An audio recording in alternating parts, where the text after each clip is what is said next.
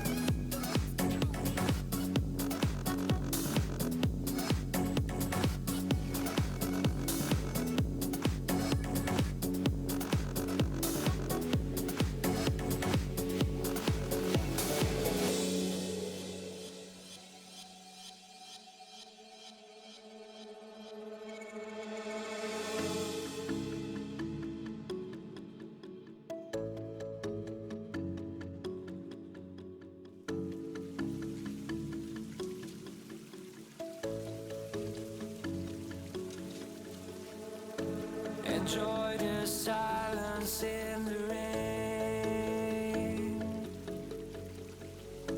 When all my troubles wash away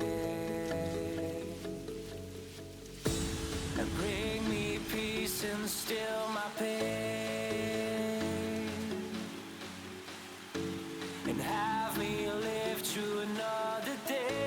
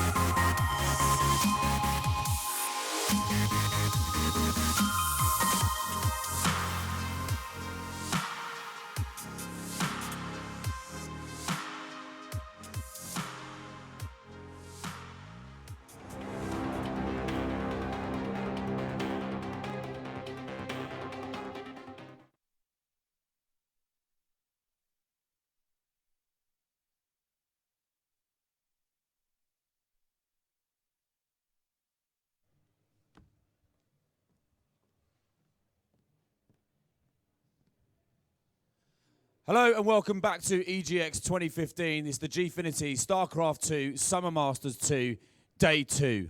All the twos. But it's going to be number one, I absolutely promise you. We had 8 unbelievable players yesterday. 4 of those are gone and we're into semi-finals and grand final today. You do not want to go anywhere. You do not want to miss it. Order a pizza, put the kettle on, because this is going to be unmissable. Let's not waste any more time listening to me just dribble on. We're going to hand you over to the analyst desk and the main man, Lycan. Take it away.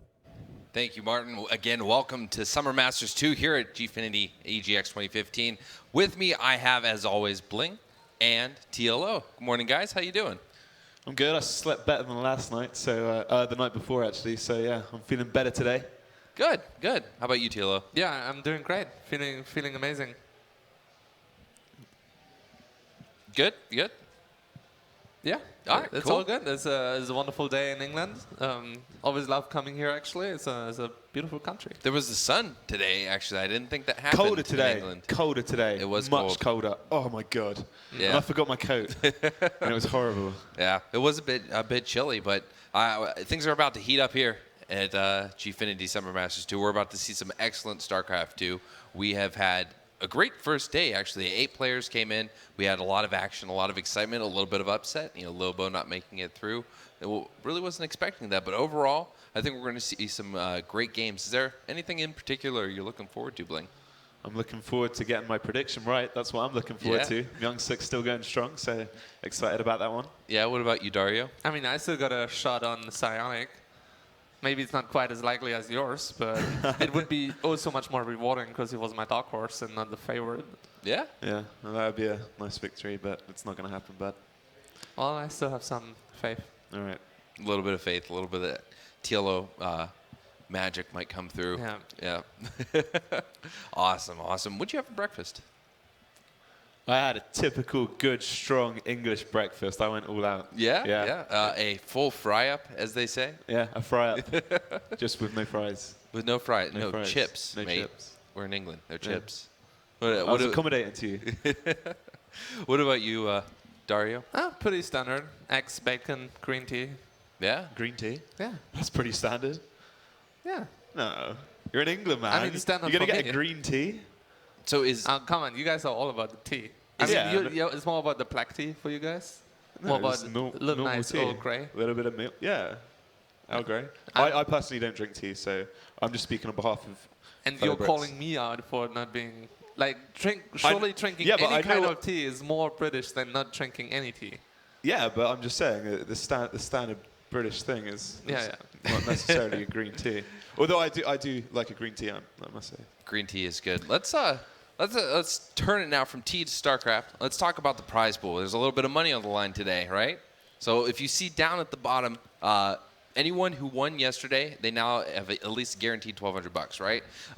If you go on past that, second place today is going to have $2,500, and then the first place is going to take a pretty penny of $5,000 total. That's pretty exciting. $10,000 total on the line, and we are moving fast forward through the day.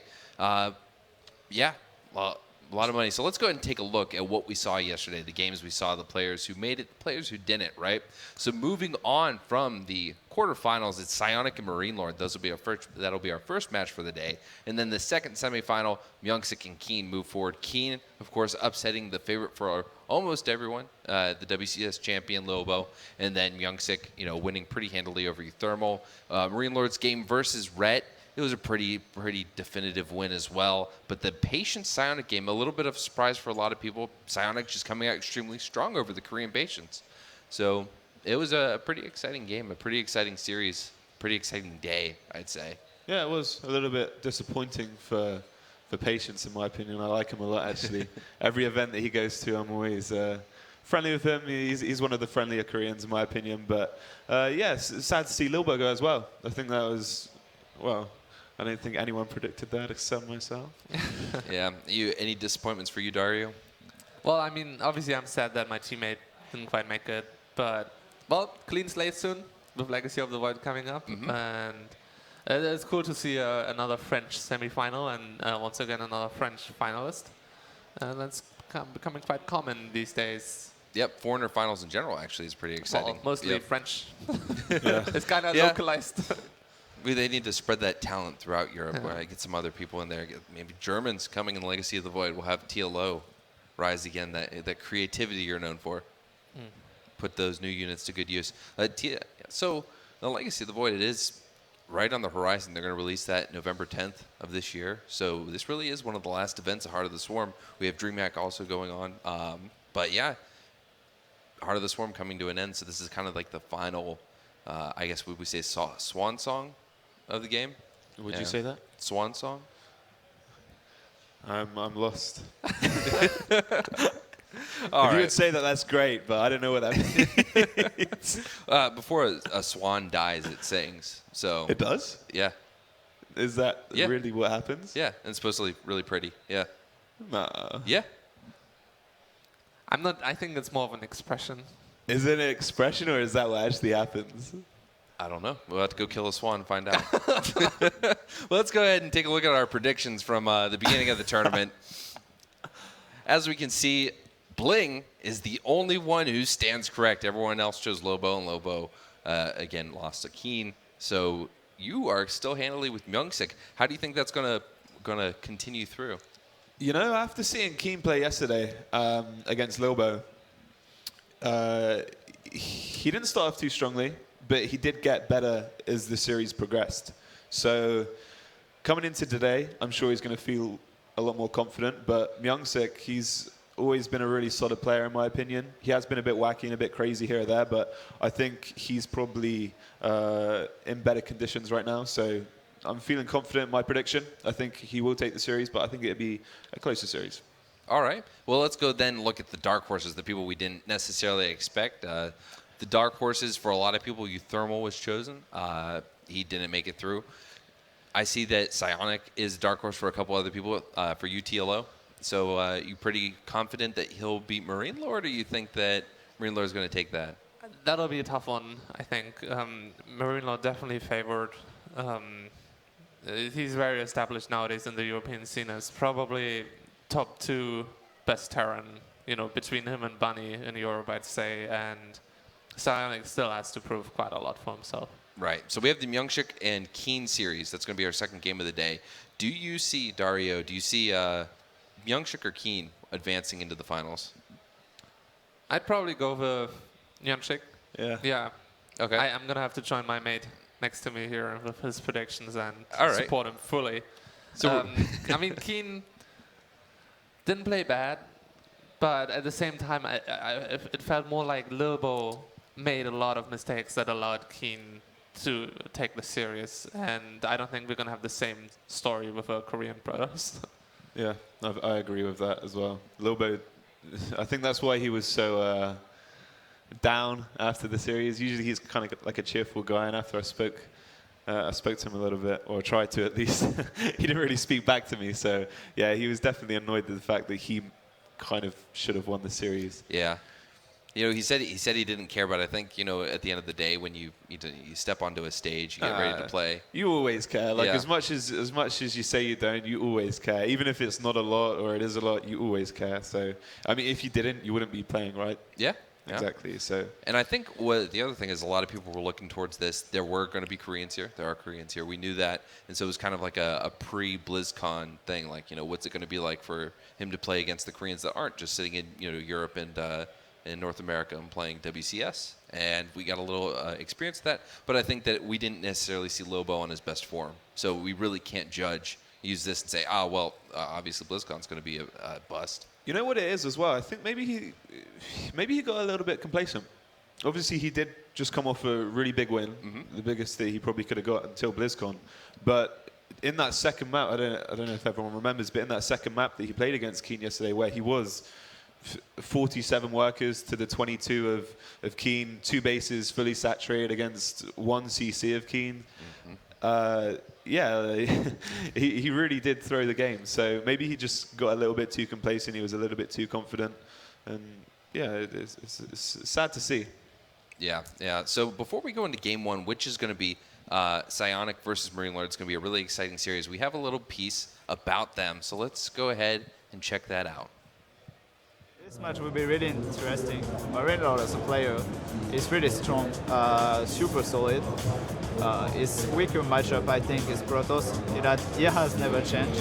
We'll see how it goes, but I think it will be favorite, but not that much.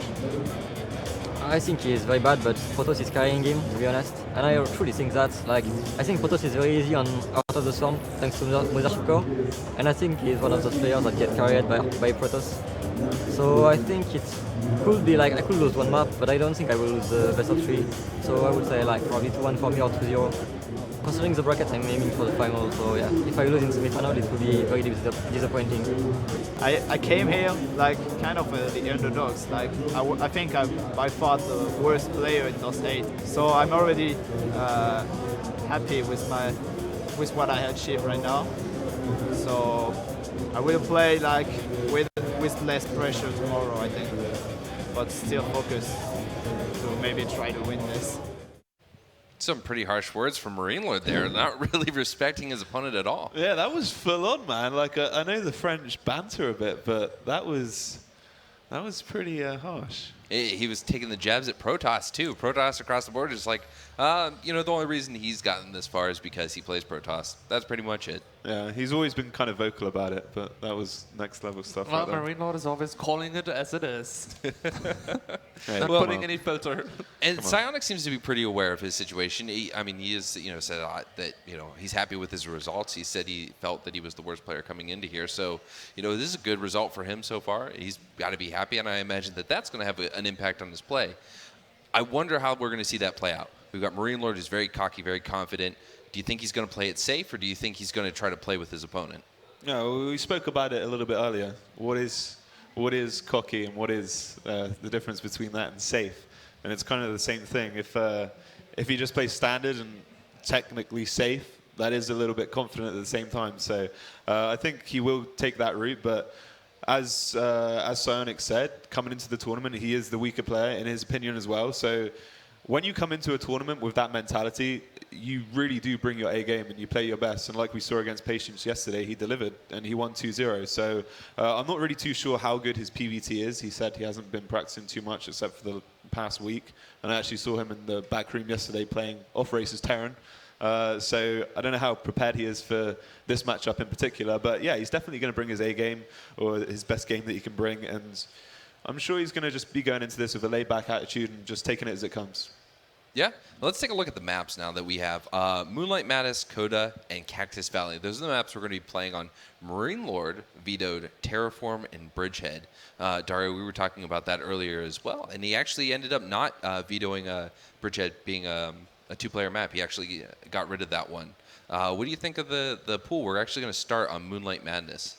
Who had the first pick here? I believe it was Marinelord. Okay, that's interesting. No, I'm sorry. First, Marinelord. Yeah, okay. First pick, Moonlight Madness. That's quite interesting because, again, as a map, we are not seeing so much, right? Even in TVP. Yeah, it's a bit of a funky one purely because of the back rocks. So. Yeah.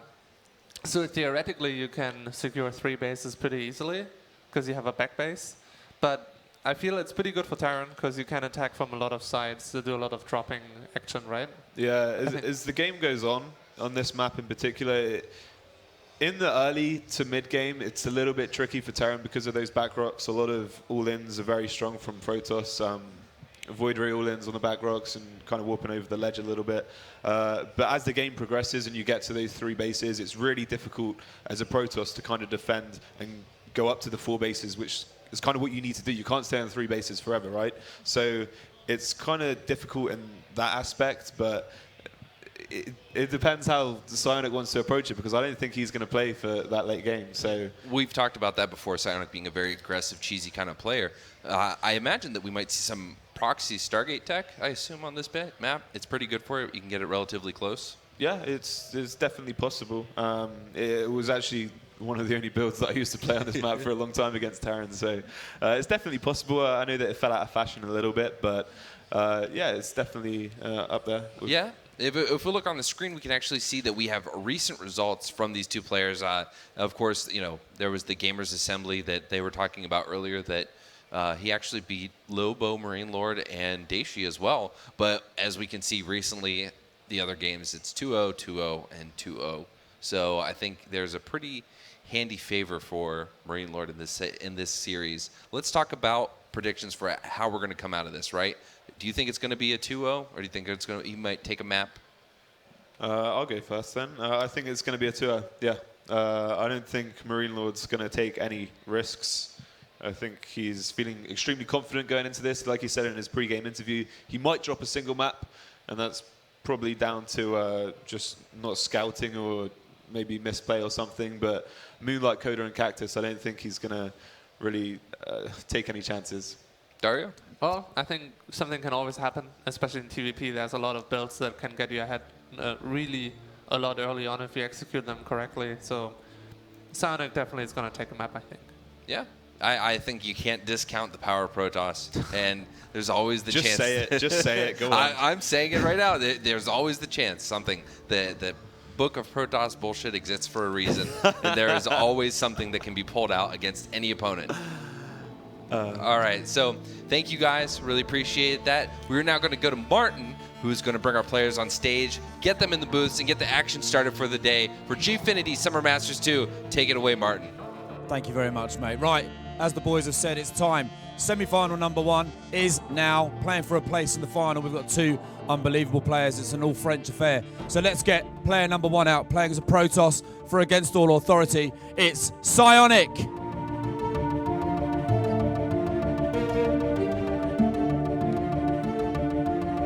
His opponent, obviously also from France, playing for Millennium, playing as a Terran. It's Marinelord.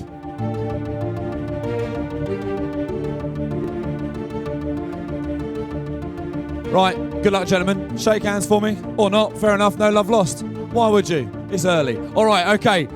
With that tension in the room now, let's hand over to your casters, Jorasar and Daishi. Ooh. Thank you very much, Martin. We're here now in the first semi-final of Gfinity. It's taken a little while. We're into day 2 now, but we're getting down to the sharp end of the spectrum. And Daishi, I'm sorry, we haven't got an all-French final, but we have the next best thing.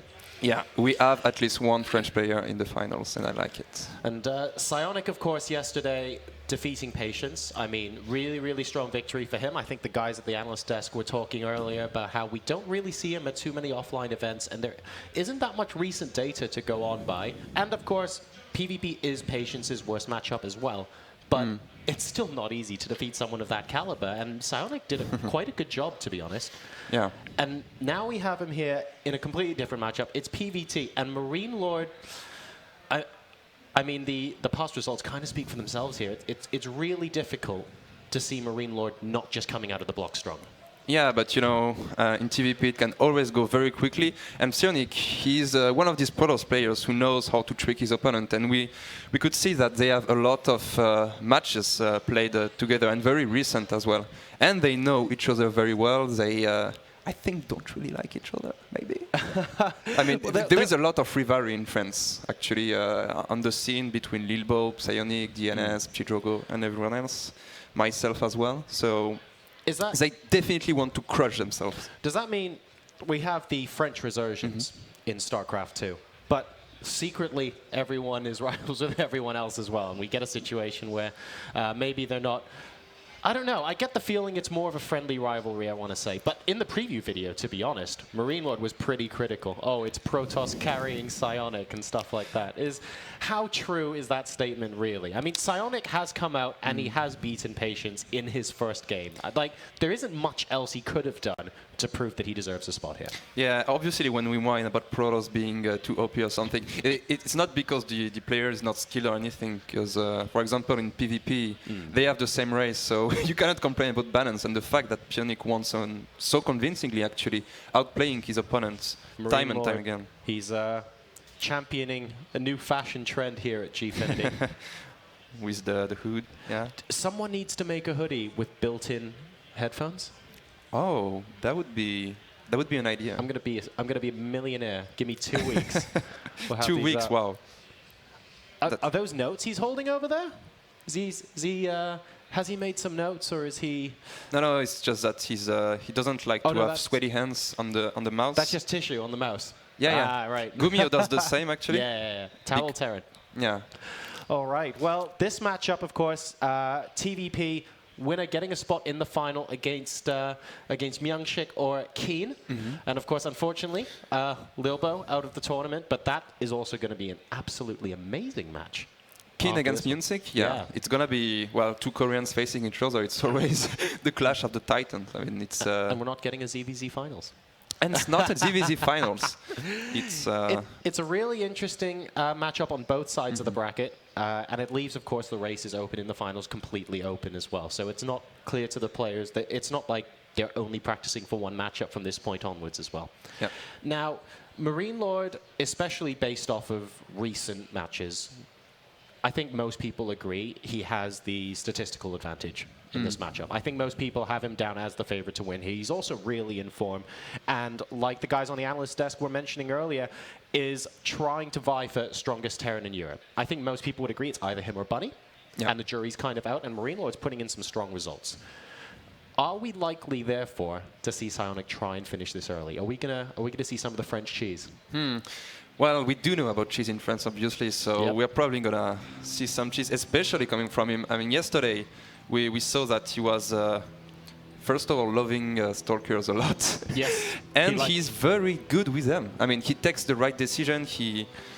It's just perfect the way he plays them. And we could have some funky play on map number 1 as well, because Moonlight Madness is going to be the first map moving into, of course, the more established Coda and then Cactus Valley. Yeah.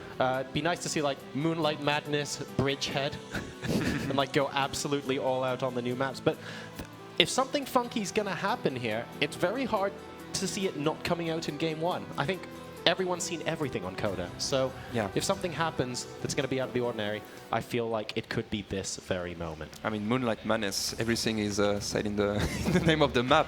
It's going to be madness from the Protoss, I think. Most likely a Stargate, I'm predicting it.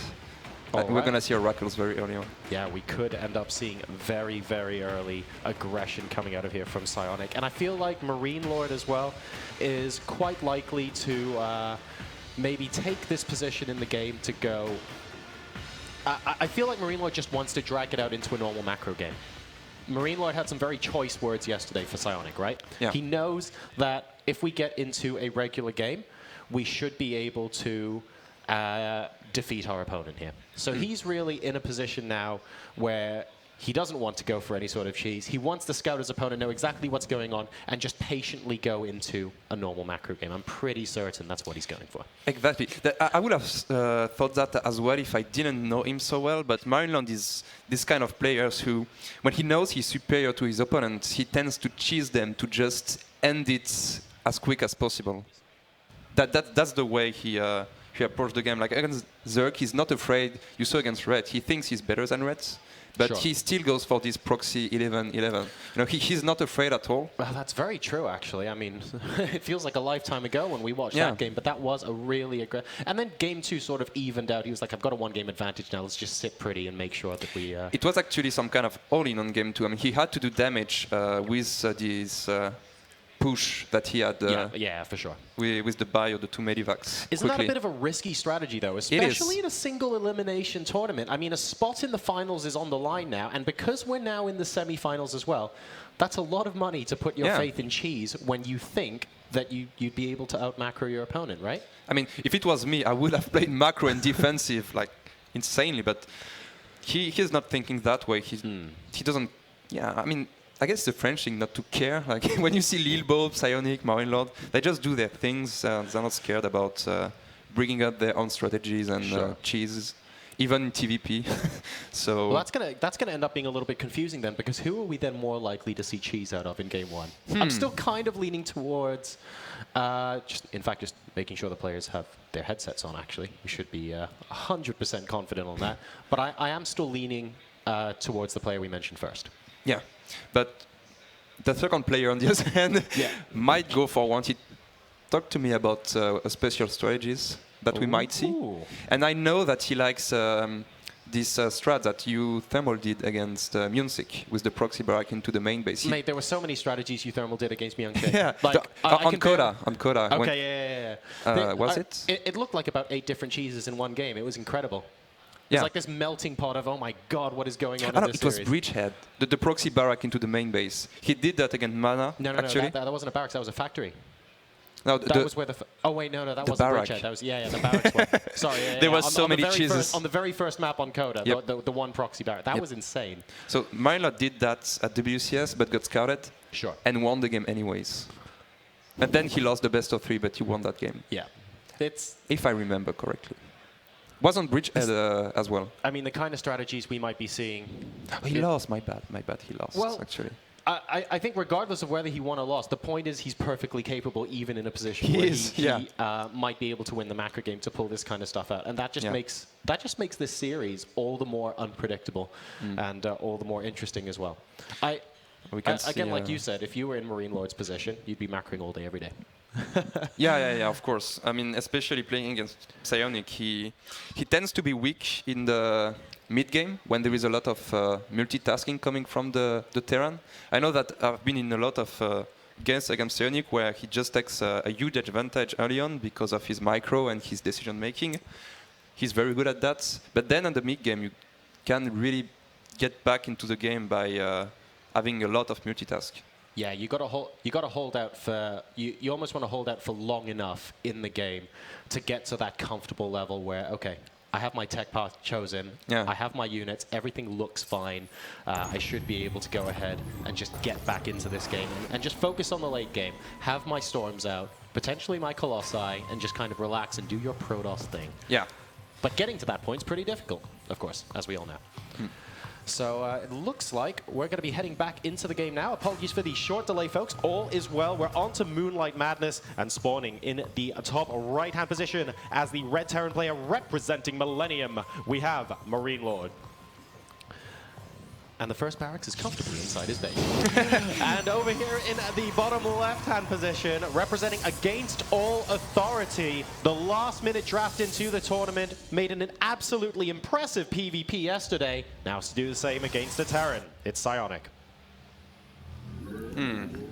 So it's interesting to see that they are still not fighting each other. At least they don't want to proxy anything. So they have some respect, apparently, on this first match.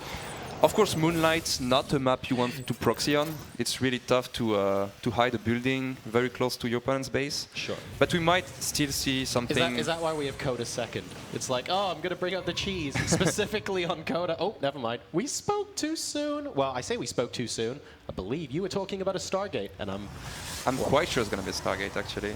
surely not a Dark Stride. Boom! I know him There too we well. go. I know him too well. All right, so are we going to name this a little bit of Gruyere? Gruyere. Yeah. Camembert, maybe.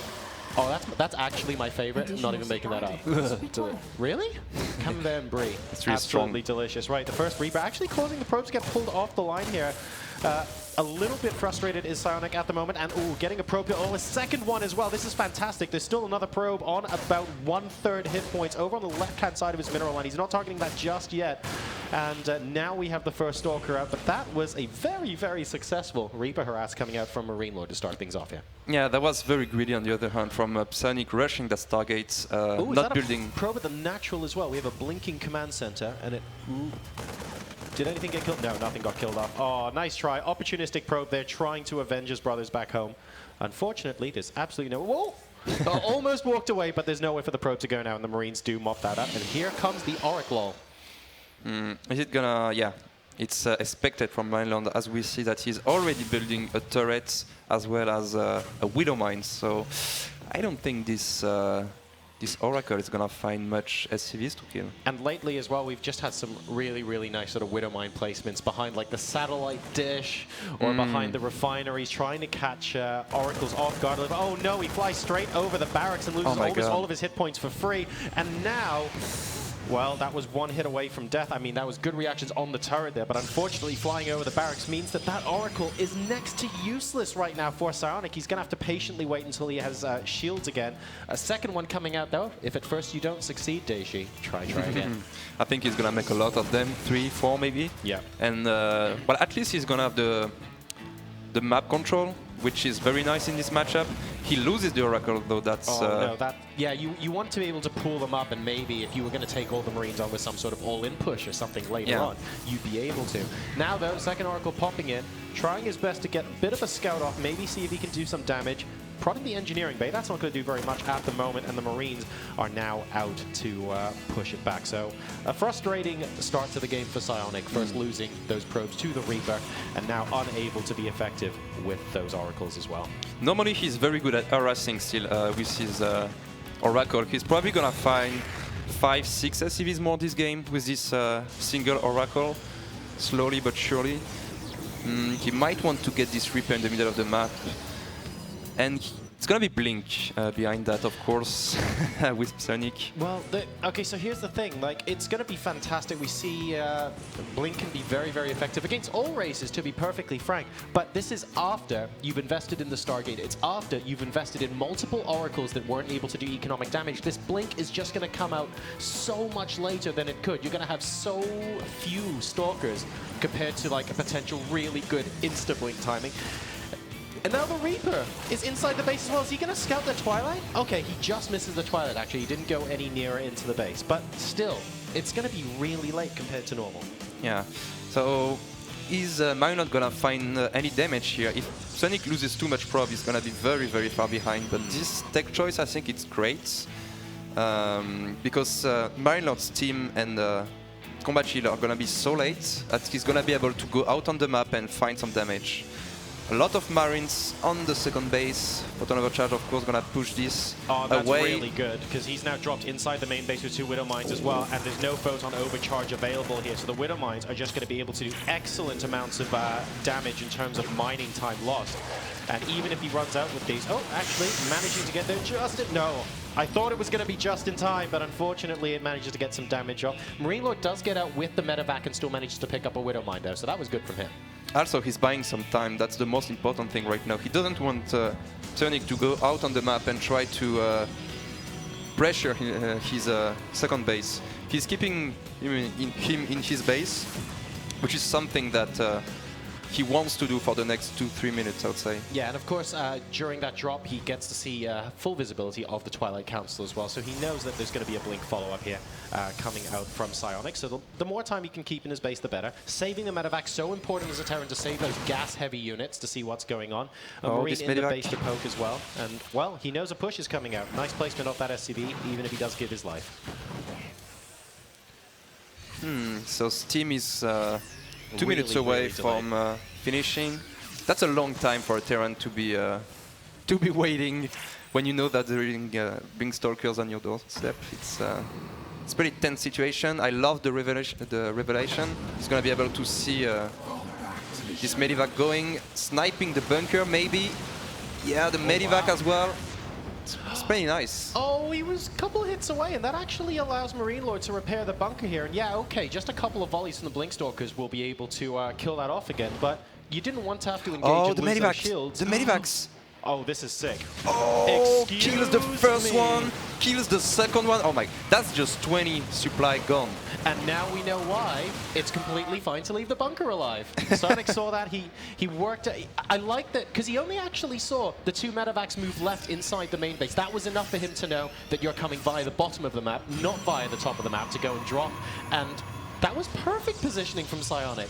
Yeah, Really again, the nice decision play there. making, he took the right decision, but sadly, it's not enough yet to be back into this game, because we have to keep in mind that he had a terrible early game, losing this Oracle, losing some props to the Reaper. Gonna probably send a Revelation, there we go. Yep, and that's going to be nice just to keep a track on where the army is. You don't want to accidentally have your Blink Stalkers forced into a corner. I know they have Blink, of course, but you don't want to be able to... well, I mean, if you stim forward, even if you're blinking away, of course, the Terran army, especially with Concussive Shell, can potentially catch up, so he does need to be careful. I like the stim forward with the Marauders to try and slow them down, though, and he will just about get away. Instantly loading up 2 medevacs, knows that Psionic can see them as well with the Revelation, doesn't even mind, and Psionic is going to be dissuaded from trying to take a third here. The macro from Marinelord is very, very nice. I mean, he's still at 20 supply, losing 2 medivac full of units at 10 minutes. It's, the it's work very account, solid. 52 to 54, but of course you have those double mules on the way. Marinelord's being just very active with his medevacs, and one thing I do like from Psionic as well, he is spreading his map vision quite a bit. If you look at the north of the map as well, he is getting ready to spot any medevacs that might be coming in from the top as well. So I like that he is spreading his units like that, and he's really preparing for this as well. The multi-front attack, though, from Marinelord, I think is going to do a lot of damage. He has a lot of army supply, actually. The Tastelope and our Toastalope over there next to the back rocks were doing a little dance there. It was kind of funky. And now Marinelord has taken those rocks down. He's going to be able to potentially come through the back door. 93 army supply. Base. Wow. That's a lot of Terran bio units. Is he going to be able to push it back? Nope. No, versus if you don't have any units in front to sort of bolster the damage for these stalkers, you can do it with pure Blink Stalker, but not when your army supply is like 2/3 of the Terran player, because at the end of the day, you still have Stim and you still have the medevacs able to heal the units. So Psionic right now needs to buy some time and make sure he gets a couple of Colossi out before there are Vikings for Marinelord, and then maybe he can hold this position. But Marinelord doesn't look like he wants to give him the time. Force fields come down here, and there is a Colossus going to work on the Marines in the top, which is great, but Marinelord is definitely winning the battle in front. The Widowmine's burrowing.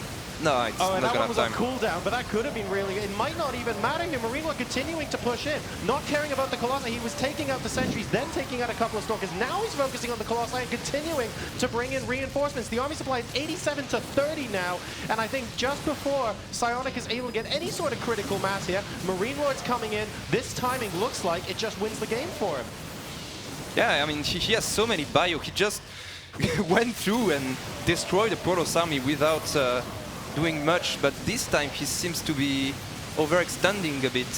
His units were low, 2 Colossus, of course, dealing a lot of AoE damage, but it might still be enough for the Terran player to close this game out. So the thing is, Marinelord knows that he's... I think Marinelord knows that he's overextending here, because he's thinking, as long as I can continuously trade against this, I really don't mind, because I'm going to be able to continuously stream units in. I have my third base, and I just denied the third base from Psionic as well. You can't live on one Colossus alone if he keeps taking out the Gateway army, and that's it. GG. Marinelord takes game number 1.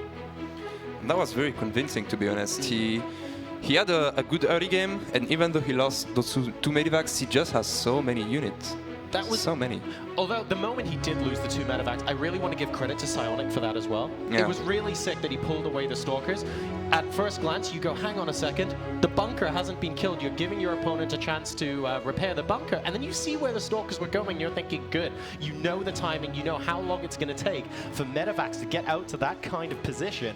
And then as soon as he knew that, everything else was just really easy because you have the blink as well and can follow the medevacs if they boost. So that was really nice play from Psionic, but ultimately not enough to swing the game in his favor.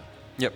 I'm really looking forward to see what he's gonna go for on the second game, because to me he doesn't have to be scared of Marinelord. His micro was pretty good with the Stalkers and decision making as well. He should go for a macro game, because we could see that he was just so far behind. He didn't have the army supply to deal with Marinelords. Yeah, a lot of that came down to, I think, very simply not getting any damage done with the Stargate and the Oracles. Yeah. If that was a much earlier blink, I'm not saying he would have won the game, but he would have had a much more prepared army against Marinelord. Or if the Oracles had done a lot of economic damage as well, we could have been going down a very, very different path. It's just that Marinelord needs credit for being able to shut that down so well. He didn't scout the proxy. We saw that during the game. The turrets were up at the perfect timing, and the bunker at the top of the ramp, maybe a little bit cautious versus an all-in or something like that, and the Oracle flying right over it. I think that's really what hurt, a lot more than the missiles hurt. Yeah, the thing is, for Marinelord, he saw the lack of Nexus, and you cannot really scout the whole map to see which kind of proxy it is. So you have to be able to be kind of ready against everything. So of course the turret in case of DTs or oracles or weird stuff like that. The bunker in case it's some kind of weird 4-gate or proxy robo with immortals or something. You never know, right? You never know it's as a the Terran. Protoss spellbook. Yeah, the spellbook, he just chooses the strat, and the Terran has to wait a bit in the early game to. Well, map number 2 is going to be that. Coda. What is the likelihood of us seeing an in-base barracks? I don't think we're gonna see an in-base barrack. I think we want it, but we're not going to see it. We're not gonna see it. So Marinelord enjoying a nice little advantage right then, and actually playing out the respect card almost compared to previously. We saw that he went into that macro game on Moonlight Madness. No crazy stuff coming out of him. Psionic, as we predicted, did do something a little bit funky, and as you mentioned, he managed to proxy the Stargate as well. Not enough to win him the game. Marinelord looks pretty chill in his booth right now. We'll be hopping into game number 2 in just a sec. He doesn't look too worried. He looks very, very relaxed, and that's obviously important. It's very easy to go one game up, get really nervous, and we've seen many, many a 2-1 where the losing player in the series won the first map. So he knows not to get complacent here. This game, I feel like Psionic is gonna go for either 1 base 4-gate blink or 2 base 7-gate blink. Either one of them. Either he takes a Nexus or not, but he's gonna go blink. Where's the Twilight Council going to be? When is it gonna be? He's not going to, like... No, you don't proxy Twilight Blink. No, you don't proxy it. None of that stuff. You can hide it, I guess, a bit You can on the try. map. I have to say, the Reaper scouting was fantastic, though, from game number 1. And Yeah. like trying to hide it might not make much difference if the scouting from this player in the 10 o'clock position is anything to go by. He represents Team Millennium, ladies and gentlemen. Currently 1-0 up in this semifinal. It's Marinelord.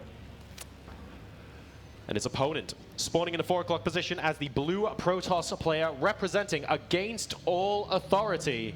Ladies and gents, it's Psionic. Only one player goes through, but we will have a French finalist. We will have one. Absolutely guaranteed. Well, there is a lot of French finalists recently. Lilbo, Marinelord, probably. Yeah, and I tell you what, it's not just like, because you know back in the day when Stefano was absolutely tearing it up, at no point, well, to a lesser extent, we never went, oh, okay, all these players in France are now all rising to prominence together. Yeah. Whereas now it feels like, yes, okay, Lilbo's gone and won WCS, but it feels like everyone in France just decided to up their game at the same time. It's a little bit weird, actually. It's not...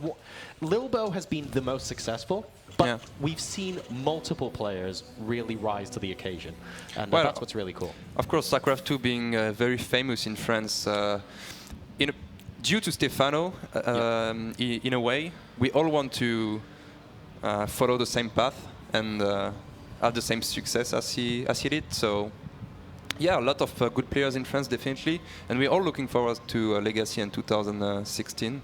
Yeah, that's going to shake things up as well. Yeah, of course. We don't want Korea to be the main StarCraft 2 country anymore. We want it to be France. I'll tell you what, that's going to be difficult. That's going to be difficult. But possible. You know, if we suddenly, get the equivalent of Kesper over in France, we can make this happen. Well, we don't want to have any rivalries in Europe, at least. Best country in StarCraft 2.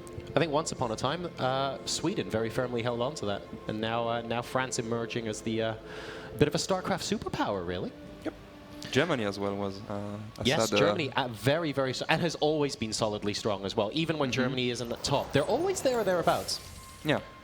I just think like how long Hasuobs was constantly taking out the odd top-level gamer and making sure tournament results were always mixed up. For example, TLO's had his fair share of excellent results, and there's like so many we could name. They have a lot of true veterans of esports. Yes. I could name Soccer, Hazu mostly.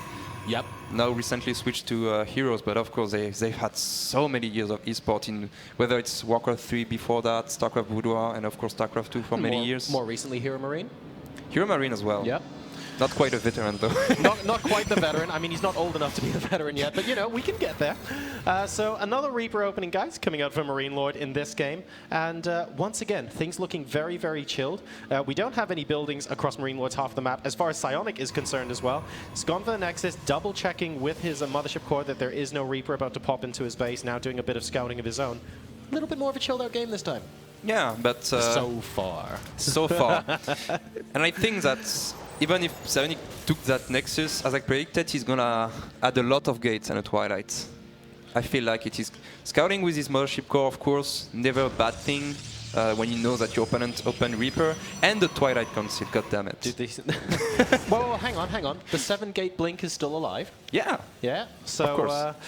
This could end up happening here. Oh, very nice position. I love how this was basically on patrol, knowing that Psionic was likely to try and come in and do a bit of scan. He wants to pick up one Marine. One shot, nice. One time.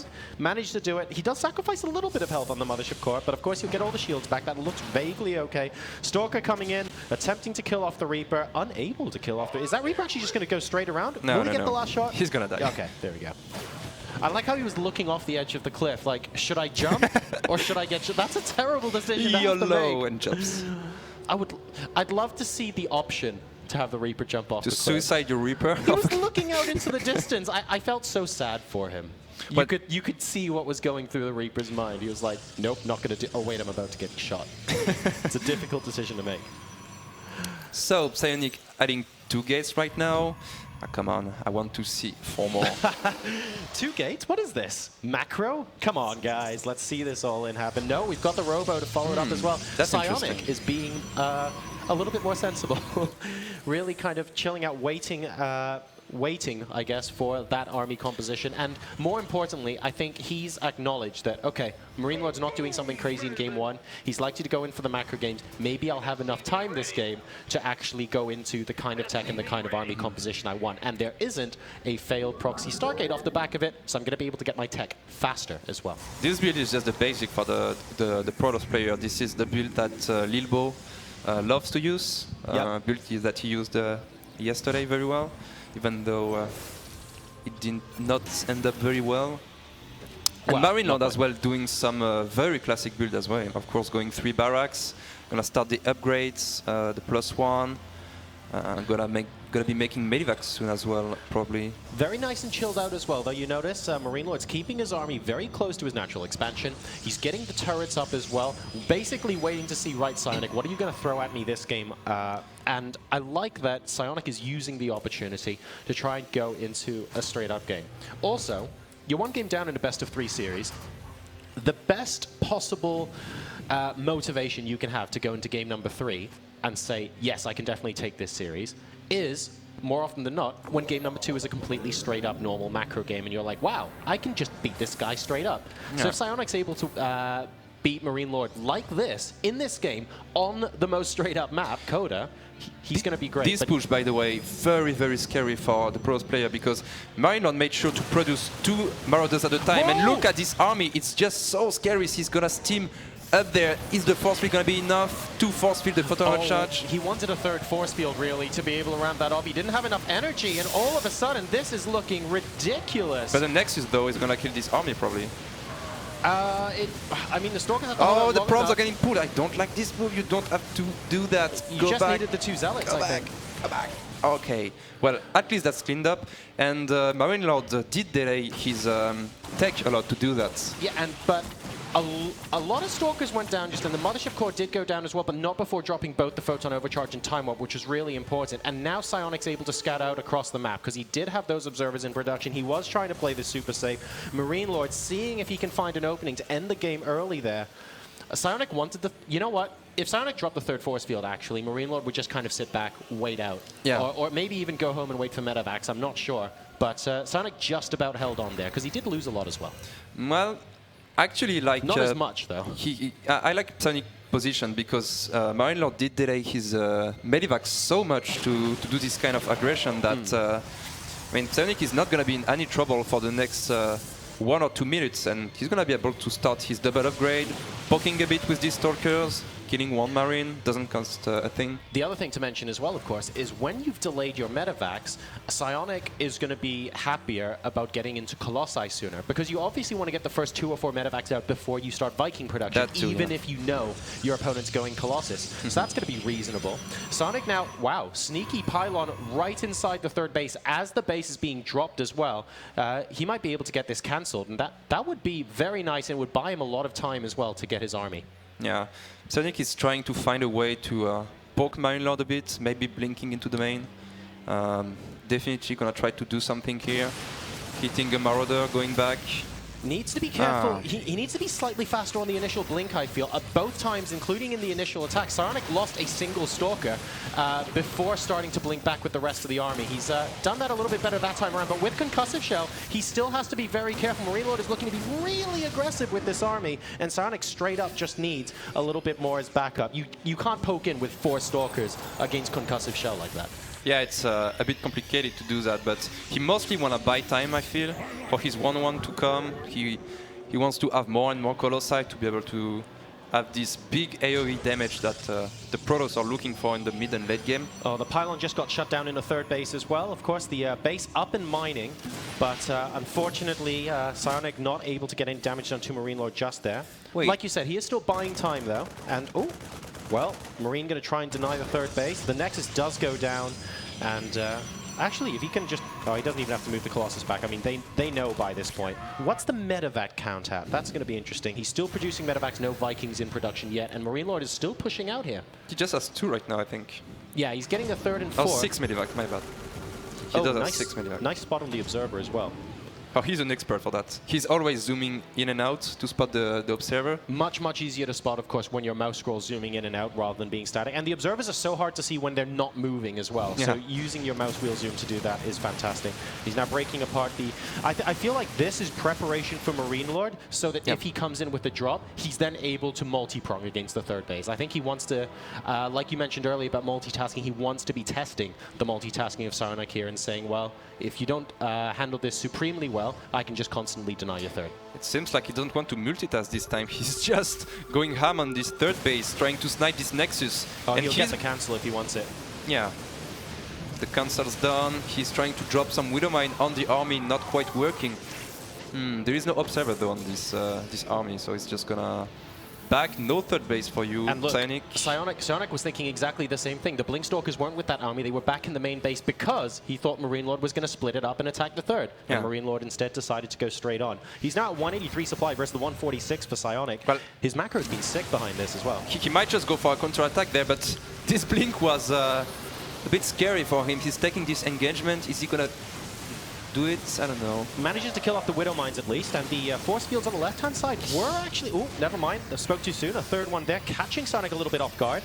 The army supplies still in favor of Marine, and now he has an awful lot of medevacs with this. 3 more gateways coming down for Psionic now. He wants an explosion of units to really try and fend this off properly. A single probe is going to scout out what's going on there. And I believe Marinelord now is just pumping units. He's only, I think, okay, that's only his second Viking. So if we get, you know, a decent number of Colossi, it will at least buy Psionic a few minutes here. Because you don't really want to go in with just 1 or 2 Vikings against this kind of Protoss army. Yeah, and very important, Psionic did not lose any Colossi in this previous engagement, and that's the unit he doesn't want to lose at all. If he keeps them alive, if he managed to snipe the Vikings with his Stalkers, he's going to be in a lot of... All right, Stim forward, and well, only 1 Colossus on half health right now. They're doing quite a lot of damage, but the Widow Mines burrowing in behind are actually distracting a lot of the fire. The Colossi doing a fantastic job with the Micro is Psionic, but he doesn't have enough gateway units to completely shield them, and 2 out of 3 of them as a result go down now. Still a decent amount of Stim and a lot of healing in those medevacs behind it, and we're effectively down to Stalkers only in front of the Colossi. Mana Mule coming down as well. Marinelord with the numbers advantage here. That's it. GG. Well played, and by a scoreline of 2-0, Marinelord goes into the finals. That was impressive. I mean, he just micro... I don't know, it just looks so simple for Marinelord there. That was impressive.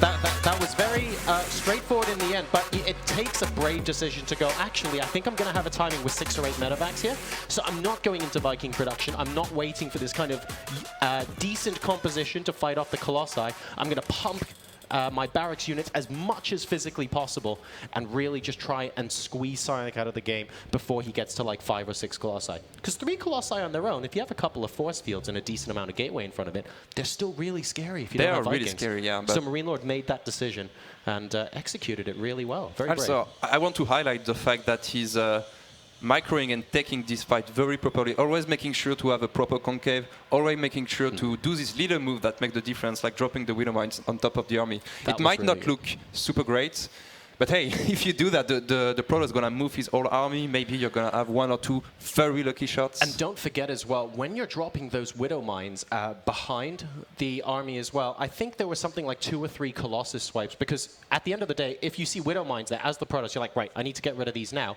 Those Colossus attacks against a massive line of concave bile can do so much damage, and if you're distracting those big heavy-hitting units by trying to take out the Widow Mines at the same time, that buys you so much time to do so much DPS from your Marines and Marauders. Maru actually loves to do that, but with Marauders, which is also very smart, as they are tanking a lot of damage. So really, really well executed attack there coming out of Marinelord. And I feel like Psionic was maybe 1 or 2 force fields or maybe 1 or 2 more Colossi away from being able to take a more confident initial engagement. And Marinelord, the entire series long, has always been about, oh, I see what you're trying to do there. I'm not going to give you enough time to do it. Yeah. All right, guys. Well, to talk a little bit more about the match now on stage, we have James Banks, and we're going to be interviewing the winner here and seeing what he thinks both of that match and what's going on in the final. Take it away, mate. Thank you very much, Durasol. I am joined by Marinelord. Now, so far, he's come through this 2-0 both games. You made it look pretty easy, but did you feel under pressure a little bit there? Was it harder than it looked? On the first game, when I lost the first 2 medevac, like, he caught them with his Stalker, so I was like, maybe we'll be ahead now. But I think, like, he didn't macro well, since, like, on the first big fight, I had more, so, yeah, I don't think I played well, and I played quite okay, so, yeah, it was quite easy, I think. Now, you just seemed 1 step ahead of him all the time. Now you're going to be obviously going through to the finals. You'll face one of the 2 Koreans. Who do you think is going to make it, and who would you rather face out of the 2 Koreans that are left? I think Myung-Sik is going to take it, like quite close. I think Myung-Sik is overall a better player, but against Terran, I think Kin is way more dangerous, so I would like to face Myung-Sik instead of Kin. And how are you feeling? What do you think your chances are now? You've gone 2-0 in both games. So are you feeling very comfortable, confident? Do you think this is the time you're going to get the win? Like, if you asked me before the tournament, I would say that I had like 30% chance. But right now, like, I saw their game yesterday against Utarmol and Lilo, and I think they both played pretty bad. So if they play like that today, it will be like way possible, I think, for me. Well, we'll find out very soon. And once again, we're going to throw it back to Lycan on the analyst desk to see what they thought of them great games. Excellent games indeed. Thank you, Banks. Guys, that was a pretty quick series. I mean, you know, you called it. You said 2-0. Let's talk about game number 1, right? So first off, Psionic rushes the Oracle, right? That seemed to be something that Marinelord was prepared for, and it didn't pay off, and he put himself behind. Yeah, I mean, we spoke about it a little bit before on that map in particular. Stargate play and proxy Stargate play in particular is very common, and that's kind of why it fell out of fashion, because pretty much every Protoss was doing it on that map for such a long period of time. So Terran's got really good at defending it, and as we saw from Marinelord, he didn't take any damage whatsoever. A little bit of a misplay from Psionic actually flying over the bunker, then taking a hit off the missile turret, so taking a bit of unnecessary damage, then later losing that Oracle. He did have another one, which he produced later on, but committing to 2 Oracles and not really doing any damage whatsoever, it puts you in a pretty bad position as Protoss. And on that map as well, when you go into the later stages of that game, past the mid-game, it just gets really tough, just kind of to defend all angles. And as we saw from Sonic, he couldn't get a third base. Marinelord was just super far ahead and then just kind of steamrolled him from there, really. Yeah. Yeah, it was even more than that. The first Reaper killed 2 probes. Then there was another scouting probe that got killed by the Marine. So that's already 3 probes lost in the early game. And the Reaper probably kind of saw the whole base as well. I think that also tipped him off for the proxy Stargate, because you can count the pylons, and if there's a pylon missing, well, it could be DT, but turret counters both. Yeah, so like when you don't have a mothership core and you don't have a stalker. Then, yeah, obviously it's going to be a Stargate. And losing the first Oracle, it just snowballs so hard from there, because if you don't do any early damage with that, you delay your Nexus so much, you delay everything else. It's tough to come back, even though later, because of the revelation, he managed to pick up 2 Medivacs. But it just shows you how effective early damage is.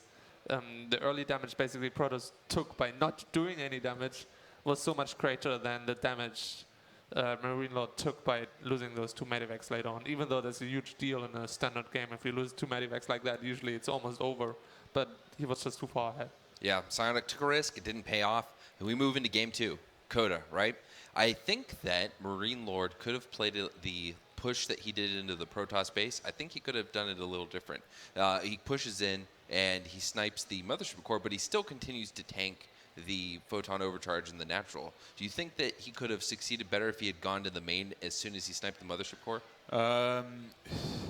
It's a tricky one, because in that situation, you need to do damage as the Terran. If you throw away all that army and obviously you delay your medevacs, which is the most important thing, if you delay your medevacs and throw away all that army without really doing enough damage, you're going to be in a tricky situation. You're going to be vulnerable to counterattacks, and Protoss can kind of do whatever they want. So after he did pick off those initial sentries and he picked off the mothership core, you're right, he could have gone into the main, but the safer option for him was to stay there and pick off as many units as possible, which he did.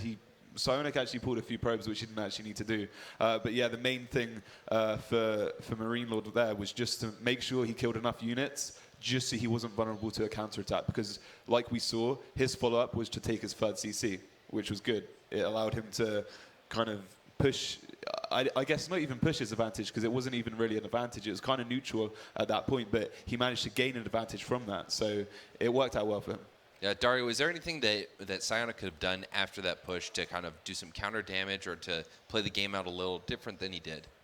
Well, it's hard as Protoss if you lose your initial mothership core, you lose a sentry and your first units, because you just don't have any potential on the map anymore. What I feel he could have done is maybe do something cheeky, like get like a delayed Oracle to come back into it that can actually hit hard, pretty hard against Terran sometimes. Because an Oracle early on you prepare for, but if it hits at a random timing, a lot of times you don't have a turret and you can lose like 10 SCVs and keep Terran back a little bit. Or he could have taken like a super greedy 3rd base and just hope like that Marinelord doesn't attack again. Because the medivacs are late, so usually Terran, after he does that initial attack, doesn't do anything for quite some time. So I feel like Psionic could have played a little bit with that. Yeah, that's why it was a little bit strange to me as well, Psionic's follow-up, because he got a robo, right? Like he was trying to play safe. Yeah, he got a robo, he got a double forge, and that's like as passive as you can possibly be. And when you do that, you delay your 3rd yourself. So the fact that Marinelord was going for a fast 3rd himself behind that initial push, even though Psionic had good upgrades, as you saw in the later stages of the game, his army was just far too small. It couldn't compete with Marinelord, even when he had like, 1 or 2 Vikings against 4 Colossus. It still couldn't compete. So it was a bit of a strange follow-up from him. Maybe he didn't, I guess he didn't really react accordingly, I guess. So it's a bit of a shame because he could have done better there, but it's just one of those things. I think maybe lack of practice, like you said before, he hasn't really been practicing too much. So yeah, a bit of a shame. Yeah, it was. Well, thank you guys. We are going to go to a short break. When we come back, we're going to have Myungshik versus Keen for the last semifinal before we get into our best of 5 finals. Stay tuned. We'll see you soon.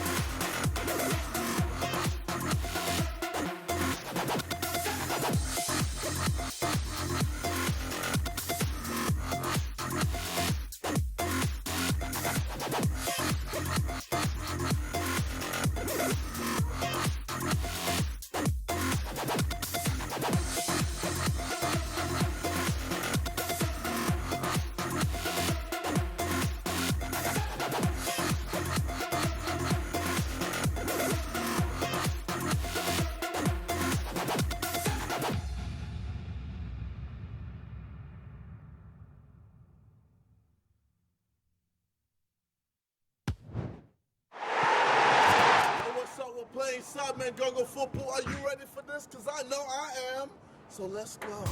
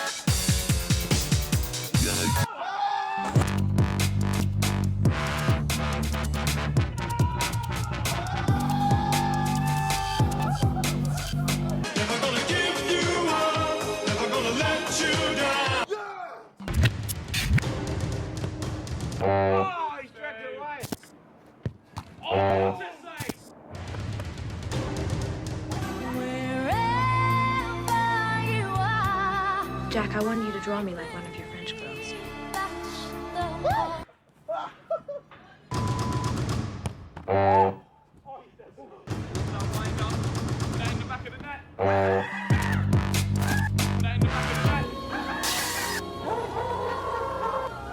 Flying!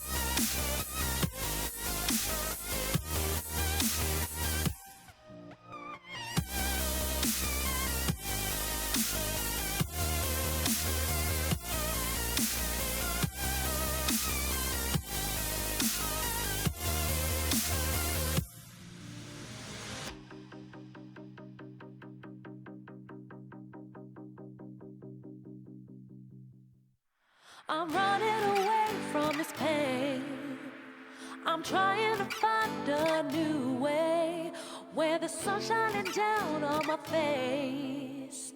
I'm running away. You're in a toxic relationship. Time to be free.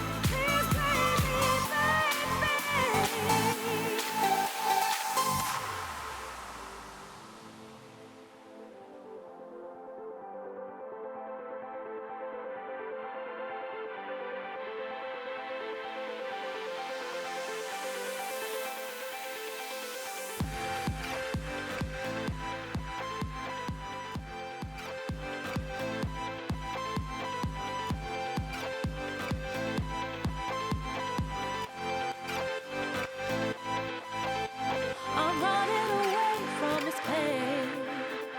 I'm trying to find a new way where the sun's shining down on my face. I'm running away. You're in a toxic relationship. Time to be free.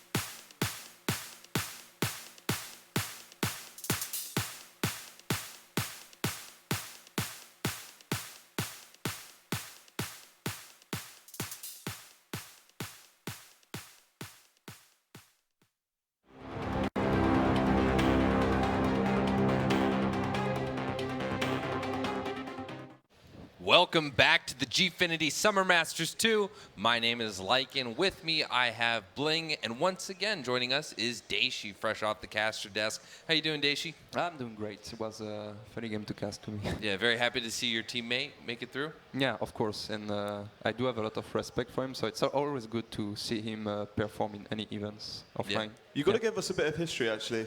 Why was there so much? Animosity? Tension? Yeah, like why between Psionic and Marinelord? Yeah. Well, they didn't even shake hands, man. Like we all like to troll each other in France. There is this. I told you about this competition between all the French players. I think between Marinelord and Psionic, it's a bit more than that. Yeah, that's what it comes across as for sure. It looks like a bit more. It did, but then at the end, Psionic was like, good luck, smiley face, and all that stuff. So it seemed like at the end it was just a little bit of. I think he's doing that. Like people do that, like because you know that they don't like each other. Like you know he doesn't like you, so you're like super nice to him just to annoy him a little bit more. Yeah. The Muslim style. Yeah. So.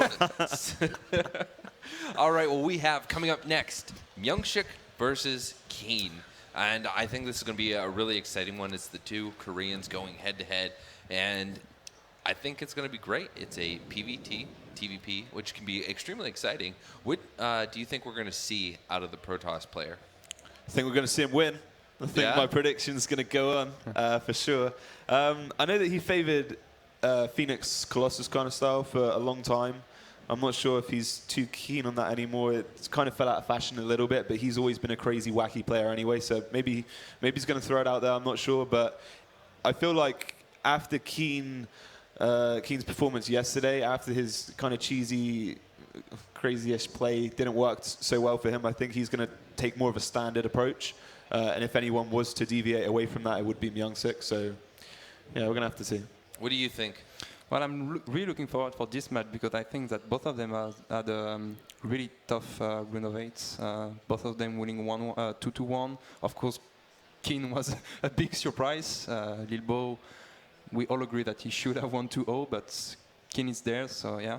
And Myungsik is a bit the same. He had to face so many cheeses from Euthermal that it was really tough for him as well, I think. And yeah, I think, as Blink said, they are not gonna go ham on each other, and apparently they are very, very good friends, and that's very interesting as well because they probably then practice a lot with each other in Korea, so they probably know each other a lot, and yeah, I'm wondering what they have in store. What kind of style do you think we're going to see from Myungshik? Defensive style, macro style, like Blink said. I think they know each other too well to cheese during the first game at least. Okay. And as far as things from Keen, do you think we're going to see similar play against what like what he did to Lobo? Widow Mine drops, things like that. Probably. I don't know much about Keen's style, but he seems to be a very kind of defensive player. He doesn't overextend. He likes to do some poking around and never really commits, which I think isn't really good in TVP. You have to go for these crazy doom drops, I think, sometimes. And when he does it, I think he plays a lot on the mental part of the game. I think it was very interesting the last game against Lilbo when he said that he wanted to destroy him mentally. And then we saw Lilbo, who recently won WCS. He had 4K in bank, so I think he was broke mentally. So it probably worked. And as a player, Bling, I think, will agree, sometimes you just want to, I don't know, destroy your keyboard and leave the game, but you can't because you're in an offline tournament. Because this player is just destroying you mentally. Like when you're looking right, he's left. When you're looking left, he's right. And it's just insane to be playing against such a player. Yeah, I think that it's going to be a really exciting matchup, especially with the players, just what they showed us yesterday. Let's go ahead and take a look at the maps that we're going to be seeing. Terraform, Iron Fortress, and Moonlight Madness. Those are going to be played out. That's the maps they chose. What do you think about Terraform for PvT?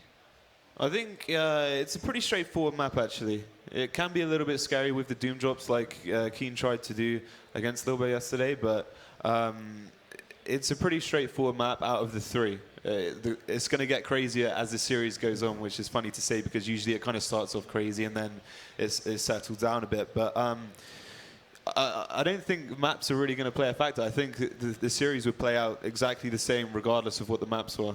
I don't really think it's going to change too much. You were talking about the drop style, Daishi, and you were talking about the Phoenix Colossi. It will be interesting to see if Keen does go for the drop style. See, Keen as well, yesterday in his series against Lilbo, he didn't actually play for the Vikingless style. He actually went for Vikings, which is a little bit more uncommon in today's meta. So that would work well against a Phoenix style if Myungsik did actually choose to do that. So I guess that's one thing that's going for him. So there might be a little bit of mind games going into it, actually, if you take that into consideration from Myungsik's side as well, because he needs to take that into account, because Keen is playing a style that isn't as commonly played anymore.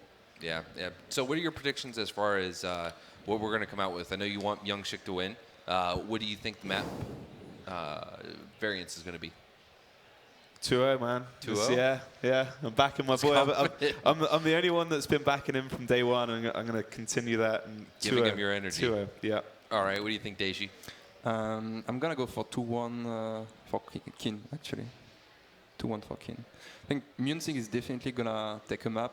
It's going to be very close, but Keen in the end, he has shown us that even when he's 40 supply behind against the Protoss, he can make it. So I think he will win. Yeah, definitely. Yeah. You don't agree? I don't agree with that, Daishi. No, I feel like it. And the maps are, I think, it's just that French pride. That French pride coming in. You want him to revenge this guy. Yeah, well, TVP, of course, first map Terraform. I think first game macro, maybe we're gonna see Phoenix Colossi directly for the first game. Maybe. So we talked to the guys. They're close friends, and so we wanted to get a little insight into how they're feeling going into this matchup.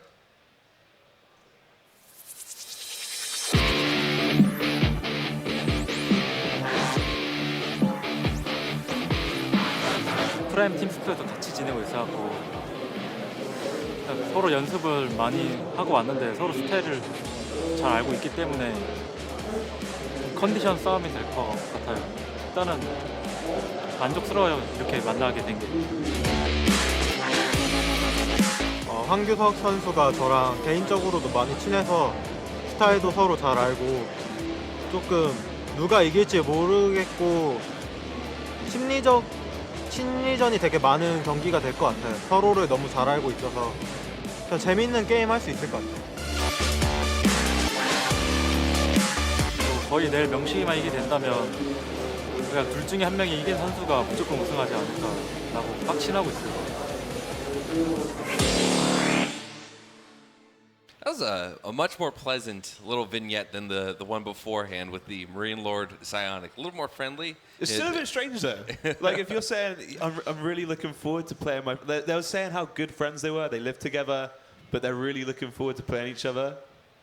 Isn't that not a bit strange? Like I want to see my friend lose. I want to beat my friend. I don't think that's the mentality. I think they're saying, hey, I know this guy. I like playing against him. It's like, may the best man win. Because either way, you know, someone's got the pizza covered for next week, you know? Got ya. Yeah.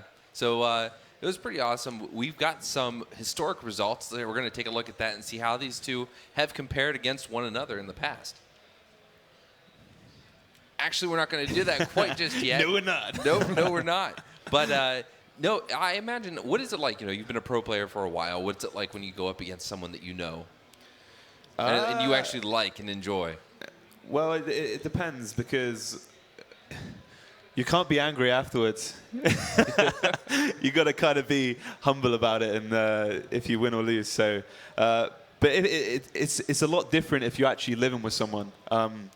I've lived with Stefano. He's the only player that I've ever lived with. So when we actually played, I don't think we've ever played in a televised match, but on online competitions and stuff, there was a lot of mind games that go into it. So the fact they're actually playing in an offline competition and they have been living together and they do know each other, and like Myungsik did say in the interview, in the pre-game interview, there will be a lot of mind games going into it. And him saying that as a Protoss player, this is a little bit scary because, as we all know, a lot of cheeses come from the Protoss side. Absolutely. Daishi, real quick on your thoughts playing against someone you know? Well, I think it favors Myungsik there because as he knows, actually, I might be wrong there. If Kin knows every cheese is possible of Myungsik, then he's gonna be very, very comfortable in this early game, and it's the time of the game when the Terrans is always very scared of the Protoss. So if he knows what kind of cheese Munsik likes to do, he might be in a good spot. But on the other hand, Munsik can play on that. Like he knows that Keen knows that can go all the way like that, and yeah, I'm just really looking forward to see that, and seeing Keen saying that it's gonna just come down to the shape of the day makes me think that apparently the practice between them is very close. Otherwise, they would just have said, well, we are very good friends, but I'm just better than him. So yeah, well, let's take a look at the previous history of these two playing against one another. Taking a look, Keen versus Myungshik. We have the most recent is 2-0 in the favor of Keen, 2-1 then previously in the favor of Myungshik, and then 2-0 favor of Myungshik again. So the most recent at the Leafing Cup, number 76, Keen 2-0. So does that make you worried, Blaine? It doesn't make me feel good, my prediction, if that's what you're asking. I think in recent forms, though, Myungsik's been a lot better. We spoke about it a little bit before at the start of yesterday, in fact, just kind of how Keen is as a player. And he's one of those players that have been around forever. He's always been a kind of staple name in the industry and as a Korean Terran, in fact. But he's never really made those deep runs. He's been very consistent, but he's never made those deep runs. And Myungsik was kind of a player that's just risen up a little bit. He started off low, winning here and there, then maybe getting around to 32 in the GSL. But now he's actually made round of 8 and a few different things, and it's going pretty good for him. So I think, obviously, that latest loss against Keen isn't too much to go by. I think Myungsik's still pretty in good shape. All right, Daishi, knowing Marinelord, who do you think he has the best chance of winning against out of this series? Myungsik, because Keen apparently have an insane TVT, like an insane one, and he's really scared to go against Keen. So I think Myungsik definitely is the best for him. Okay, I'm gonna side with the power of Terran on this one. And I'm going to go against the grain and say... There's so much hate for Protoss, man. There's no hate for Protoss. There's love for Terran. Neutral. Love for Terran. There is a lack of love for Terran. Me in the middle getting kind of ganged up upon. So real quick, give us your thoughts if you want to talk about what you think about the maps, who you think is going to win. You can find us on social media at Gfinity on Twitter. And you can also find us Gfinity TV on YouTube for previous videos and stuff like that. Let us know your thoughts. And with that, also Gfinity UK for Facebook. But we are now going to go to the stage where we're going to get things started. We're going to kick off the action. We're going to bring the players, Myungshik and Keen, onto the stage and get the action started. So take it away, Martin. Thanks very much, Jared. Right, it's time. We're going to find out who's going to meet in the next final. We're going to see an amazing game. We had an all-French semi-final. We've now got an all-South Korean semi-final. So please welcome to the stage the first player from South Korea representing TCM Gaming, playing as Protoss, Myungsik.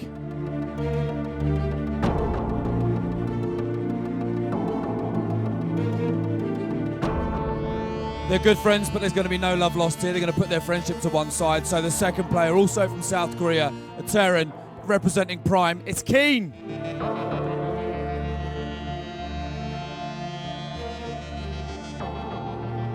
Okay, gentlemen, if you want to shake hands, get yourselves in the booths. We'll get ready for semi-final number 2. This is the decider. One of these guys is going to go on and play for some major money. Taking you through the action, our casters, TLO, and a better-looking version of me, Caldor. All right, everybody, we are ready for a second semi-final. Once again, it's a Terran versus Protoss. We have the two Koreans going up against each other, which of course also means that we are going to see another French versus Korean match in the final then. And it's going to be pretty funny since we've been calling the French like the new Koreans for quite some time now, especially of course with Lil Bao just winning WCS. Yeah, what do you think about the two Koreans that we're seeing now? Well, I think it's going to be pretty close as they're saying themselves. I must say I don't have like the most recent information on them, how they're like daily form is. So we'll see after game 1, you know, how they pair up to each other today. And yeah, it's going to be cool that we have another French-Korean final. It's becoming kind of this El Clasico of StarCraft at the moment. And yeah, it'll be sick games. Yeah, I'm really looking forward, especially after the interviews. I found that quite interesting what they said there. I mean, the analysis desk already went over it quite a bit, but we of course seen that both of them, they live together. There's a lot of mind games that go into that. How do you actually handle that when you're playing like one of your teammates that you have a lot of practice time with, where you know exactly what they're usually doing? How much thought goes really into the strategies? Do you try and not overdo it, or is it really just mind game after mind game? Well, that really depends on match-to-match basis, kind of. Sometimes you get too much into it. You're thinking that I'm thinking that he's thinking, and then it turns out he's just playing standard, and you're trying to counter like some specific build that you think your friend is gonna do, and then it just goes completely wrong. So it's kind of like you need to feel the other person out throughout the series, which is kind of hard in a best of 3. In a best of 5, that's like easier.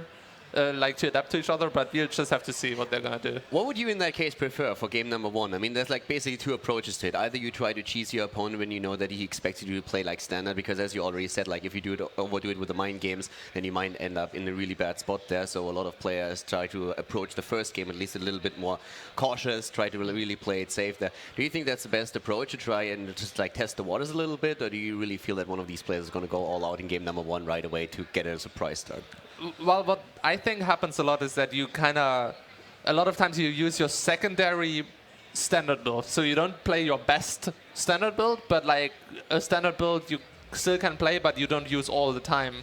So, and then you can kind of see what your opponent is doing. At least that's somewhat my approach. Again, I don't know exactly how their practice went, so it'll be a bit of a surprise. I mean, we've seen a couple of stats here on screen now as well, and of course, as you can already tell, Keen pretty solid against Protoss here. We've already talked, of course, about his Terran versus Terran quite a bit, since we have Marinelord in the finals waiting for an opponent, and apparently he's very eager to meet, well, Myungsik again instead of Keen, since Keen seems to have a very strong TVT these days as well. But against Protoss, we've seen Keen just yesterday, and his comeback was just absolutely insane against Lil Bao, that he was able to just like get that victory in there, map number 2, and then of course, Lil Bao a bit on a tilt there in the 3rd game. So do you feel that affects Myungsik as well, like watching these games? I don't think he cares much, to be honest. First of all, Korean players are really good at just not caring too much about things like that happening at the tournament. They're confident. They know they've practiced so much in their life that it doesn't matter if like another player in another match something else happened. Like they focus on themselves. They know what they're good at. They're just gonna play it out straight. Do you think that that's the best approach? Because when you say that, I completely agree with what you said, by the way. That seems to be like an attitude that they oftentimes show there. But then we had that game yesterday between Psionic and, of course, Patience, and all of a sudden that turned completely around against the Korean, who was going into the series as a huge favorite. And in that case, it felt like that maybe a bit of a lack of preparation was the downfall of Patience there, or do you really think it was just that he thought, okay, I'm the better player anyways, I'm going to play my standard style and it's going to be good enough?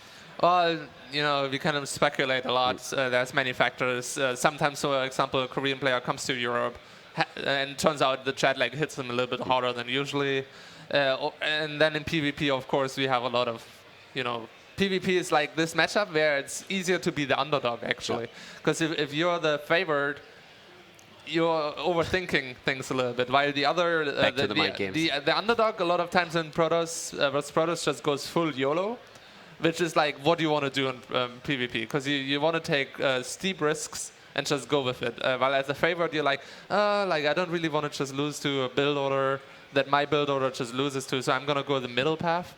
And a lot of times the middle path then just loses to both extremes. Yeah. Well, I like what the analysis, of course, said also about like what we have in terms of the maps and the strategies that they expect. We have that Phoenix and Colossus style that we could see on the first map in particular here on Terraform from Myungsik. Then again, Keen with a lot of drop play. And Keen in general was very aggressive throughout the entire series that we've seen him play thus far, especially, of course, with the Terran versus Protoss. One of the things that we've definitely seen him show several times is that drop style with the Widow Mines. And that's something that we could see, of course, once again. Especially given that we are now currently in the semifinal, a lot of the analysts have already been saying that they expect a bit more of a cautious style from both of these players, so it's going to be interesting how they adapt there. And the important part here is that if you win this series, you of course are already guaranteed 2,500 euros, even if you lose in the finals. But as we said, it's going to be that French-Korean battle once again. So as soon as the players are ready, we're going to jump into it. Our first map is going to be Terraform. What do you personally think about the map now? Well, Terraform, at least according to the stats I have, is pretty Protoss favored. So the first map is Protoss favored, and then the next two are slightly Terran favored. So if Keen manages to take a win here, he's like statistically already in a really good spot, even more than it looks like. So in general, we had like unfortunately only one Zerg player here, since Bly, who was supposed to be the second and Zerg playing at the tournament, had visa issues. That seems just to be one of the common themes these days. So we had a lot of like Protoss here already, we had a lot of Terran. It's actually like pretty balanced here in the finals. We have 2 Protoss versus Terran. There's a chance that we are going to see that PVT also once again in the finals, and as well the same matchup. The players are getting ready, and we're going into our first match. It's a best of 3, of course. In the finals, we're going to see a best of 5 series then between the 2 remaining players. Marinelord is, of course, going to be watching everything here. He had this success already against Psionic and is therefore in a position where he can just like relax right now, study, of course, the games of his opponents. And well, the games are live, so let's jump right into it. Terraform game number 1 here. And currently starting down to the bottom right of the map, we have the Protoss player. It is Myungsik. He, of course, played already a very solid quarterfinal there where he took down his opponent. And in this case, we have his Terran opponent up to the top left. Playing here in blue, it is Keen with that 6 series that he played against Lilbo. Great play there, especially after he fell down in the first map. He had no chance at coming back, and then game number 2, it looked like he was actually beaten and the French player would advance, but he starts that comeback and is, well, now in the semifinals. So good job by him. And yeah, this is going to be an interesting match between the 2 of them. Let's find out if Keen can do it again. Yep, it's going to be a cool match. The thing about Terraform is it's a lot about the early game. There's a lot of things Protoss can do to put on pressure on Protoss, because you have a big cliff where you can do blink play. You can kind of come in from the side. But at the same time, Terran has this big open field next to the base where you can drop in very easily without Protoss being able to do much about it, except being prepared in their main already. So it'll be a pretty flexible game when it comes to that, pretty heavy aggression. In general, Terraform gives you a lot of attack paths. One of the things that Keen definitely excelled at in the series that he played in the tournament is especially his decision-making.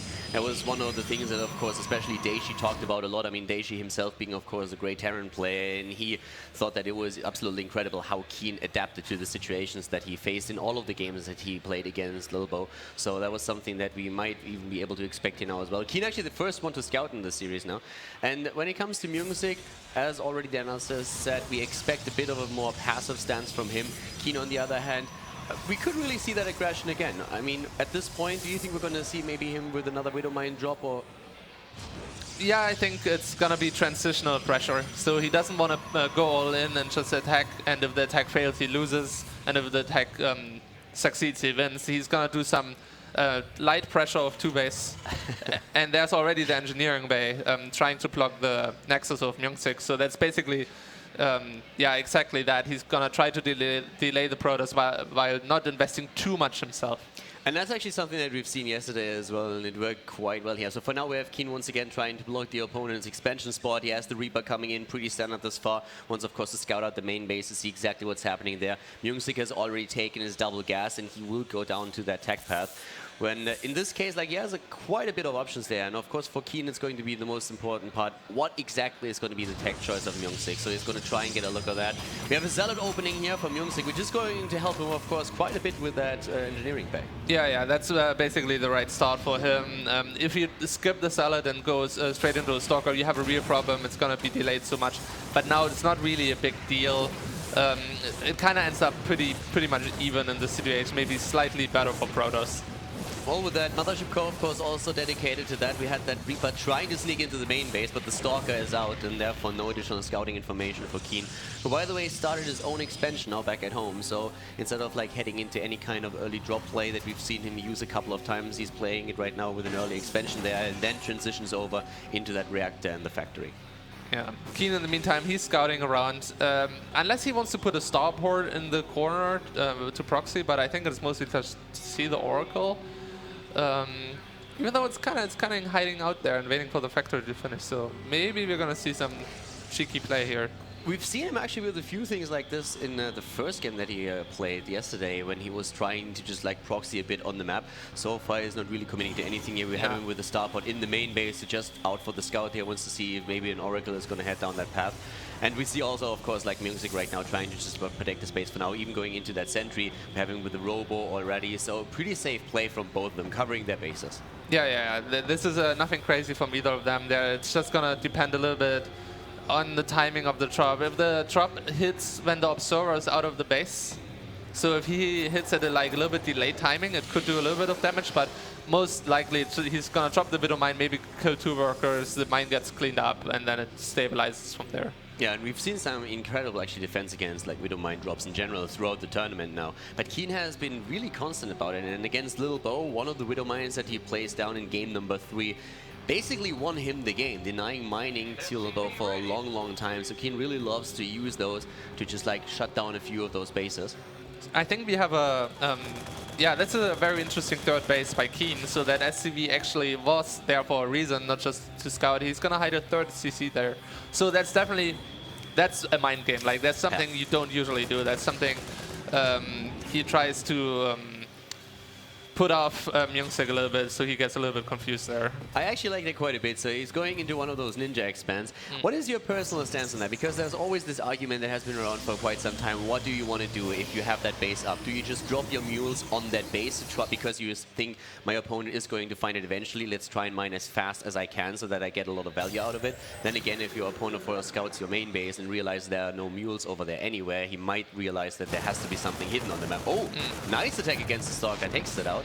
But yeah, coming back to that thought, or you can just like say, hey, I'm just going to build up a work account down there and only use like the occasional mule. What do you think about that? Well, it depends a little bit. For example, now he just cleaned up the observer, so he should be free to mule the third base, because Protoss is not going to see that there's no mules in the natural or in the main base.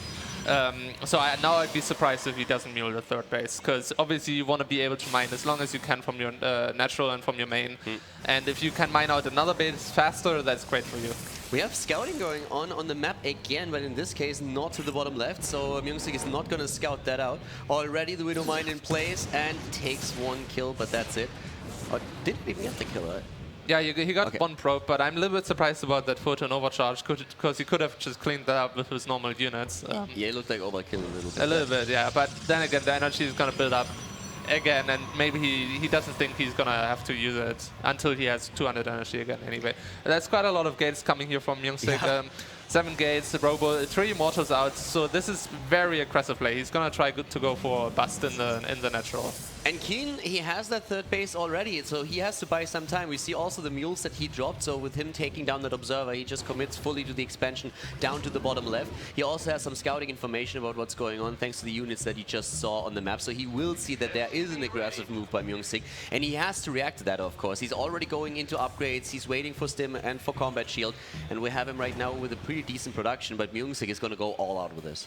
And this is going to be extremely difficult for Keen, because usually as Terran you don't take your third base that fast nowadays anymore, and the bunkers are late also, so if Keen can hold here and doesn't lose too much, he'll be in a great spot with the third base. On the other hand, this will be hard. And here comes the Protoss already trying to use the force field, takes down the first bunker. Well done, and now there's nothing that Keen can do to save this base. He just doesn't have the army count. 8 of the SCVs already down, army size 40 against 58 supply. The interesting thing is, this is actually not that bad for Keen, because now he can just defend the main. He doesn't have the pressure that he needs to hold the natural, because he still has a second base mining after all. So eventually this could be pretty good for him.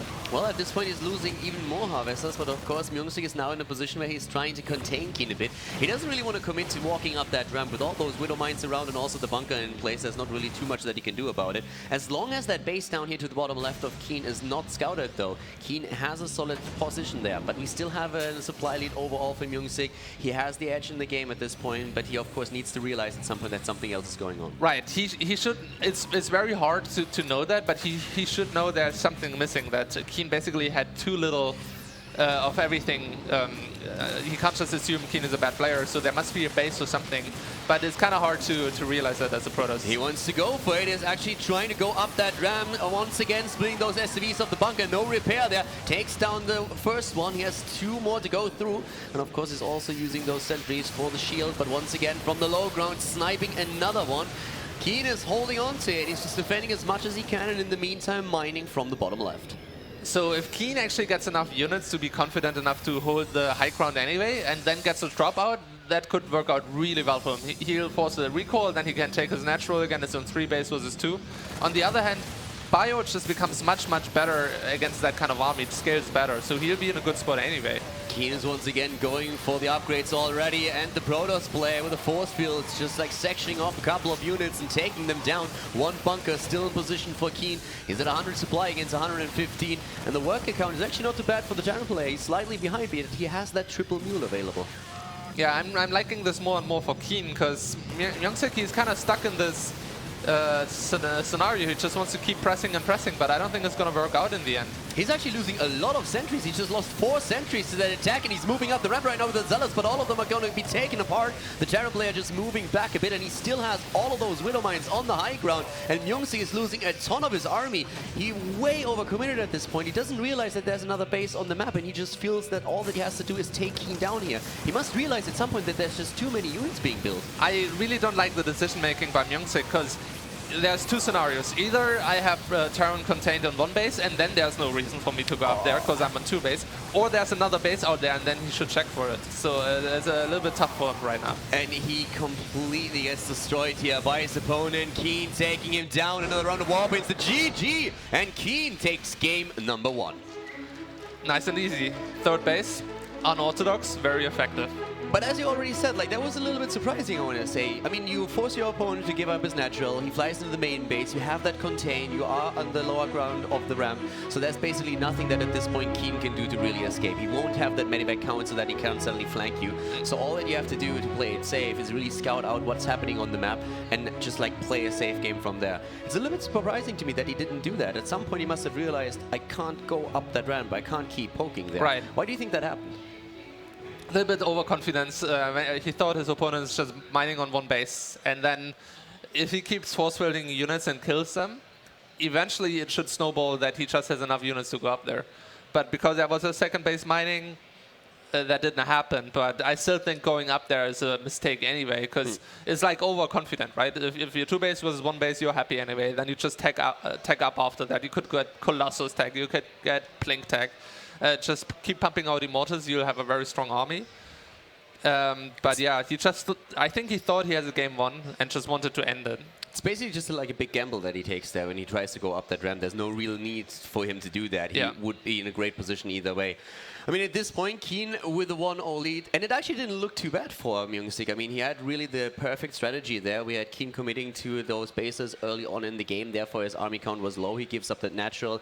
Myungsik goes for a heavy gateway pressure together with those Immortals, and then just doesn't scout out the map, and therefore Keen once again looks like he is beaten, or that he's at least on the back foot, and as against Lilbo, he's again the one who prevails just by being patient and trying to play his cards. He had the Widow Mines all the way up at the high ground, so every single time that we saw Myungsik poke up that ramp, he lost so many units.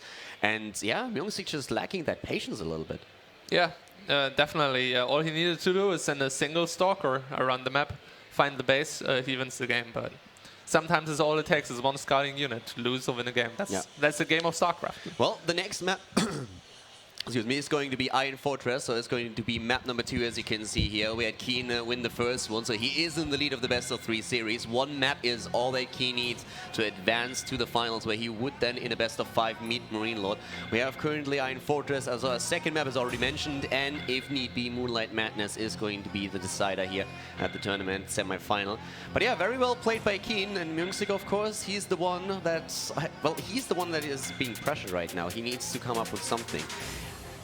Is it really like as easy as just saying like, okay, I just focus on the match at hand as a player when you find yourself in such a situation, or does it always like play a huge role and you feel like you are forced to make the play now? It really depends on your daily form. Sometimes you don't care, you're just gonna play your game and you make the sickest comebacks, and sometimes it gets you get flustered.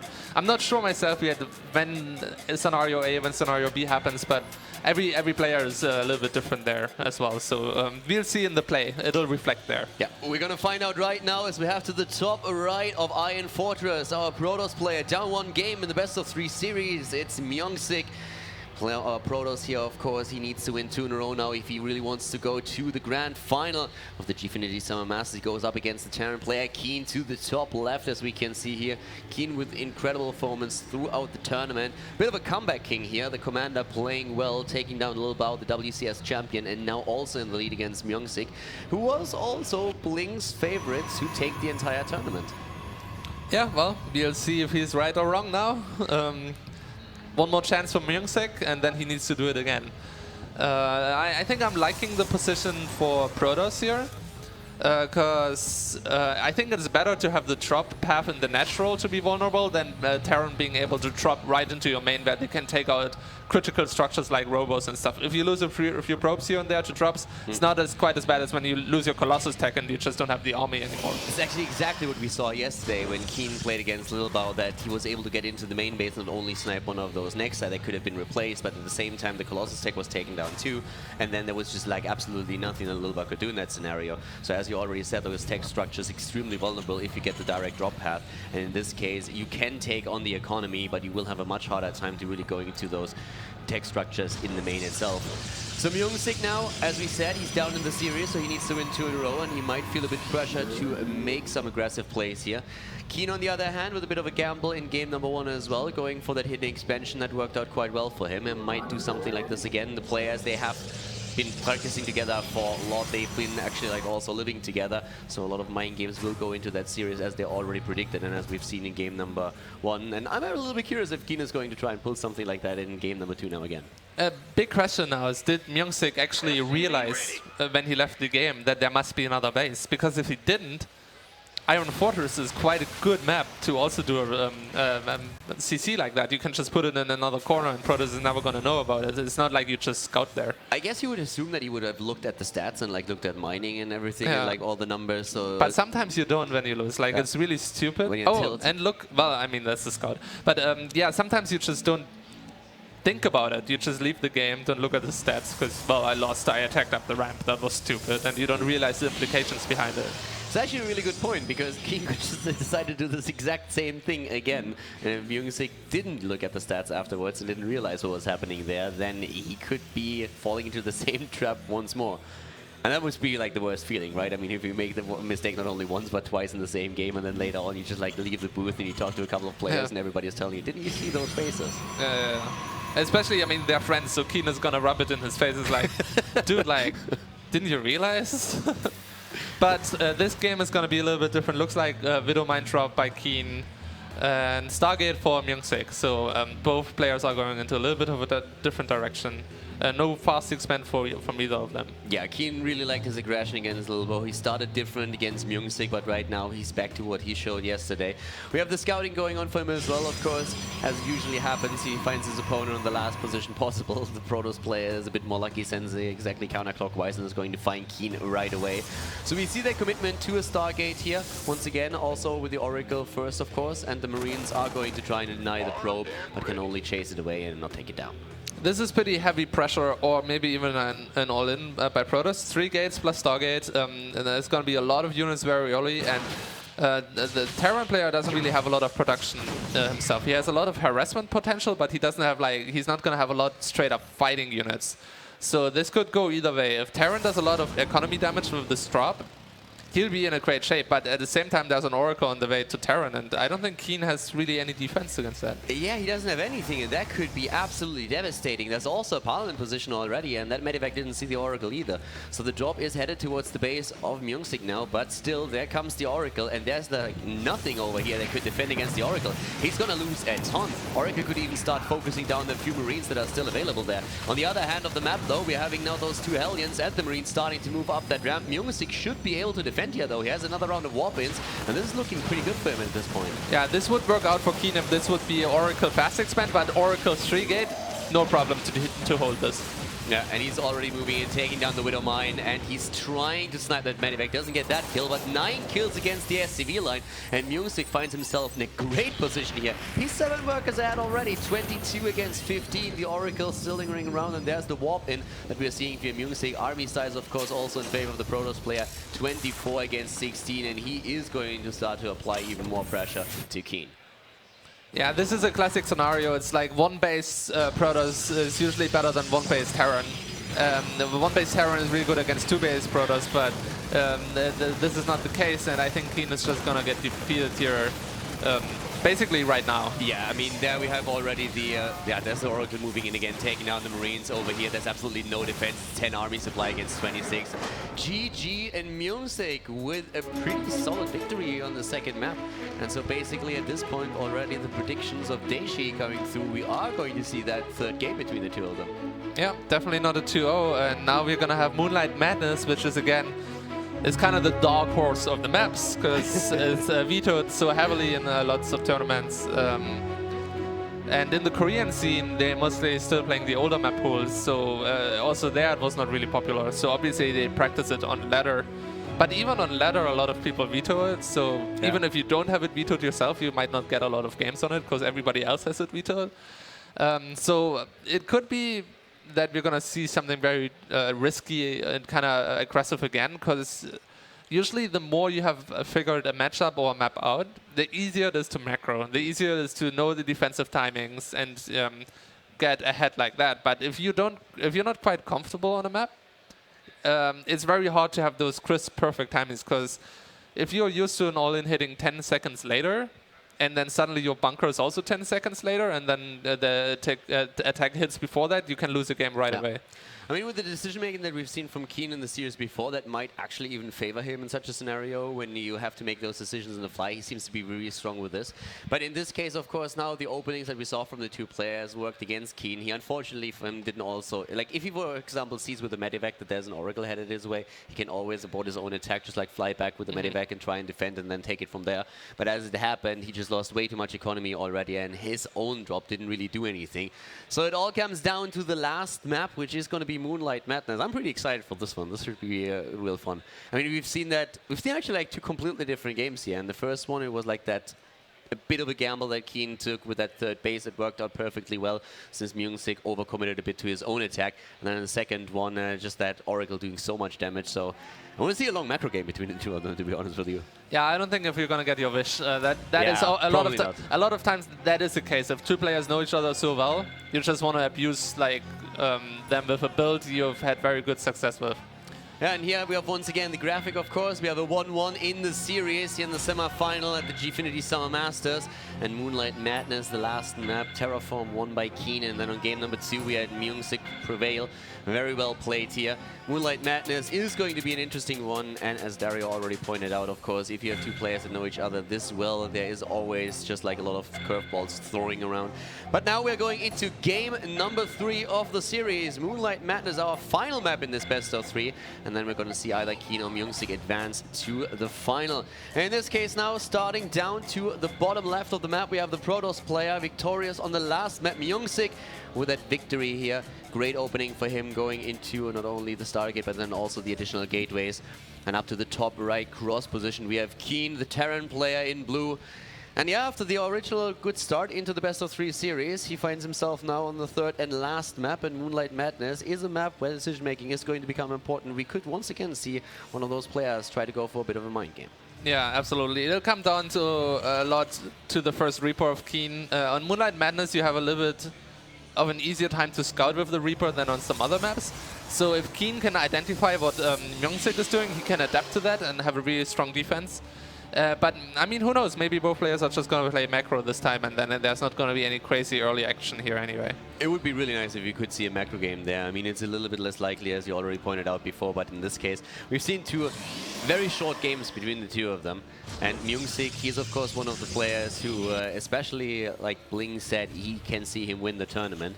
And either way, it's actually kind of funny to think about like how Marinelord, who's already in the final, is thinking about this particular setup, that he's saying like, yeah, I want to face the Protoss player. I don't really want to go up against the Terran. Keen's TVT. His mirror match is just way too good. So he's probably going to cheer for the Protoss at this point. And it would also help him. I mean, he can already identify a little bit how Myungsik plays here. So analyzing those games now is something that he's definitely doing from the backstage area. So it would be a bit of a favor for him if Myungsik is the one to advance. Yeah, it looks a little bit like both players don't want the previous games to repeat, so they're both sending out a scout reasonably early.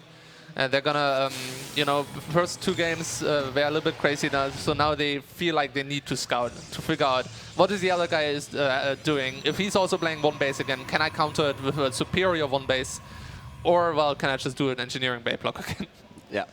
And that's exactly what he's doing, but this time he's actually not getting all those hit points, and he wants to have the scout there first, and then can go back. But of course, like with the earlier identification there, we are going to see Myungsik head into the Zealot and not going to skip it. We've been talking about this a little bit earlier. If you actually skip the Zealot and you find yourself blocked by an engineering bay, then it's going to be pretty tricky, and it's going to delay your expansion a lot. But in this case right now, the SCV doesn't even have the time to put too many hit points on him. Yeah, this is definitely a victory for Myungsik. That was not worth it at all. He's going to be able to put a little bit more hit points into this, but the probe is always going to chase the SCV, and the Zealot is almost going to be out there. Yeah, the Reaper is on the way now, though, and you've been already talking about on this map specifically that it's a bit easier to jump in there with the Reaper and get that scouting information. He's also going to get that probe. They cancel on the engineering bay. But now 1 kill against the probe. Mothership Core on the other hand is out now though, so the Reaper shouldn't be able to do too much. But as long as he can find out that there is actually an expansion, that would be great for him. But so far the Reaper has been chased away. This is a really nice scouting opportunity for Keen, because now he has the SCV in the back. And he can't really do anything about it, because if he would send his Mothership there, he would be open to the Reaper scout. So this is kind of like a double-pronged scouting that we don't hear so much about, but yeah, I like this position for Keen. He's getting his own base. He's just gonna play kind of standard, getting a second barracks to get those marine numbers up, get a stim pack, and getting also a factory behind it, probably for a reasonably early Widow Mine, get Medivacs, do a little bit of harass. And the Stargate on the other side for Myungsik here again for him, and of course both of them now with the expansion on the way. So this is a little bit of a slower start into the game than what we've seen throughout the series thus far. Once again, the Reaper in the main base, trying of course to identify the tech, and he is picking up on that Stargate and also is going to find out about that expansion again. I mean, he already had a look a bit earlier, but right now he has all the information that he needs. He knows exactly what's going on. Whereas Myungsik doesn't really know too much. He has that Oracle in production now, so that's going to show him eventually what's going on, but at this point he's still playing pretty blind. This is actually quite interesting. Keen is going for double Hellion production. He doesn't have a factory yet himself. So I think he wants to make 4 or 6 Hellions and then just kind of try to drive in there and to do a ton of economical damage. There's a little bit of an unexpected path. Oh, no, never mind. He's just getting 2 Hellions. Yeah, so he has the 2 Hellions right now. We have also the transition already for Myungsik going into that Robos that he has the Observer ready in case that Keen is going to try and drop again with Widow Mines or even commit to like a Banshee, which he did yesterday. In this case, not really needed, but there's the Hellions moving into the base, so the 2 original ones trying to get a couple of kills here for the trade. Taking down 2 already, gonna get a 3rd one here, so not too bad. And we have the Oracle up to the top right, trying to deny one of the reactors. That's not gonna happen. But yeah, at least scouting out what's happening here and knows exactly, of course, what Keen is building now and which path he's heading down. Yeah, pretty equal trades there. Oracle takes out a few Marines, Hellions take out 3 probes, and also get the scouting information that there's a 2nd Oracle. That's pretty important, because then you need to be a lot more careful. You can't just have, before you can just have 5 Marines at one spot, and then they can 5 Marines beat an Oracle. But if you have 5 Marines there and 5 Marines at another spot, and then 2 Oracles attack the 5 Marines that are by themselves, you just lose all the Marines and can lose the game right there. So this is very crucial information for Keen. Yeah, and we have double Oracle now moving in again. And also a Stalker starting to come in and just walking into the backline. That's going to help with the Marines a lot. Here come the Oracles. They go straight for it. The Stalker's helping out a bit, but he's starting to attack.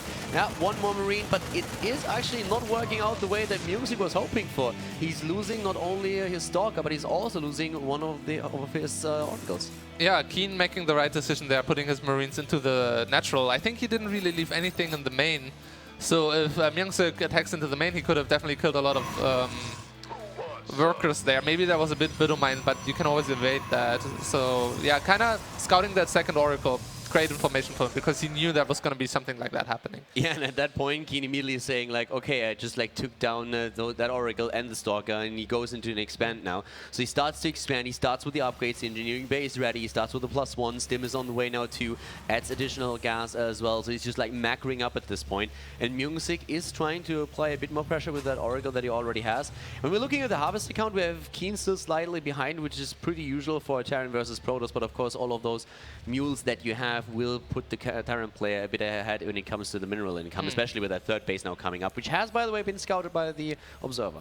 So one big problem for Keen right now is he has an extremely late Stargate, and Myungsik is following up with a Colossus, Phoenix, most likely 2 ways all in. And against that, you really need a healthy Viking count. You need at least 2 Medivacs. He doesn't have any Medivacs yet. He doesn't even start production on them yet. And then you need a ton of Vikings.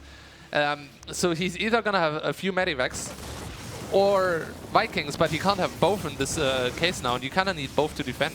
Yeah, at this point he does only have one starport that just completed now, so he didn't start a second one yet, and with him just like now finishing up his third base, he doesn't of course have that economy to back that completely. But Keen has at least found out what's going on there. The force field isolating one of the Marines, and well, he's left behind and taken out, but by now of course Keen realizes what's going on here, and he needs to make sure that he is prepared for it. He's getting a second starport now, so he knows something like that is happening. That's the right precaution, but I don't know if this is going to be enough, early enough. Still no production on the starport. That's a huge mistake. Yeah, he is waiting. Well, he needs, of course, the resources for that, and the third base is now just being saturated, so he's splitting off his SCVs and just like putting a few to the third, having the rest at the natural and the main base. But we already see, as you mentioned before, the Phoenix is on the side of Myungsik, and he knows what's going on there. And Army Supply is still looking solid, but he definitely needs those tech units. That's a great pick, by the way. Getting a Phoenix here, that's really worth already quite a bit. So Keenan with a pretty solid play. Yeah, there's a lot of synergy as soon as you reach certain Phoenix numbers. If you have 5 Phoenix, it's way better than if you have 4, because when you lift a unit, you kind of lose one Phoenix fighting. So you need a certain amount of numbers. I think this might become a little bit similar to the first game, because Keen has 3 bases. So even if he gets attacked now, he can just lift his CC and then retreat back into his main and win a lot of time like that. Build up a bigger army and then eventually have the superior army composition. But this is gonna hit pretty soon and pretty hard. Yeah, and Keen is trying to buy himself a bit of time, but so far it looks like Myungsik is really poised to attack here. We have the Viking and also the Medivac production still ongoing for Keen. He needs to get those numbers up, even throwing down a missile turret right now, because he says, I need something, just delay this for as long as I can. I have the numbers, but I still need that unit count. Marines are not going to cut it here. And at this point, Keen is just like desperately trying to especially increase that Viking count, but we have all those Colossi starting to move in, and Keen really just still on the mission to buy himself a bit more time. It's really nice to have some of the units out there to flank. It makes it much harder for Myungsik to attack, but now he's not taking care and losing a lot of units for free. Yeah, well, he has to move back there, and he's losing his Marauders. And at the same time, the Viking count is steadily increasing. That pylon there at the front is not going to help either, though. And Myungsik is starting to move in. He has the better army supply at this point and is still poking around. There's 2 bunkers, 3 bunkers, and 1 missile turret that is about to go down. Once again, Myungsik on the move, but we have those 3 bases for Keen still doing work. Yeah, the supply count should favor Keen soon, but the army is better of Myungsik, and he's going in there. Yeah, he's actually moving in right now, taking down the first bunker, and of course, once again, Keen with a quick stimia trying to force it back, taking down the first Colossus, but most of the Vikings are already gone. A couple of Phoenixes are down, and the rest of the units are starting to flank. Keen coming in from behind and up at the front at the same time. There's a gap between the force fields that he's trying to use to get closer to his opponent. Keen down to 90 supply, though, against 106, and Myungsik is once again in the lead in the army supply. He has the better units, still 2 Colossi alive, and he's pushing Keen back, but Keen still relying on 2 bunkers, and at least for now, Myungsik has to retreat. He has to retreat, but he's just gonna wait for another warp in, and then he'll go again. And I think this time it'll be enough. Keen just doesn't have the worker count anymore. He lost 19 in that last attack, so he's down to 40 workers at this point. Has to heavily rely also on the mules. We have 2 Vikings back to business, but there's still a couple of Phoenixes to soak shots and put pressure on them, and that's exactly what he does. As long as Myungsik can keep those Colossi alive and poke from a distance, he's in a solid spot there. And army supply-wise, he's at 84 against 65 right now. Not only that, he also has the better army supply. There's just not enough Vikings to deal with the Colossus easily. And once again, the Protoss player moves in. One of the Colossi being macroed back. The second one is just barely dying. Well done here. And Keen's still at 90 supply. And he's actually, for now, still able to push Myungsik back a bit further. And 2 of those bunkers are alive and being repaired. So Keen's still holding on. I feel like Myungsik should try to take down the destructible rocks now and try to go from that path. One big mistake I feel like he made, he halted his Colossus production in favor for more gateway units, because he thought he can finish earlier, but if he would have kept up the Colossus production, he would be in a much better spot right now. And another good snipe against the Phoenix, just using that superior range of the Vikings, and as long as Keen is gonna able to get south and take down a few units, it's exactly what he needs to do, just poke a bit. And you can really tell that now those 3 bases are suddenly starting to give him quite a bit of momentum. He's increasing his army supply count again. He's currently catching up. He's at 81 against 86, and he's getting the triple Viking production. So Keen is starting to look much, much better, and Myungsik decides that it's just like time to change strategies. He can't go down on that natural. He needs to go for that third base, and that's what he's now attempting to do. Keen, in the meantime, kind of out of position. He sees the pylons are unprotected, so he should know this is kind of coming, but Protoss army is going into an unprotected base. Going to do a great amount of damage, can take down the collapsible rocks, so it'll be really hard for Terran to even defend this base. But Terran is just like moving down to the bottom left. He tries to go for a counterattack. Keen is once again trying to go for a bit of a trade. He's losing his third, but he knows that as long as he can trade well here, it's going to be all right. 18 half-less just taken down. There's no Mothership Core anything with his army, and once again we're having Keen moving in. He's just going to snipe it, and there's the GG as Music realizes he won't be able to hold this. He can't go up the ramp to the main base. The Viking count is too high, and Keen takes the game. Yeah, absolutely. Crucial point. There was no Mothership Core. Keen realizes that, goes for the counterattack. Perfect execution. Extremely well done here. I mean, he sees that the Protoss player moves towards the third base. There's no Mothership Core, and he just simply says, like, you know what, if you're up at the top, I can trade that base. As long as I snipe one, I'm going to be fine. I'm not sure if he even expected Music to give up there, but let's be honest, what could Music do? He was trying to go into the high ground. There's still... Keen left so many Vikings behind that it was no problem for him to actually say, hey, if you try to go into my base, I'm going to take you down. So in this case, we have a 2-1 victory from Music now, for Keen, who advances into the finals, where he is going to face Marinelord in the Terran versus Terran that the French player was kind of dreading. Yeah, he's not going to be too happy about that, but in the end, he needs to forget what he said earlier now. You know, just gotta try to win, just try to do his best. I mean, Korean TVT is very high level, but Marinelord, you know, he can do it. He's definitely not necessarily a different caliber of player. They're kind of on even footing, I would say. Yeah, and Daishi with his predictions was absolutely spot on there. A 2-1 victory for Keen. So very well played here, especially like, of course, the decision making once again, like Daishi was commenting on it yesterday, was praising Keen for it, and it was once again what won him the game there. The defense for Keen was actually like quite solid, but we saw Music in a position where he had such a good unit counter, not only like the numbers that he had, but also like the quality. Do you think that he could have achieved more with that attack that he had there? Oh, absolutely. I felt like he could have won, but it's always hard to judge his Protoss. Should I shoot the bunker? Do I have enough firepower to shoot the bunker? Or will it get out-repaired? And I felt the bunkers were so close to falling, and when they fall, Terran falls with them. But there was just a little bit too much. If he would have focused on the SCVs with his Colossus a little bit more, and maybe focus fire the Vikings a bit better with the Stalkers, it definitely could have been different. Like, it was, in the end, it didn't look close, but it was very close. Yeah. So guys, of course, we have now our final. It's going to be a Terran versus Terran. Music is out of the tournament, and Keen, he prevailed. And of course, we're going to hear from the winner now. So Banks and Keen, let's hear what the Terran player has to say about his victory. Thank you, Kaldor. Keen, straight away we're going to go into this. What a hard-fought game. Obviously, going on 2-1, probably the toughest game we've had to deal with here.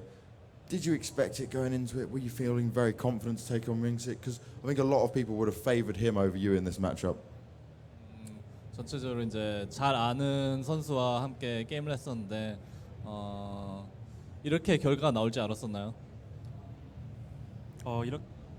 일단은 이렇게 결과가 나올 줄은 몰랐는데 어쨌든 김명식 선수가 저보다 한 단계 좀 더 높은 선수급이어서 좀 걱정은 했지만 그래도 오늘 경기가 김명식 선수보다 제가 좀 더 잘 풀렸던 것 같아요. I didn't expect a result like this, since I think Myung-sik is like a little bit better player than I am because of his results overall. But I think today I was able to play better than him and perform better, so that's why I won. And why did he play better? Was anything specially planned? What was this little secret there? 그럼 오늘 좀 더 게임을 잘 풀리고 명식 선수보다 좀 더 게임이 잘 풀린 이유가 있다면 뭐가 있을까요? 일단 제 컨디션 일단 좋았다고 생각했는데 김명식 선수가 오늘 게임 하는 걸 보니까 좀 극단적인 운영을 하길래 첫 번째 게임부터 왜 이런 식으로 하지라는 생각 들었는데 솔직히 첫 번째 게임 끝났을 때부터 오늘 제가 이길 수 있을 거라고 생각 들었어요. So I saw his gameplay in the first game, and he was really playing aggressive and all-inish. And after seeing that, I felt like I could win this set of games, and I felt really comfortable. Well, it definitely worked in his favour. Now he's going to be going to face Marinelord in the final. What's his thoughts on this? How's he feeling going into it? Does he think this is going to be quite easy, considering so far Marinelord's doing pretty well, but he's not had to face any Koreans yet. So does he think he's going to be the man to take it down and take a win here? 다음 상대가 이제 결승에서 머린로드랑 하시는데 그 상대에 대한 생각이 있으신가요? 하고 또 뭐 결승을 어떻게 치르실 건지. 일단 마린로드 선수에 대해서는 크게 정보는 없지만 항상 해외대 할 때마다 어느 정도까지는 정말 잘한다는 선수라고는 생각은 해요. 그리고 또 제가 해외대 첫 결승이고 국내에서도 결승 간 적이 없었는데 일단 강호는 거의 죽을 각오로 할 것 같아요. So I didn't have the chance to really analyze Marinelord, but I know that he's always performing pretty well in foreign tournaments. But since this is my first finals out of all foreign tournaments and also Korean tournaments, I will really do my very best, and I'm prepared to die on the stage. Prepared to die on the stage. What a great sentiment to end with. We're going to pass it over to the guys on the analyst desk before we head into the final. Awesome interview. Thank you, Banks. Guys, that was we didn't go 2-0, and you were finally with the rest of us and being wrong about your prediction for the tournament. Why are you smiling about that? Why are you happy about that? I don't know. I'm a terrible person. Let's talk about the games, guys. First, Terraform, right? We talked about mind games. We talked about playing against someone you know. I think a great mind game that we saw was the sneaky expansion, right? One thing I want to ask as a Protoss player, right? It's really easy to tell when a Protoss has a lot of expensive units they shouldn't be able to afford, and you kind of get tipped off to that sneaky base. Do you find it harder to tell when a Terran, especially in the earlier stages of the game, has that sneaky expansion? Yeah, definitely. I think with Terran, it's all down to the mules, right? They kind of give that boost in income, and third CC really allows that to skyrocket the production and army size a lot more than usual. So when you go into the later stages, like mid to later stages of the game, that's when you really start to notice. But when Myung-sik's initial attack hit, it's not really going to affect Keen's army at all. And what Keen did really well is that he didn't try to defend too much on his natural. Like, he didn't give it up completely. If he did give it up completely straight away, I feel like he would have kind of maybe tipped his card a little bit. He might have given it away a little bit there, but he started to make additional bunkers, but he didn't have an army in it, which was good. He saved his army. So if he did get those bunkers up, maybe he would have tried to defend it a little bit, but he did manage to evacuate his army, get it to the high ground, and actually secure a really nice position on the top of his ramp there, which obviously, as we saw, Myung-sik wasn't able to break. But I think if he did that straight away, maybe Myung-sik would have maybe been questioning it a little bit, maybe send a hallucinated scout out and found that third CC. So really well done by by Keen, but maybe a little bit of a misplay by Myung-sik. He should have realized that he was never going to break it. Daishi was like, no, he's never going to break that. And I was like, nah, there's a chance, but he knew. He's Terran, he knows. And he should have kind of backed off a bit. It would have been hard to play a macro game from there, because obviously that third CC, which he didn't know about, and the kind of delay in tech that he had. But at the same time, you're not going to win there, so that's kind of the only choice you have. So a little bit sad that he tried to kind of end it there when he couldn't, but well played to Keen for kind of going for that risky strategy and it paying off. Yeah, Daishi, game 2, right? Looking on Iron Fortress, 3-gate Stargate from Myung-sik, right? Then we go for Keen. He goes for this little Hellion Marine Widowmine push. Do you feel that if he had left the Widowmine back at the base and hadn't lost all those SCVs, that he could have done a little more damage with the Marines and the Hellions that got shut down? I think I'm going to let Blink answer that one, actually. Huh? I'm going to let you answer that one. Oh, he was getting a coffee. That's why. Yeah. Yes, game 2. It's funny that he actually went for that one base build, because as we saw yesterday, Myung-sik against Cheeses against U-Thermal, he's pretty damn good, right? He lost the first game initially to U-Thermal, but then after that he bounced back and he was able to defend kind of every cheese that was thrown at him. So the fact that Keen chose to do that build, it was a little bit strange to me. It would have helped if he did have that Widowmine back in his base originally, because the Oracle probably wouldn't have done half as much damage as it did. Maybe even killed the Oracle, in fact, so that would have been great. But at the same time, when you are doing a one base push as a Terran player, and Keen wasn't actually able to scout his opponent. He didn't know if he had a Nexus there, so he didn't know what Myung-Sik was doing because he scouted him last as well. So nothing really went in favor of Keen for the first kind of initial stage of that game. So he had to take a risk, and he did send that Widow Mine forwards, and it didn't go to plan. It didn't go to plan at all, and he ended up losing the game because of it. Now, we go to the last game, Moonlight Madness. Keen seemed to be pretty confident, especially in the early game. He was very out there. He did the little engineering bay block. He had a lot of great scouting, especially with the Reaper, and he also kept the SCV in the third base. So he had a lot of good information going into the game. Did you think that when the final engagement came down to it, that Myung-Sik hesitated too much and he should have pushed into those bunkers? It's a tricky one because Myung-Sik was, even though he did go for that 2-base all-in, I have no doubt in my mind that he was never originally planning that at all. And it's kind of strange to me that he actually went for the build that he went for, the Phoenix Colossus style, because we mentioned in the pre-game analysis that Keen's doesn't really play the standard style these days. He goes for those double starports, which aren't usually too common in the current meta. So that's really good against Phoenix style. It's kind of like a blind counter. So the fact that he was going for that anyway, and then Myung-Sik kind of went for that, it was a little bit strange there. And I think Myung-Sik actually spotted that. He saw, hey, Keen's actually going for a third base now. He's got double starport. I'm going to be screwed going into the later stages of this game. So the only way that I can win this game is right now and go for this weird kind of all-in with Phoenix Colossus. And he did actually do pretty well. He did a lot better than I expected. He did hesitate a little bit, but at the same time, Keen kind of had a flanking army. It wasn't shown on camera,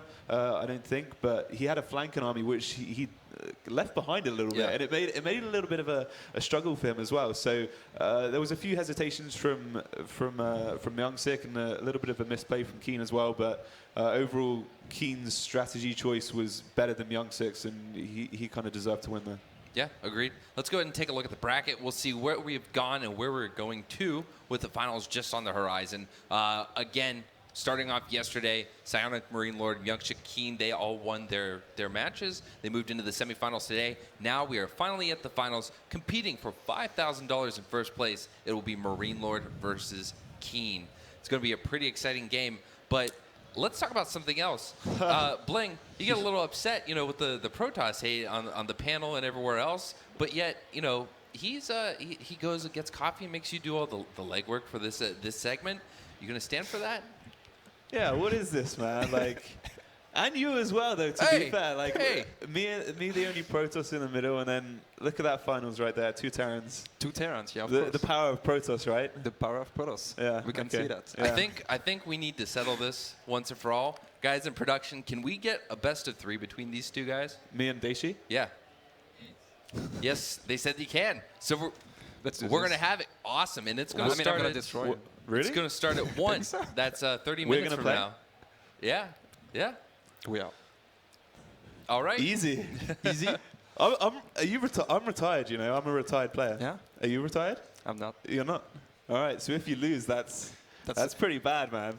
Yeah, but am I gonna lose? Well, I don't know. You're complaining about Protoss, so we'll see. All right. Well, all right, so look we at that. We actually playing? Yeah. So there's going to be a best of 3 Yeah, okay. between Daishi and Bling. When we come back from a break, stay tuned for more Gfinity Summer Masters 2 here at EGX 2015. We'll see you soon.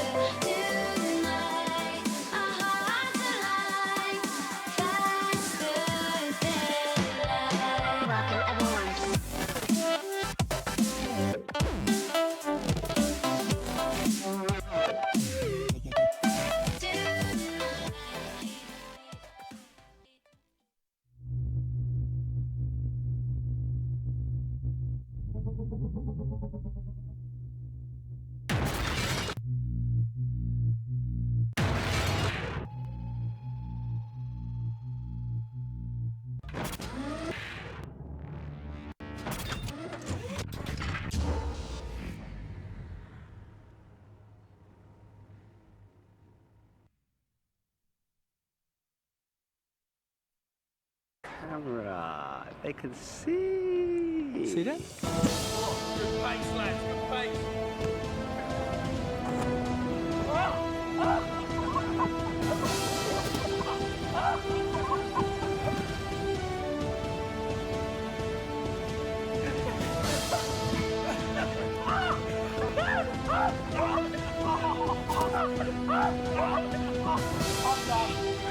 I'm done.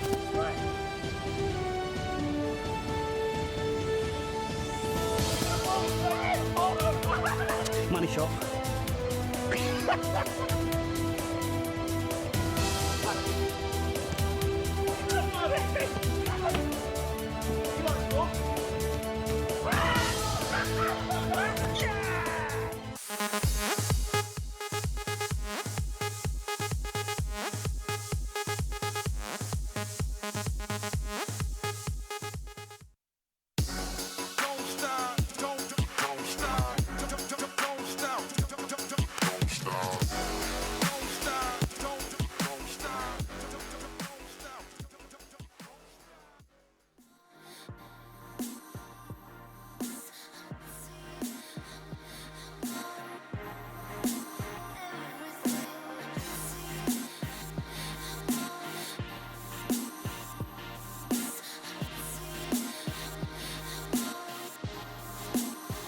Let's play.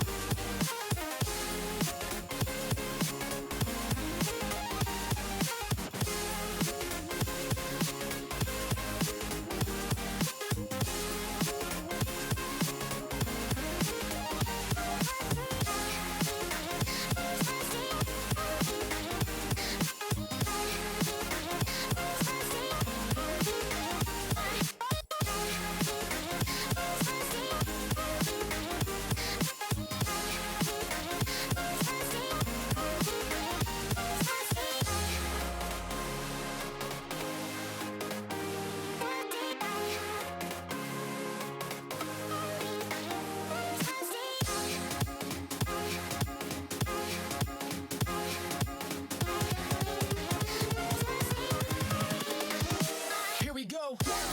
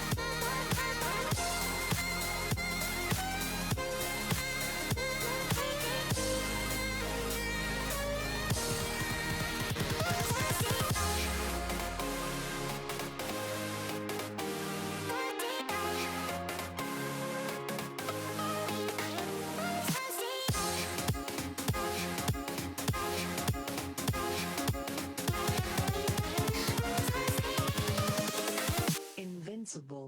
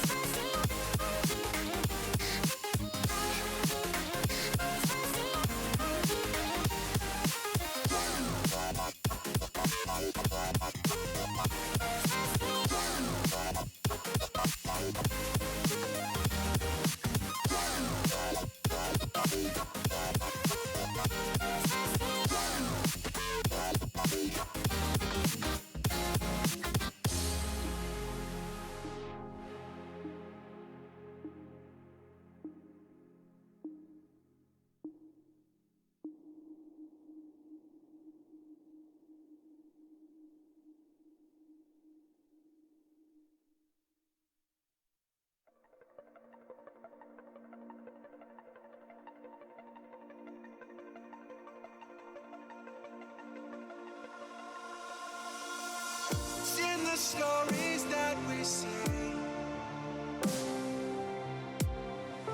someone's waiting to be told. Act encompasses the play.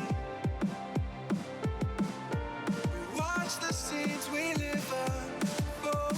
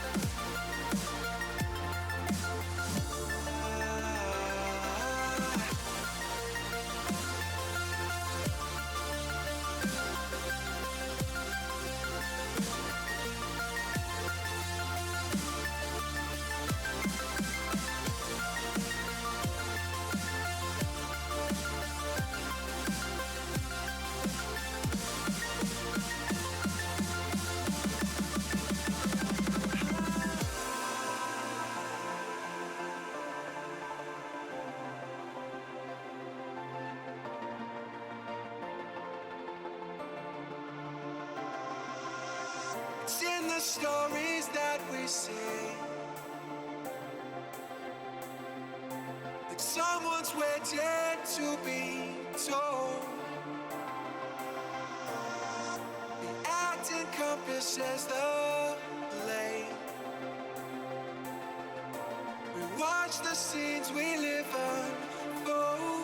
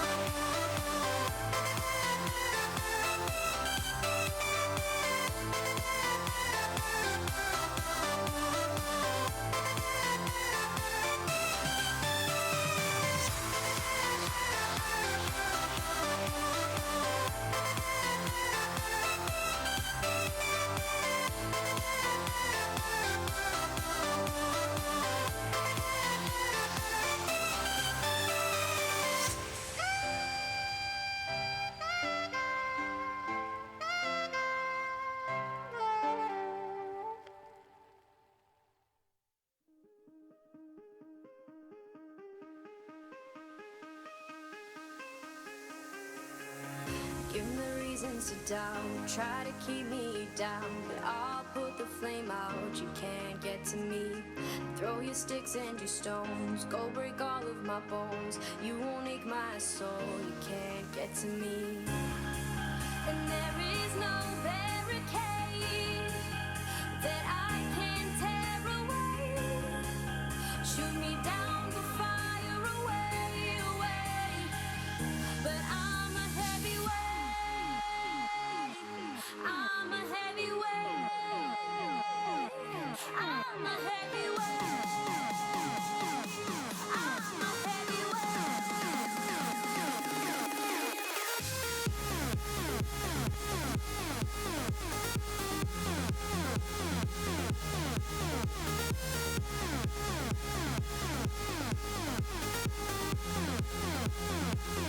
But I'm a heavyweight. I'm a heavyweight. I'm a heavyweight. I'm a heavyweight.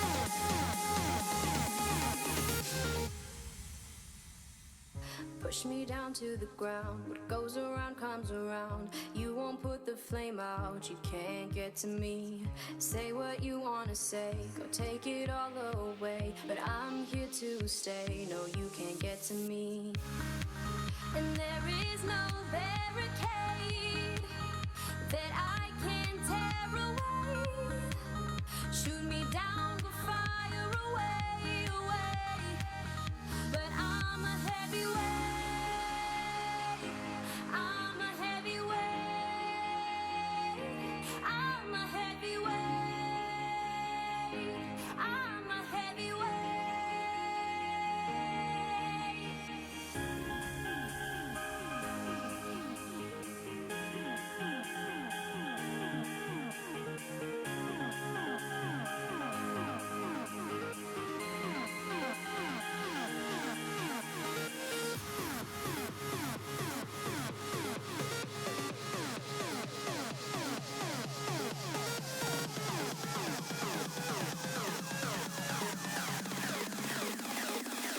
But I'm a heavyweight. I'm a heavyweight. I'm a heavyweight. I'm a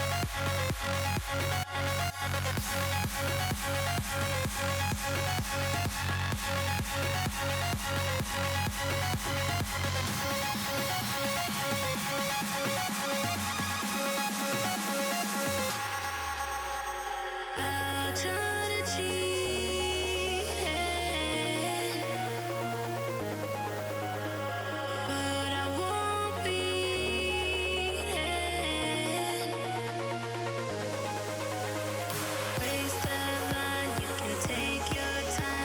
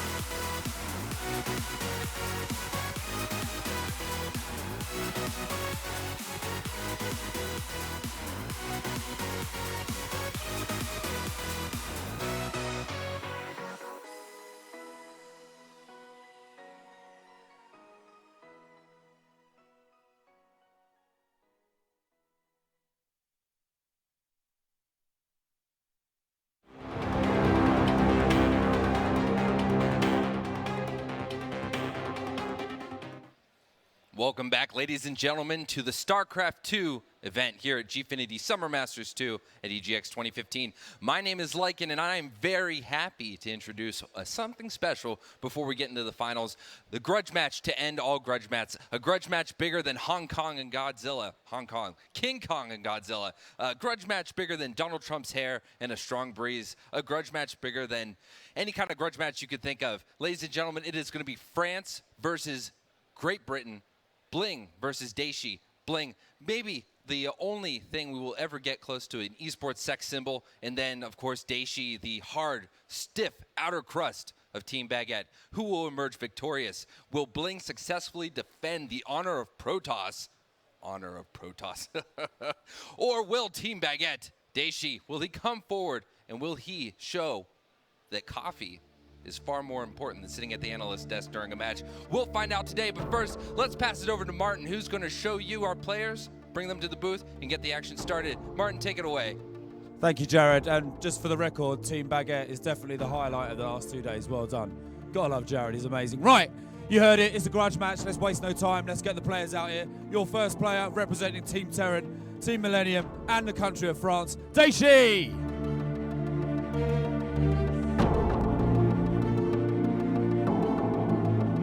His opponent, the hometown hero from the UK, Protoss. He's retired even though he's only about 24 or something like that. I think I might be being kind there. He might be a bit older. It's Bling!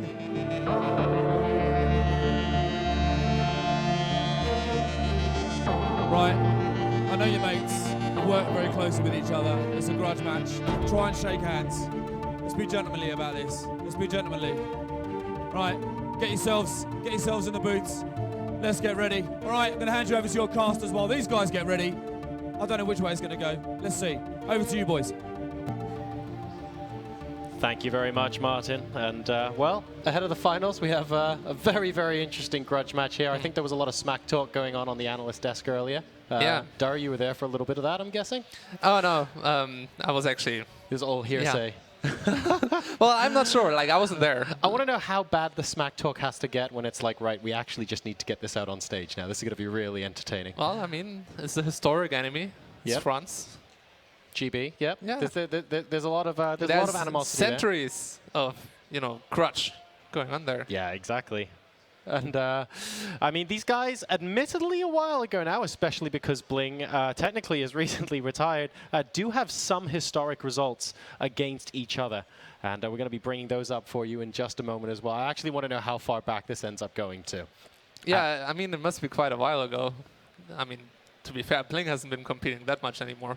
Yeah. I kind of want to get in this crutch match too, France, Germany, England, that's kind of a triangle, isn't it? I know, yeah. Well, if we want to make this a triangular tournament, feel free.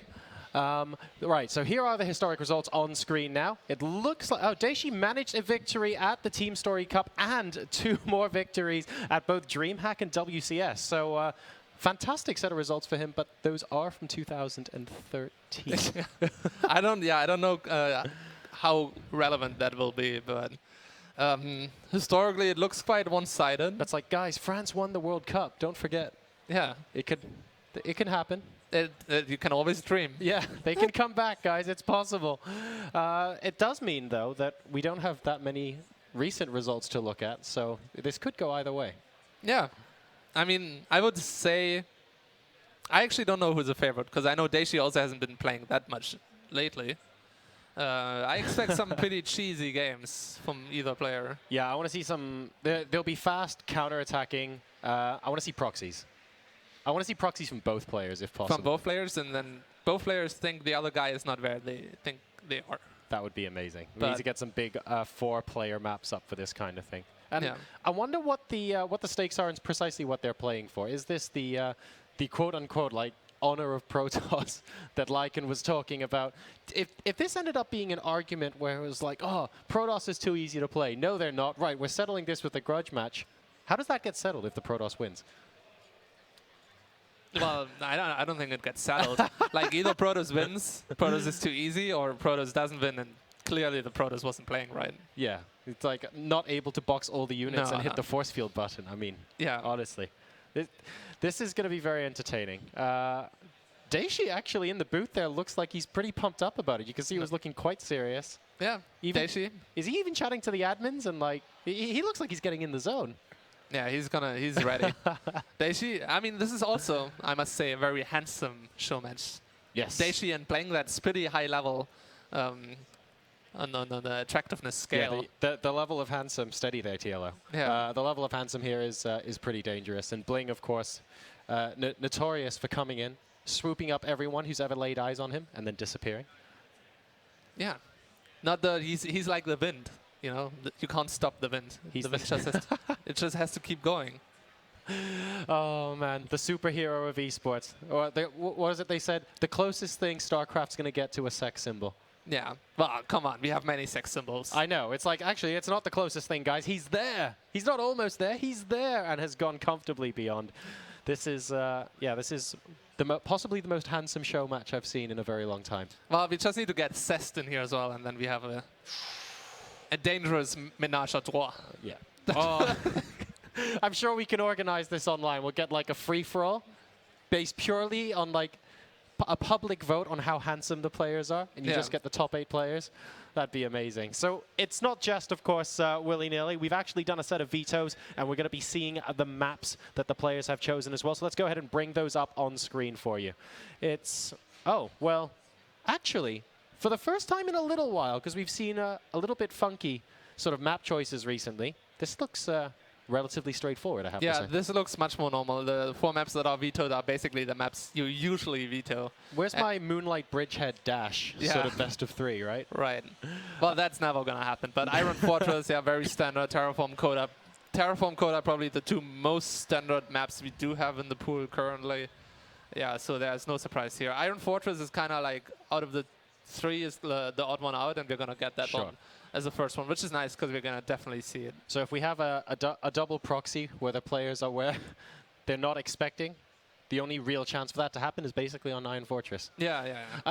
Are we necessarily going to see that cheesy play out of both of these? We obviously want there to be cheesy play. There's been a lot of trash talking. There's no unbelievable trash talking followed by, right, I'm not going to attack you for 20 minutes and be super macro oriented. We don't want that. We want fists from the outset. Well, it'll be, I don't know, we'll see. I mean, we'll see after game 1 what kind of mindset they're in, but more from playing I would expect than from Daishi. There's gonna be aggressive play coming from. All right, we've seen a lot of Terran cheese as well this tournament so far. Has to be said, Euthermal possibly takes the prize for the most entertaining cheese we've seen in like an offline tournament in a very long time. He's like trying to become Terran Haas.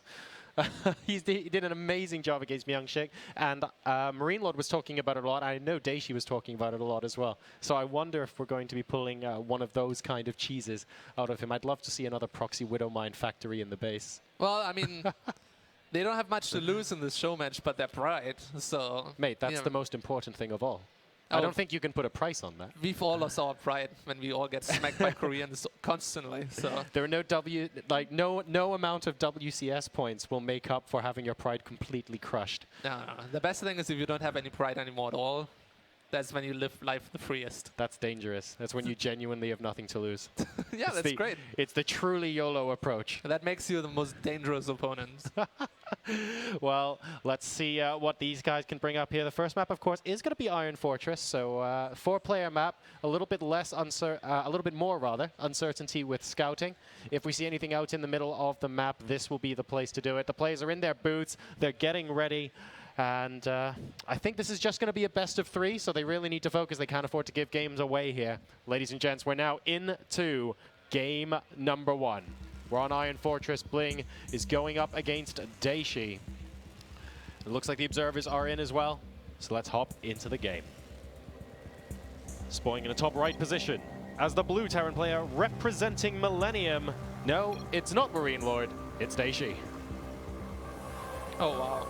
Already the compliments into the choke GLHF, but honestly though, realistically, StarCraft players, most of them really get along very well with each other. Almost everybody's friends. There's a few people that are a little bit of the exception. I think people know who I'm talking about. But not this guy though, because in the bottom right hand corner is the red Protoss player, guys. Ladies and gentlemen, it is Bling, esports' very own superstar. And now, well, usually you can read a lot into the level of cheese in a game by the GLHF timing. But I'm not sure we can do that too much here. It looks like so far, unfortunately, neither player has decided to proxy anything. But it is early days yet. They don't know, of course, but will know soon that it is vertical spawns here. And it looks like Bling's going to be scouting the right way first. So yeah, a little bit of a boost for him to start things off. Definitely. At the same time, Daishi will know this is a first scout.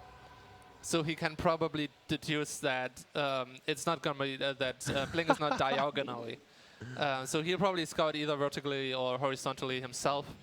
Find Protoss. Well, if he's looking at his supply depot at the ramp, he might be able to, like, at the very first instance, notice that it's coming from the south. But you have to have, like, you have to have the vision at the bottom of the ramp to do that. Yeah, he might have a hunch. Like, it might even he might not even be aware of it, but subconsciously he might scout the right direction. But she is.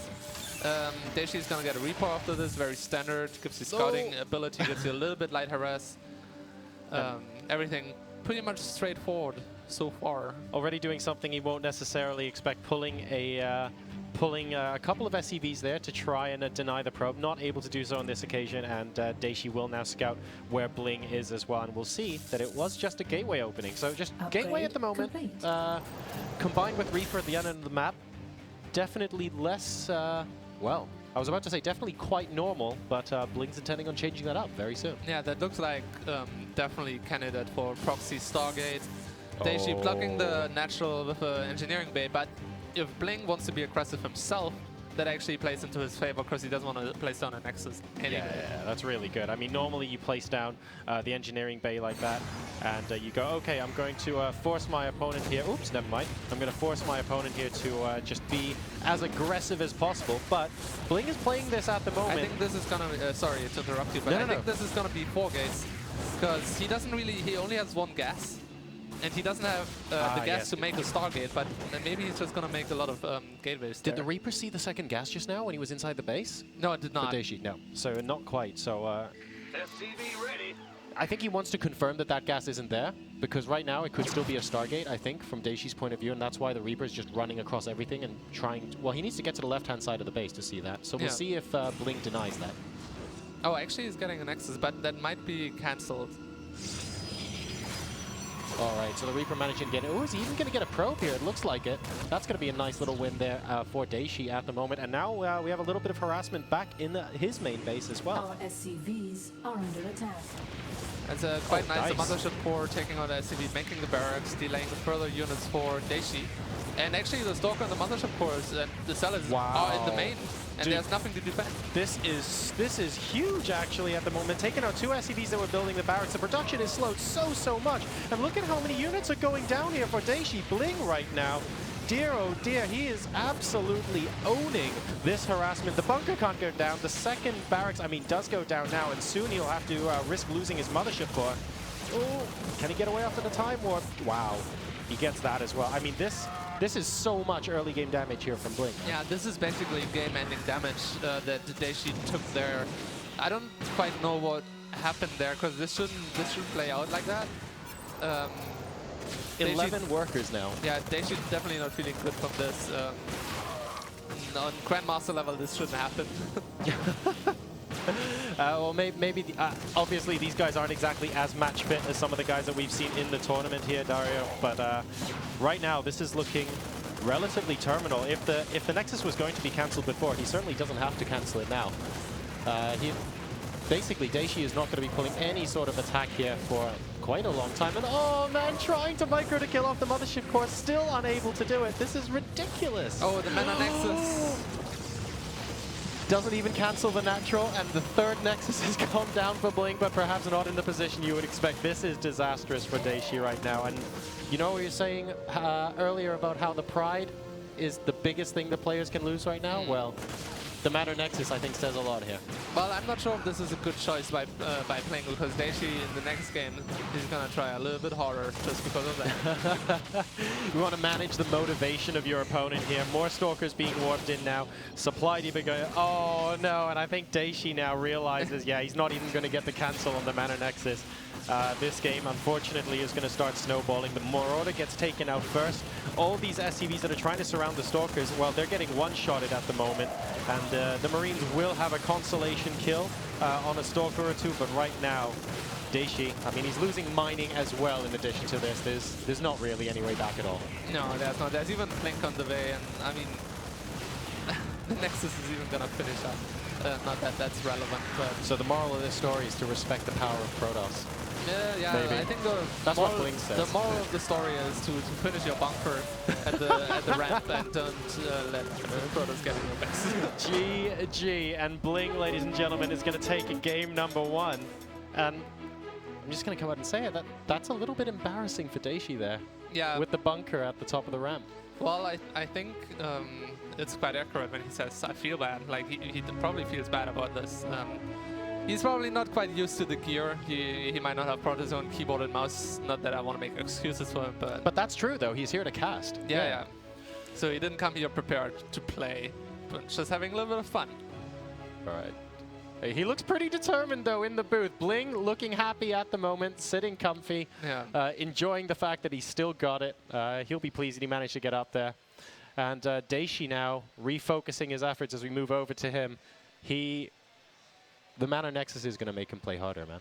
I mean, I'm not saying that makes him win the game or anything like that, but he looks really focused right now. Yeah, he's pissed. I mean...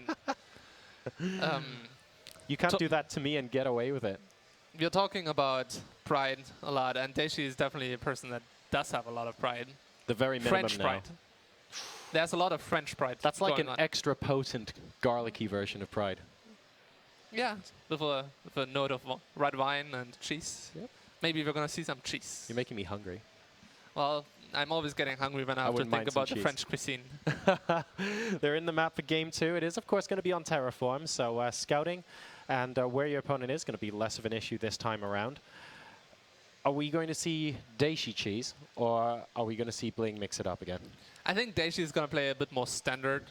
He played extremely greedy the last game and got punished for it, making 2 Reapers. So I'm expecting him to just try to show that he can be playing with a solid style. All right, and we're going to be getting into the game very shortly. Bling momentarily was Terran there, so we're just going to go ahead and sort that out in terms of races. He's looking very comfortable in his booth. You don't normally see Bling in a booth smiling before the start of a game, but I think the smugness is now starting to shine through. Don't get too overconfident, mate. And there are the maps, of course. Coda is going to be the deciding map if this series goes to 1-0. And I actually quite like that because it's just going to be like straight up map. Both players know exactly what they're doing. Of course, they do on every map, but Coda will be where they have the most practice, even if they are a little bit not tournament fit. So I like that that's going to be the starting map. But Bling now has an opportunity to just close this out 2-0 from the outset and completely silence Daishi here. Yeah. I'm expecting some aggressive style by playing once more, so could be another quick one. Well, let's see, ladies and gents, we are about to load into the game. Oh, man. If we see a cheese from either player and you had to put your money on this is the cheese I would go with, what would you pick? Well, it looks like Bling is going to go for proxy again. Oh, dear. Well, let's see, guys. We better hop into the game and take a look because spawning in the top left-hand position of Terraform as the blue Terran player representing Millennium, we have Daishi. And his opponent, good luck, bud, because it looks like you're going to need it. There goes a probe to the other side of the map. Ladies and gentlemen, in the bottom right as the red Protoss player, it's Bling. Time to pay for this last game. Mate. So much talking right now.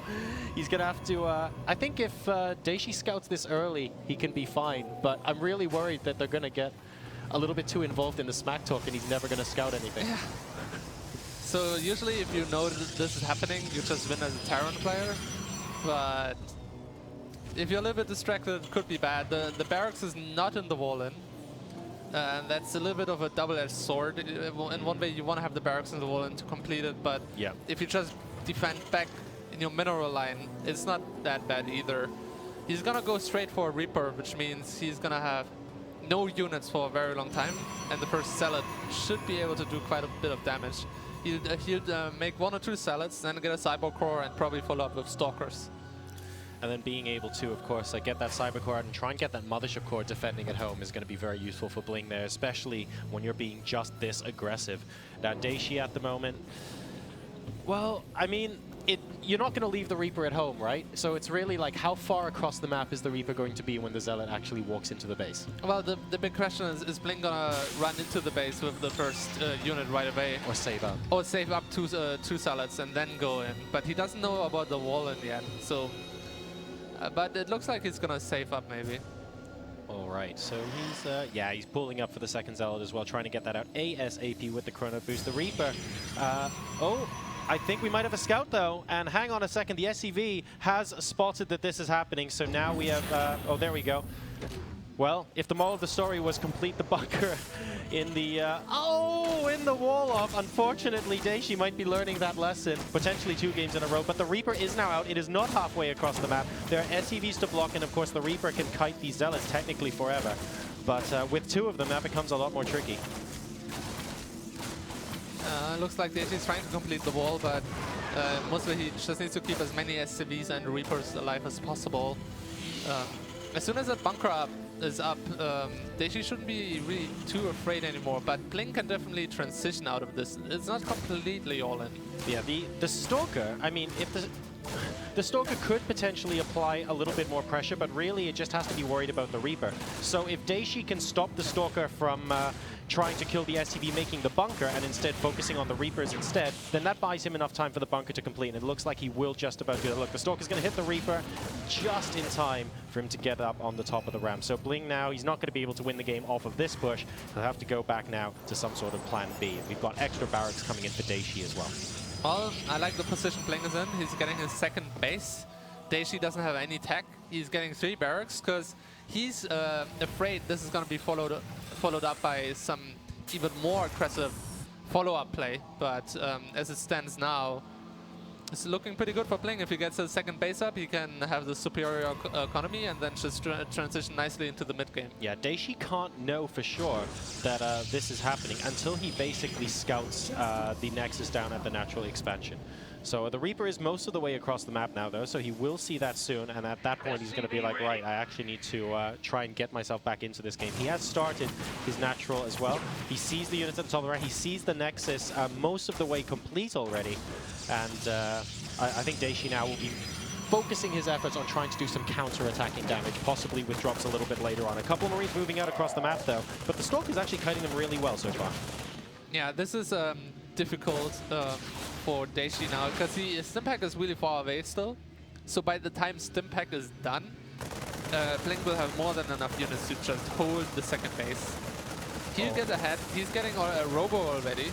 So if he goes for quick Colossus, as he does, Daishi will be in trouble because his tech is just so severely delayed.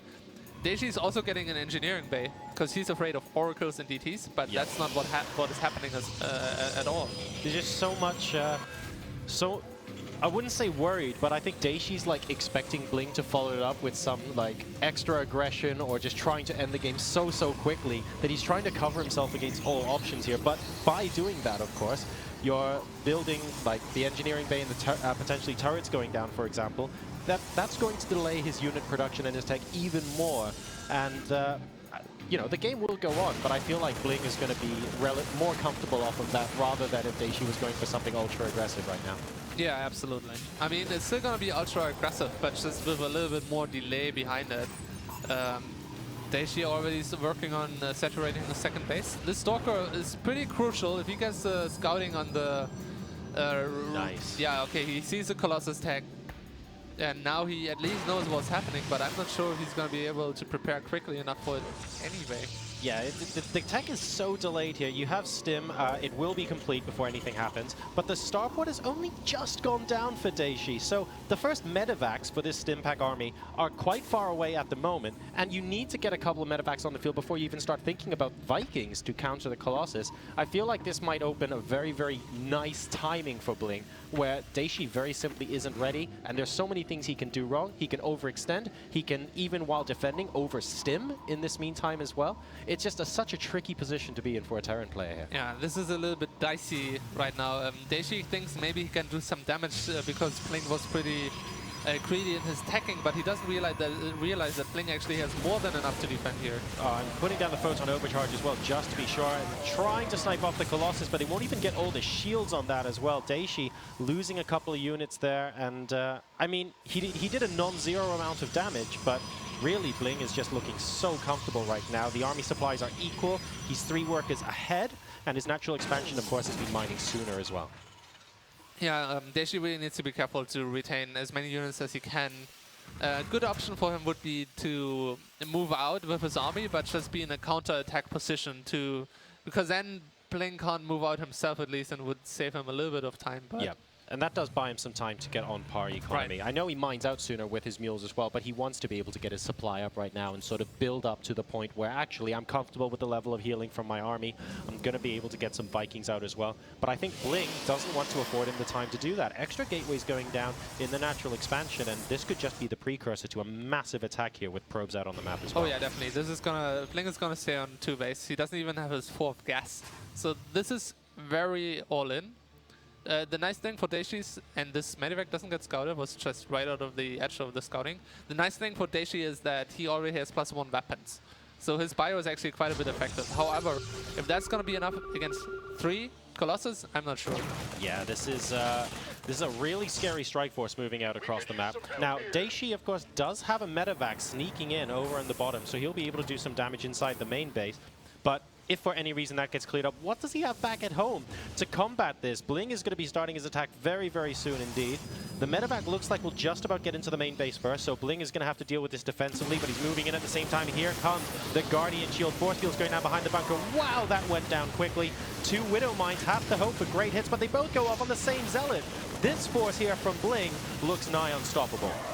Absolutely. The army's just getting annihilated here.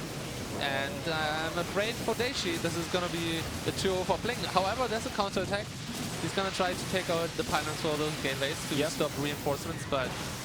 Well, you were saying earlier that he wanted to be in a position where counterattacking was an option. He was behind anyway, so perhaps being able to try for some sort of counterattack and some sort of base trade is just a good option for him here. The problem is, in the meantime, even though Bling is supply blocked, he managed to warp in some units in his main base, and he still has Photon Overcharge to buy himself a bit of time.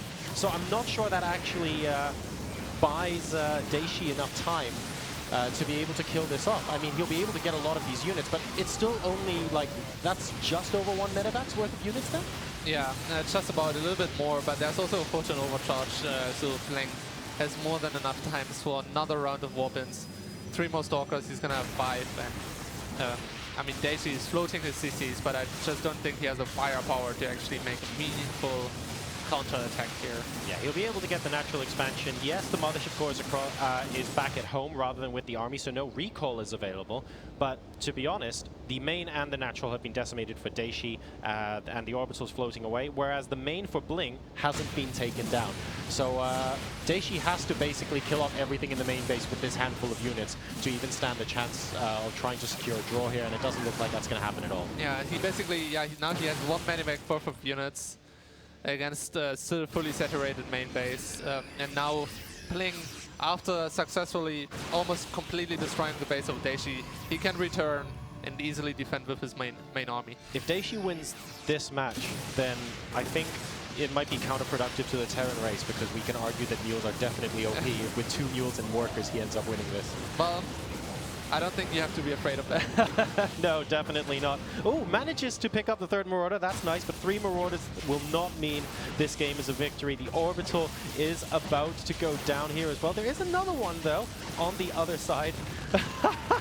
And even our observer is like, wow. The power of Protoss definitely has to be respected here. This was just comprehensive from Bling, to be honest. Yeah. Well, Daishi is still trying to hold on with his.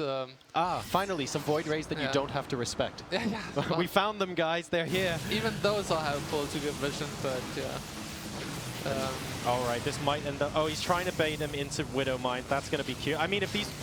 Whoa, whoa, whoa, whoa, whoa, whoa! Okay, that was quite funny here, but I think the remainder of this army still will be able to pick this off in time. That was a nice, cute little move from Daishi. He's, of course, fighting to his very last breath. Unfortunately, that might be about 1 minute from now. Yeah. I mean, it's nice because Blink doesn't have any detection right now, but even now he's making another observer, and he can just walk over those mines, ignoring them, tanking them, and the last CC is dead. RIP. No more units for Daishi. He has 6 army supply, and I don't even know where that is. He's had his Luke Skywalker moment, ladies and gentlemen. GG, and by a scoreline of 2-0, very comprehensively in this grudge match. Bling able to walk away victorious. That grin on his face is no doubt about 5 miles wider at this point. Yeah, he's gonna be good. I wonder if they had some bet going on. Oh, there we go. Okay, at least they're still friends. Yeah, a lot of love there. So Daishi definitely owes a couple of beers to Bling. Yeah, I think so. I wonder if there were beers on the line, but if there weren't before, they were now. Ladies and gentlemen, Bling and Daishi. Very, very entertaining show match there, but Bling ultimately coming away the victor. Daishi not able to pull off the goods. Yeah. Game number 2 was a lot less embarrassing than game number 1. Yeah, even though it was still pretty one-sided. Yeah. Oh, well, it looks like that's going to be it. Bling enjoying his time on stage. And, yeah, they're going to be packing up and presumably getting ready for the finals in a bit. And, oh, this is going to be great. I think we're going to have an interview with both of them coming up. This will be entertaining. Well, Looking of forward course. to that. Why not? I mean, they played in the booth. They deserve an interview. So, Protoss. I don't want to complain too much. Legacy of the... I mean, Daishi didn't play very well. We've seen the trailer for Legacy of the Void now, and I've been saying for a long time the most imbalanced things in the game are probes and pylons, and I feel like that the trailer in Legacy kind of goes some way to prove that. Yeah, I mean, they're pretty good. Yeah. They're pretty quintessential to the Protoss strength. Well, we'll see how good they end up being, guys. James is now on stage with both of the players from the show match, so let's see what they have to say before we head later on into the final. Well, wasn't that a great game between these two? Bling, obviously, we're going to start with first game, the core. What happened there? You just annihilated him with it. What can I do, man? In front of my home crowd, like, I haven't played for a month, but that means nothing. I forgot about that. I blocked that out, and I dug deep and got the win. Daishi, what went wrong? Micro just didn't seem there, mate. I thought he wasn't gonna be so cheesy, like to go direct into my best. Solid play, mate. Solid play. Solid play. So you weren't cheesy then, Bling, no? I wouldn't say so. I'd say that I was creative with my strategy choices. I wouldn't say it's cheesy. I think he's just a bit salty after, which is fair enough. Which is completely fair enough. I mean, I wouldn't like losing to a retired player either, but. Now, you've obviously both prepared so much for this. We're given the 15, 20 minutes you had to get ready. So what was going on? What were you guys thinking? Were you like, we're going to go all the way here, I'm going to give it my best, or what was the plans? I was just checking my Tinder out, actually. I'm going to be honest. There was no preparation whatsoever. That's it. No, of course, it was a fun match, but still, I think I gave it my best. And I got crushed. So it was, no, honestly, it was good from him.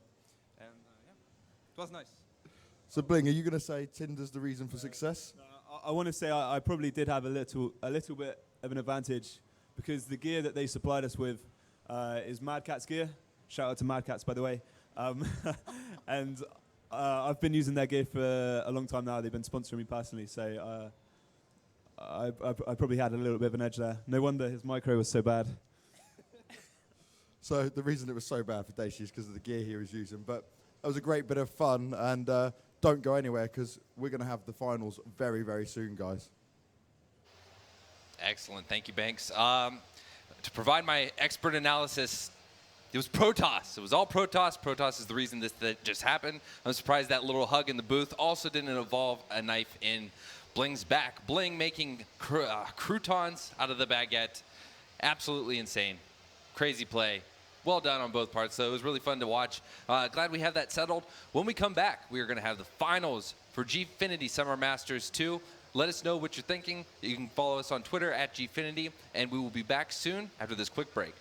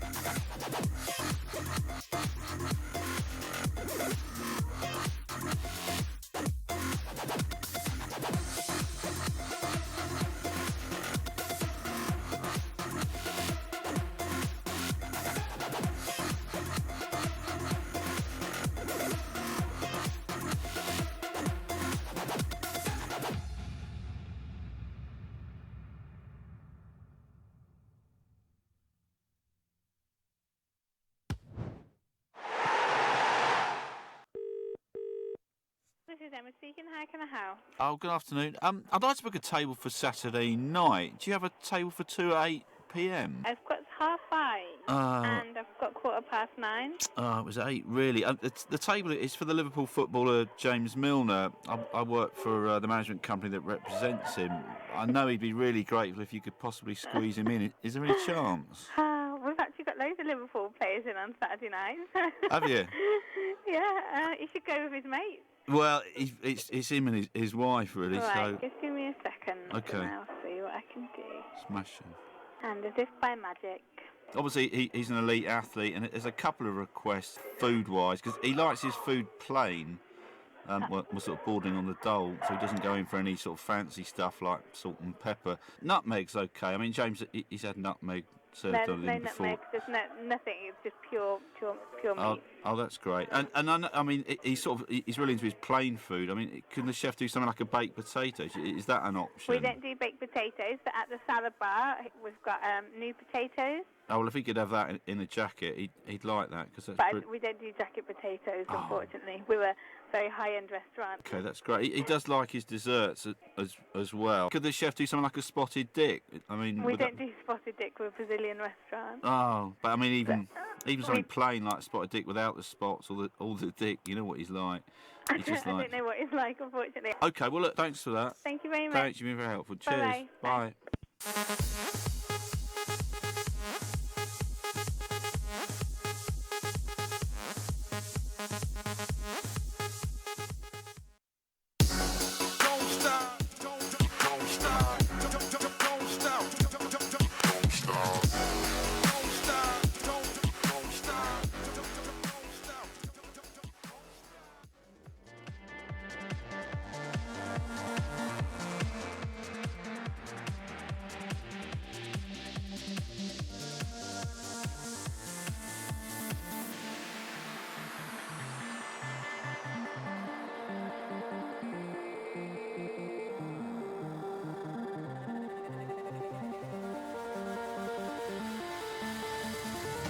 It's never too late to admit when you're wrong. Turn a new leaf, see a new dawn. The time to decide has come and gone. Just give me a chance, we can carry on. I made my choice, these drums of your voice, they run through my head as I remember the day. Stay in this moment.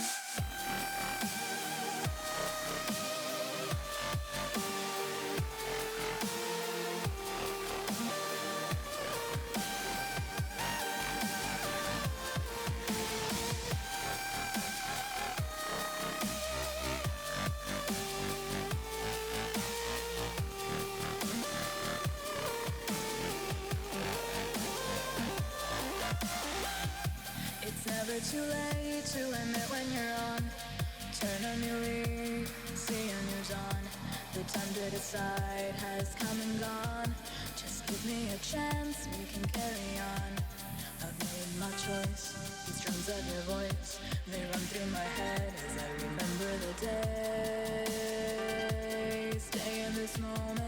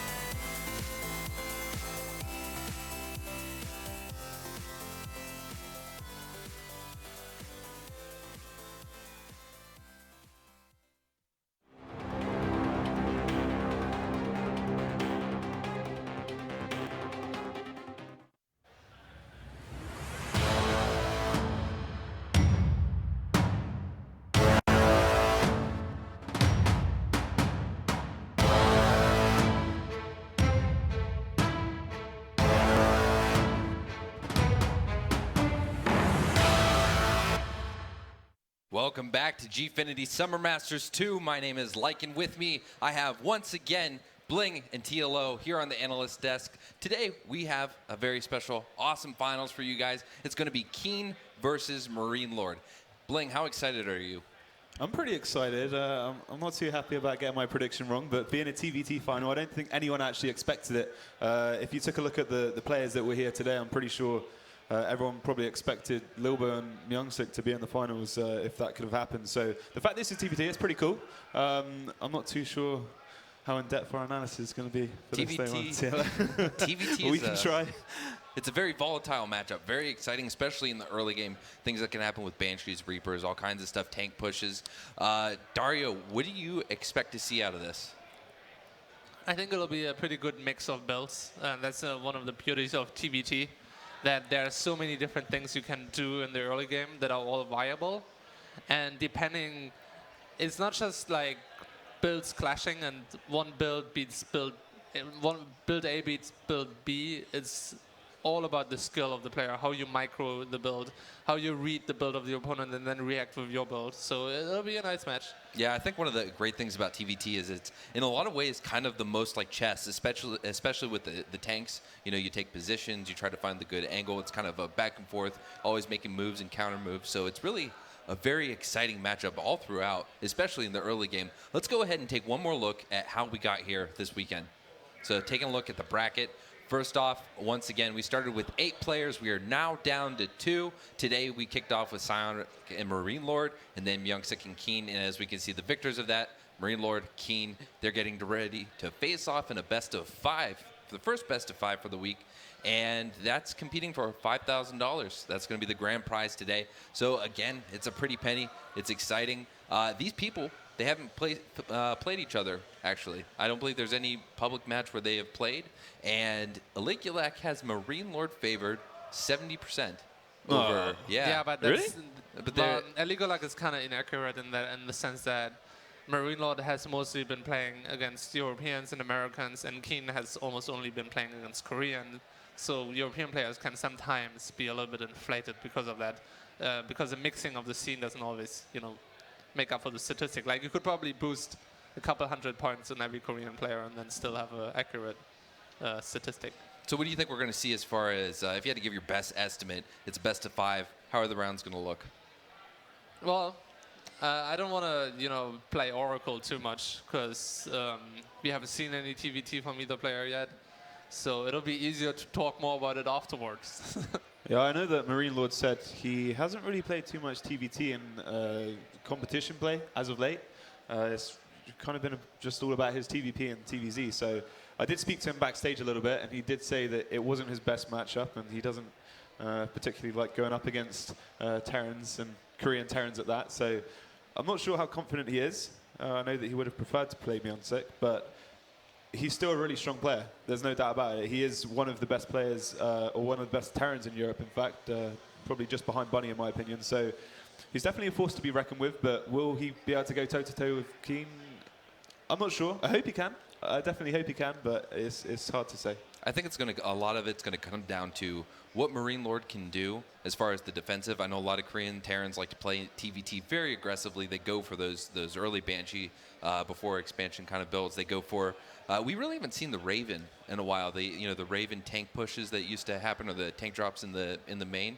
A lot of early Widowmine though, a handful of Marines, a Widowmine, those kind of things. So I think it's going to depend on how well Marinelord can react to that. Do you see him as a player that's going to be able to handle that kind of aggression? I don't know. It's going to be hard. Like I think if anyone's going to be the aggressor, it's probably Marinelord. I don't think he'll want to go into the late game against Keen in TVT because it's kind of hard. If you make one big mistake, or not even one big mistake, but if you make a small kind of mistake, it will lead into a game-winning kind of mistake. So it's a very volatile matchup, like you did mention before. And yeah, if he can get that early game down.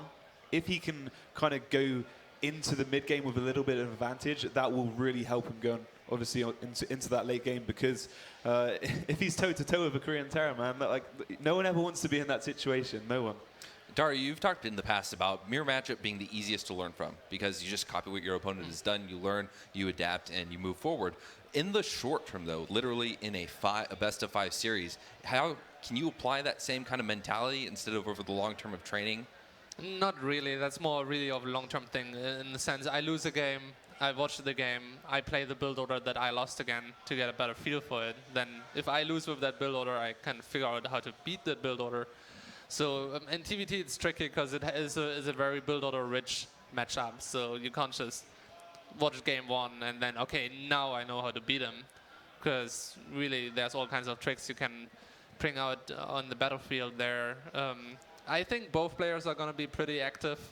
It's kind of rare that people play passive in TVT because, as Plain said, once you get in there, you can do so much damage. For example, if you have a double marine drop in your base and you're out of position, you lose 2 E-base, you lose a base in a matter of seconds. So usually both players try to be pretty active to have a better idea of what's going on the map, try to look for opportunity. If you just sit back, eventually the other guy will find an opening. So you need to find your own openings. So when you go into a matchup, you're in a mirror matchup, and say, you know, we're talking about Zerg, for instance, in this case. How do you go about the series if you know that your opponent is better than you? Is there anything you can do to kind of compensate for that just because you play the same race, you have the knowledge of that race? Well, I feel there's not extreme things that you can do in TVT because most of the builds are pretty figured out. Everybody kind of knows how to play against everything. So that's the thing. TVT, usually the better player comes out on top. You just have to, he's just going to have to play the best he can. Yeah, I will say that it does seem that the best player in TVT does come out, but there are also those instances where the volatility of Terran as a mirror matchup really kind of shines through when you see players just take that one opportunity. You know, you snipe a medevac and it could be the game over right from there. I think one thing that we haven't even discussed about is who's going to go for mech and who's going to go for bio. Or are they both going to go for mech? Are they both going to go for bio? Because that's probably going to be the biggest factor in this series. Obviously, the openers are very important, but as you progress into the mid to late stages of the game, which path are they going to go down? And I think Marinelord, he can play both styles, and I'm sure Keen can as well. But I think Marinelord, he's probably going to feel a bit more comfortable playing that mech style because it's not as fast-paced and it's not as aggressive and it doesn't tax his multitasking as much as a bio style play would. And I'm not saying his multitasking is bad or anything, but as we all know, I think Keen's APM is like 300 and that's like completely ridiculous as a Terran player. So I'm pretty sure he'll probably go for a mech style, but what will Keen do? I guess we're going to have to wait and see. Yeah, I like your thoughts on that. I definitely agree that, you know, when it comes to multitasking and a reason for Marinelord to take the mech side, but I also do think that mech among Korean Terrans seems to be very popular in TVT in a lot of cases. So we could also see it from Keen. I'm not too familiar with his play style as far as TVT goes, but it would be interesting to see if we do get a few mech games out of it. It is a best of 5. You know, we could have up to 3 games, you know, from one side, or it could go up to 5 games total. That gives us a lot of opportunities to see different play styles, especially with the different maps we have. Is there any map in particular you think that favors Terran mech against Terran? Do we know the maps? Or are you just asking? Just the map pool in general. It's very... We don't have the maps yet. Okay. No. I think if any map's going to get... if any map's going to be played with bio, I guess a bio style play, it's going to be Moonlight because it's just so hard to defend across kind of 3 bases. The rest of them, maybe Bridgehead as well, but other than that, I think mech's pretty decent for pretty much every map. Well, Iron Fortress is also pretty hard to mech. Yeah, Iron Fortress as well. I guess that's a tricky one. I guess. We actually have the vetoes right now. We can take a look at that. It looks like Marinelord got rid of Dash and Terminal. Keen got rid of Bridgehead. And then Marinelord's picks were Cactus Valley and Terraform. Keen then going for Coda, Iron Fortress. And then, of course, our decider is going to be Moonlight Madness. Cactus Valley, it's a big map. There's a lot of space, a lot of move for drops and all that. I could see that as a very good map to go bio on, especially if you want to use the mobility. You know, there's not a lot of open space that isn't hindered by some sort of rock formation. Let's hope we see bio on that map because it is a very big map, like you said. And if it's mech against mech, it's going to be a pretty long game. So it would be fun to see bio on that map, but mech's pretty good on that map as well. It's an easy map to do it as well. Securing those 3 bases is what kind of any race wants to do, Zerg, Protoss, Terran. So the easiest way to do that on that map in particular is mech. So there's a good chance I think we can see that in this map. Dario, do you have a favorite style you like to see when it comes to Terran play? No, I really like the diversity. That's the main cool thing about TVT. I mean, I prefer watching bio over mech, but within the bio style, I don't really have a preference. I think Cactus is kind of good for mech, I guess, initially, but the problem of Cactus is if you try to go beyond 4 bases, you spread out yourself really, really far. So on those big maps, if somebody goes for mech, it's going to be an extremely passive mech. Like, you really need to get up to 200 supply before you can do anything beyond the 4 bases. So I think this is probably going to be decided by Bio. If there's going to be mech, it's never going to come to that. Either it's going to be a really long mech versus Bio game, or it's going to be a really short Bio versus mech game. Yeah, I feel like in TVT, that's the place where Terran really gets to show diversity. If you look at especially if you're playing Bio, right? If you look at the TVZ, TVP matchups, you kind of get pigeonholed into these styles that really start working in the meta, and there's really very little deviance from that unless you're going to do some sort of special build, right? But in TVT, you have all those options: Ravens, tanks, Banshees, Reapers, all those different kind of pushes that you can do. Yeah, and that's what makes the matchup so cool, because there are so many different options you can open with, and yeah, it's a cool matchup for sure. Definitely, definitely. So, looking at the overall tournament, I guess final thoughts on the event. Did you have any specific matchup that you really were shocked by? I guess the natural one is to say Psionic and Patience, but yeah, Lilbo as well. I guess everyone's pretty sad to see him actually not there. Yeah, I think a lot of people were hoping for a Baguette final. Yeah, well, we do have a Baguette in the final. And do you think it's going to be Marinelord emerging victorious? No, I hope so. I hope so. I like him. I like him. Yeah, he's a cool guy. I'm good friends with him, and I hope he does. But at the same time, Keen's really keen. Hey, yeah. In his post-game interview in his last series, he mentioned that he's never been in the finals before. Yeah. A Korean tournament or a foreigner tournament. So the fact that he's in one, I'm sure he's going to be hungry for it, and yeah, I'm sure he's going to do whatever it takes to win. Yep. All right, guys. Well, it looks like we are ready to get going. We're going to send it once again to the best stage host in the world. We're going to get things started. We're going to send it to Martin. Take it away. The best stage host in the world. I love you, Jared. I always have and I always will. It's grand final time. We're ready. You're about to find out who is going to win the StarCraft 2 Summer Masters 2 here at the Gfinity stand, live from EGX in Birmingham. We've had a great 2 days. It all comes down to the next couple of hours, and we will find your champion right here, right now. Let's waste no more time and bring out the first of the finalists. He's a Terran representing Millennium from France. It's Marinelord.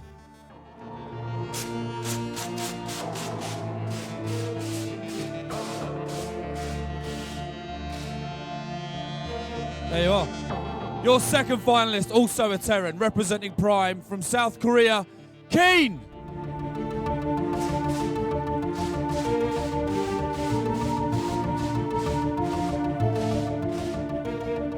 Good stuff. Right, gentlemen, if you'd like to shake hands, get yourselves in the booth. It's time. We're here. It's right here. It's right now. Talking you through the action. Let's take you over to your casting team, and they'll bring it all to life. Boys, over to you. A Terran versus Terran final, our best of 5 series now at the end of the tournament. And well, we have 2 great players here. The new Koreans, the French, they're represented by, of course, Marinelord here. And we have also a French Terran player commentating the game with me. And yeah, are you excited for a Terran versus Terran? I mean, of course, I'm a Terran, I'm French, he's the same team as me, so couldn't be better for me. How do you think his chances are going into this right now? You said at the beginning that he's not really too eager to play against Keen. He doesn't want to play the Terran versus Terran because Keen is just such an amazing player in this matchup. He would have rather faced off against Myung-Sik. How do you think his chances are to actually become the champion here at Gfinity Masters? Well, yeah, he's scared, obviously. I mean, when you face a Korean in a final of any event, you better be scared. But in the end, he's just going to play his best, I think. And his best is really insane. He's obviously one of the best Terran, if not the best in Europe. And yeah, he's going to bring some sick action, I think. And in this case, we're seeing now Keen on screen, of course. Like, he played an incredible series so far. Not only the games that he played against Myung-Sik earlier, but also on the first day when he made the comeback against Lilbo. He already took down one of the baguettes. Now he has a chance to take down the second one. We had actually quite a lot of French players in the tournament here, but we did also have our fair share of protos, and especially, of course, that game between Psionic and Patience is still something that we remember from the first day where the French player was able to take down a Korean. That's something that Marinelord is going to try and do now as well. Keen, as you can see here, 20 years of age, and he has been playing some incredible games, and of course with the victory here he would crown that those accomplishments. 5,000 for the victor on the line here. The second place still goes home with 2,500 euros, so it's quite a bit of money that he can win in this case, and both of them super eager to win this right now. Keen, what would you think are like the key features of his play in Terran versus Terran? I don't know much about his activity, but I know that he has taken off very, very good players in Korea. I'm talking about top Koreans, so it's basically the top players in the world. So being able to defeat them makes me being a bit scared for Marinelord, but I'm confident. Look at him, he's smiling. He's confident as well, I'm sure. I'm not exactly sure what he's laughing about, but he seems to be in high spirits here. And of course, we have all seen his games now as well. He had a pretty good run through his bracket part, also 20 years old, and we have him with the WCS rank 37, as you can see here. His Terran versus Terran, as you could just hear from Deji, pretty good, but then again, Keen is a beast in the matchup as well. So we are going to see a pretty high level Terran versus Terran. Yes, it is going to be a very high level. I remember that it's actually weird because Marinelord says it's not his best matchup, but he's a beast in TVT. Like, I don't know why he thinks it's not his best, to be honest. How often have you actually faced him in tournaments? A lot. I used to always beat him like 2 years ago, and he had 1 year when he basically stopped school to go full-time in pro gaming, and he had a very bad year. But since early 2015, I'd say, he started to just well, destroy me all over, and it was the same for Gigi, for example, which is an insane Korean. And even the other Koreans, the other European Terran in Europe, he was starting to just beat them left and right. And I'm talking about Bunny, Happy. So these names are not unknown, and he managed to defeat them really easily. It's definitely going to be a great final here, and we of course see the maps again. We have a best of 5 for the first time in the tournament. The final series with potentially 5 maps. Cactus Valley is going to kick the tournament match off. We have Coda coming in on number 2. Terraform is going to be our 3rd map. Iron Fortress and Moonlight Madness, if needed, are going to be map number 4 and number 5. And yeah, both of the players, of course, getting ready to roll here for the finals. And our first map is, as mentioned before, Cactus Valley. We have a great Terran versus Terran here. They've been mostly facing Protoss players thus far. This is actually the first mirror matchup that we have with the TBT now in the tournament. And the map is live, so we're going to jump in right away. And currently starting off here on Cactus Valley in the first map of the final. Up to the top right of the map, we're having our first Terran player. It is Marinelord. Marinelord up to the top, a French player here, the only European in the finals here, and down to the bottom right, it's the Korean Terran, it is Keen. And what are the positions that we see here on the map, and can you just like explain a bit what your personal thoughts are on Cactus Valley as a map for a Terran versus Terran matchup? Well, it's a very open map in the way that I have no clue what they can do. You can basically do anything on this map. I think Mech is decent because there is no much threat with the drops. But Bio is viable as well because it's a big map, and when you want to move out with your mech army, you can basically get destroyed by a big concave or a flank or anything. So I cannot tell what they want to go for. Well, in this case, we have actually like an early gas here for Keen already, so he's starting off with the gas in this case. And in general, like in the series, we've been talking to Marinelord a lot about the series, of course, beforehand. And what would you expect him, not only on this map, but throughout the series? What style is he going to play? Is he going to play a rather passive stance, or is he going to try and be the aggressor throughout the series? What has he said? Well, he's very solid in terms of build, so I think he's just going to do the build that he knows, which is mostly mech and very Hellion-based early game with Vikings and Raven. So that's the core of his gameplay early on. Mostly Hellions, Vikings and Raven. He doesn't want to take damage from early Banshee, for example, and he wants to have this map control and army advantage. And from then, snowball the Terran with a mass Hellion. We have Marinelord already scouting up, but he's scouting to the top left first, so counterclockwise in this case, which means that he's going to get a very late read on what Keen is doing. So he's not going to see that early gas anytime soon. Actually, maybe even a bit of a problem there for Marinelord as he pauses. But let's talk about that scout a bit. As we have Keen opening with the gas first, how important is it for Marinelord to identify that early on, and how difficult is the game going to be considering that he's scouting into the wrong direction now? Well, of course, that's a big deal on a 4-player map, not to scout your opponent first. He's going to have to... Well, she's gonna scout him in 2 minutes from now, so he will not know that it's gas first, but I don't think it matters that much because I feel like he's gonna go for a defensive style with an early Raven. It's the first game of the best of 5. I think he's gonna chill a bit, be defensive, and wait to see the Queen playstyle. How does he want to play this? So just test the waters a little bit and see what exactly Keen is up to. So just leaving the field for Keen at the beginning and playing a more reactive style at first. but it's dangerous, I think, because Keen will have the initiative, and letting a Korean come to your base, I don't know about that, but he knows about TVT. He has already beaten so many Koreans before, and as I said, many European Terrans. So I'm looking forward to see his defense. Well, Keen in general throughout the tournament, I mean, of course, in different matchups, but as a general playstyle, he was very aggressive, or at least he was the one who was trying to really have the initiative during the series. We've seen it a lot during the series against Myungsik in particular, where he was always trying to just like go for a bit of draw play, a bit of early poke, just like trying to find out what he can actually accomplish with early aggression. In this case, he's opening up with the gas first. So if you would have to judge what Keen is going to try and do here right now, it looks like he wants to really initiate the attacks here. Yeah, definitely. He could still go for something defending himself, like a Raven, for example, really early on. But it's most likely going to be either Marine, Hellion, Medivac push, or a quick Banshee Cloak. That's the two options that I see right now. Yeah, we've seen actually Keen like with a lot of different openings, also against Protoss, not so much in style what he did there at times, but we've seen him with Proxy. With Proxy Widow Mine drops, for example, he's went into Banshee play, and he could do the same thing against, of course, Marinelord there as well. Keen has already pointed out by not only Marinelord, but you earlier, is a great player in Terran versus Terran. He's been playing the matchup. He had great results in Korea too, and he's just one of these guys that has like a lot of different builds that he can show. And it's going to be interesting to see how especially Marinelord is going to adapt to this. But then again, all of the foreigners that we had at the tournament, especially the French, have shown that they can take down Koreans. I mean, Lil Bo wasn't too happy with what was going on yesterday.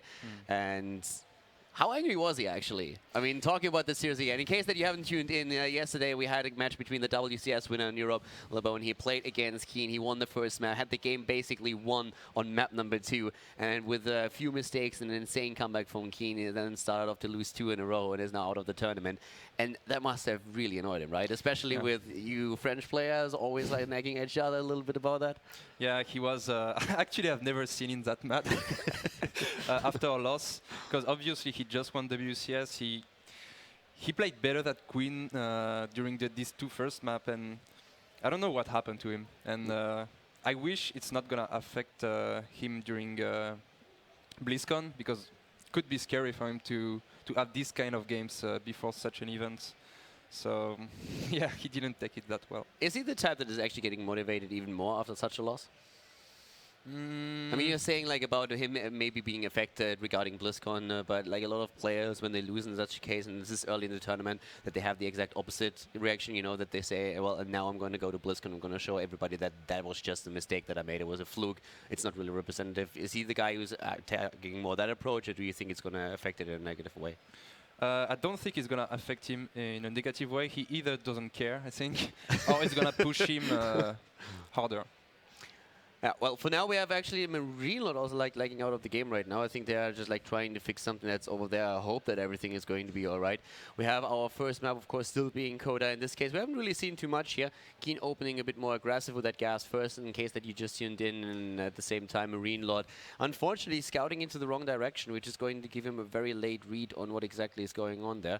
He was pretty relaxed in the backstage area going into this. I mean, you guys talked a little bit, but so far, he has made a pretty relaxed impression. It would have been more interesting or more better, like a little bit better for him to actually see Myungsik advance, since he could have also like scouted out his playstyle a bit more.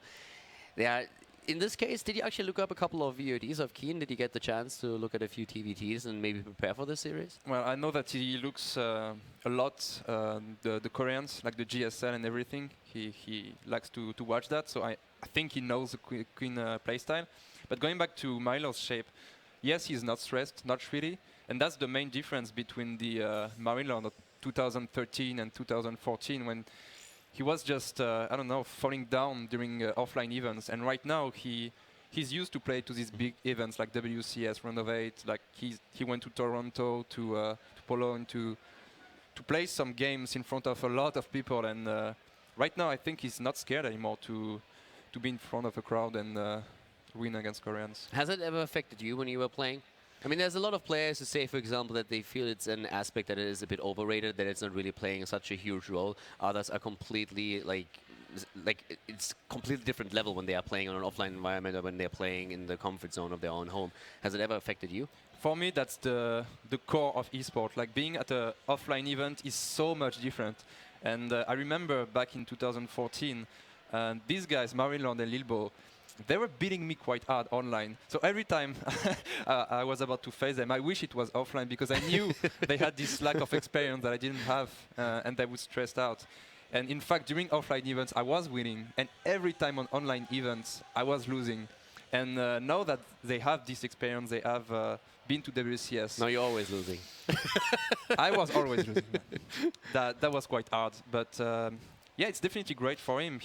I'm looking forward to see how he performs during this final, but as well in 2016 with Legacy. I mean, when I see these players with such skill not being scared anymore in front of a crowd, I'm expecting some sick memories about Stefano.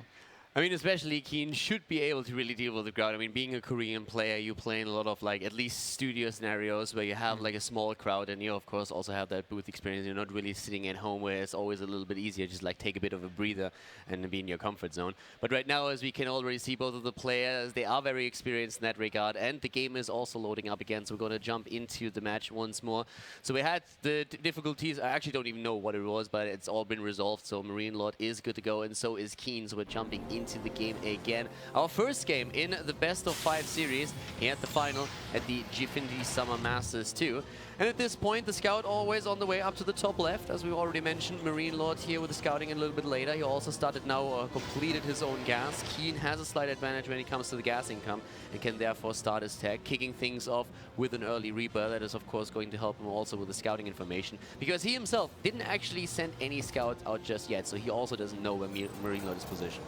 Yeah, so this Reaper means that Keen is willing to be slightly aggressive early game with maybe 2 Reapers and 1 or 2 Hellions. Not quite sure, it could just be to scout right now. Only gonna depend on what's gonna build on this barrack. Okay, so second Reaper, so it's gonna be this Hellion Reaper pressure. It's gonna be very early, but Marinelord of course knows about that, and I've never seen him taking big damage against this kind of strategy, so I like his position here. So Keen in this case, if he goes for the aggressive style, I mean, he's already like putting all down all the pulls. He actually tries to go for the scout here, but it gets repelled immediately. What do you think Keen should do now in this case? I mean, he scouted already the position of Marinelord on the first spot. If he realizes he can't do too much damage with that opening that he has there, what should be the next step for him? Well, he seems to be willing to take a second base. He didn't have that much information. I think he wants to poke in again and see what Marinelord is up to, because he didn't see his tech choice actually, which is most likely going to be Raven here. The 2 Reapers, I don't know what he wants to do with them, but the Hellion's coming. That's very interesting. The starport was a bit delayed here. He's going in with the Reaper, seeing the tech lab. Okay, now he knows. Yeah, so he basically saw everything right now. By the way, Marinelord, of course, also scouting out that expansion.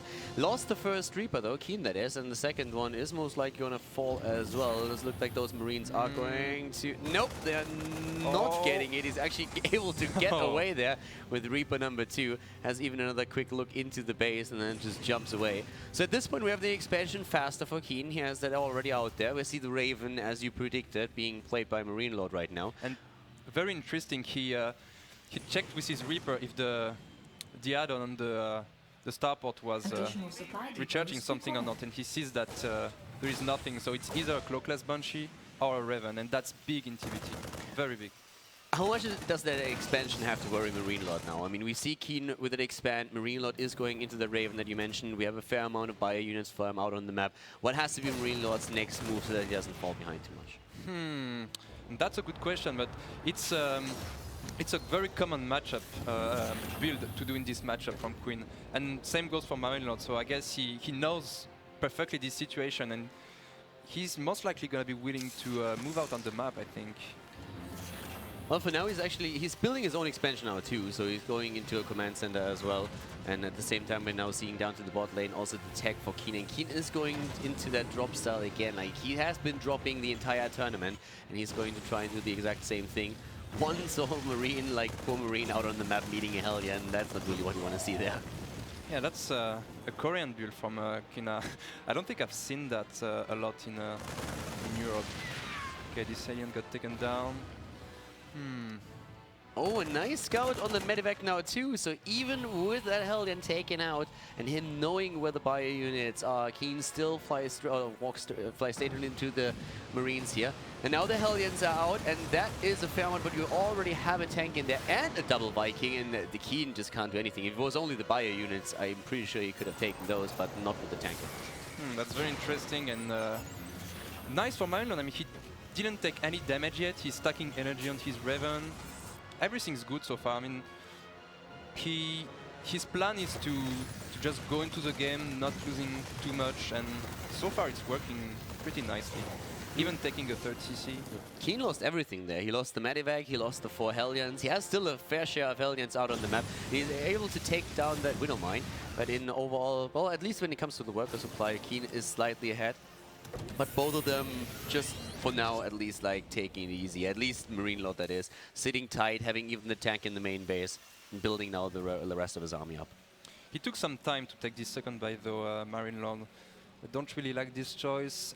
And meanwhile in the second base, the Hellions are trying to do some damage. They killed all the Marines, but the Vikings are gonna be able to win this quite easy.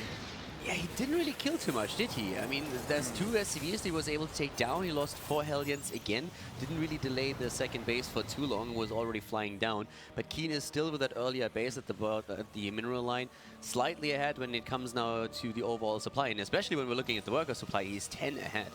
Yeah, but time is working for Marinelord right now because of the 3CC, the triple mule, and the fact that he's going for mech normally. Yeah, should be going mech now. He's making an eBay, but I don't see additional factories. That's what worries me a bit, because it's 10 minutes and 30 seconds now into the game, and we only have 1 factory producing siege tanks, whereas Keen already has 2 factory producing units. But this lack of 3rd CC is... Oh, okay, 3rd CC on the way now for Keen. He's building it now, right at the mineral line. He has also the Blue Flame Hellion upgrade now on the way.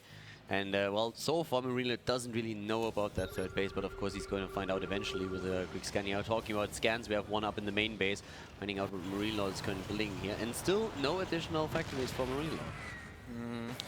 I wonder what the Viking count is, because of course it matters a lot in TVT for mech against mech, and it's 6 against 6 so far, so it's gonna be an advantage to the defensive player right now. So most likely we're gonna see 2 Terran players sitting and watching each other for a bit.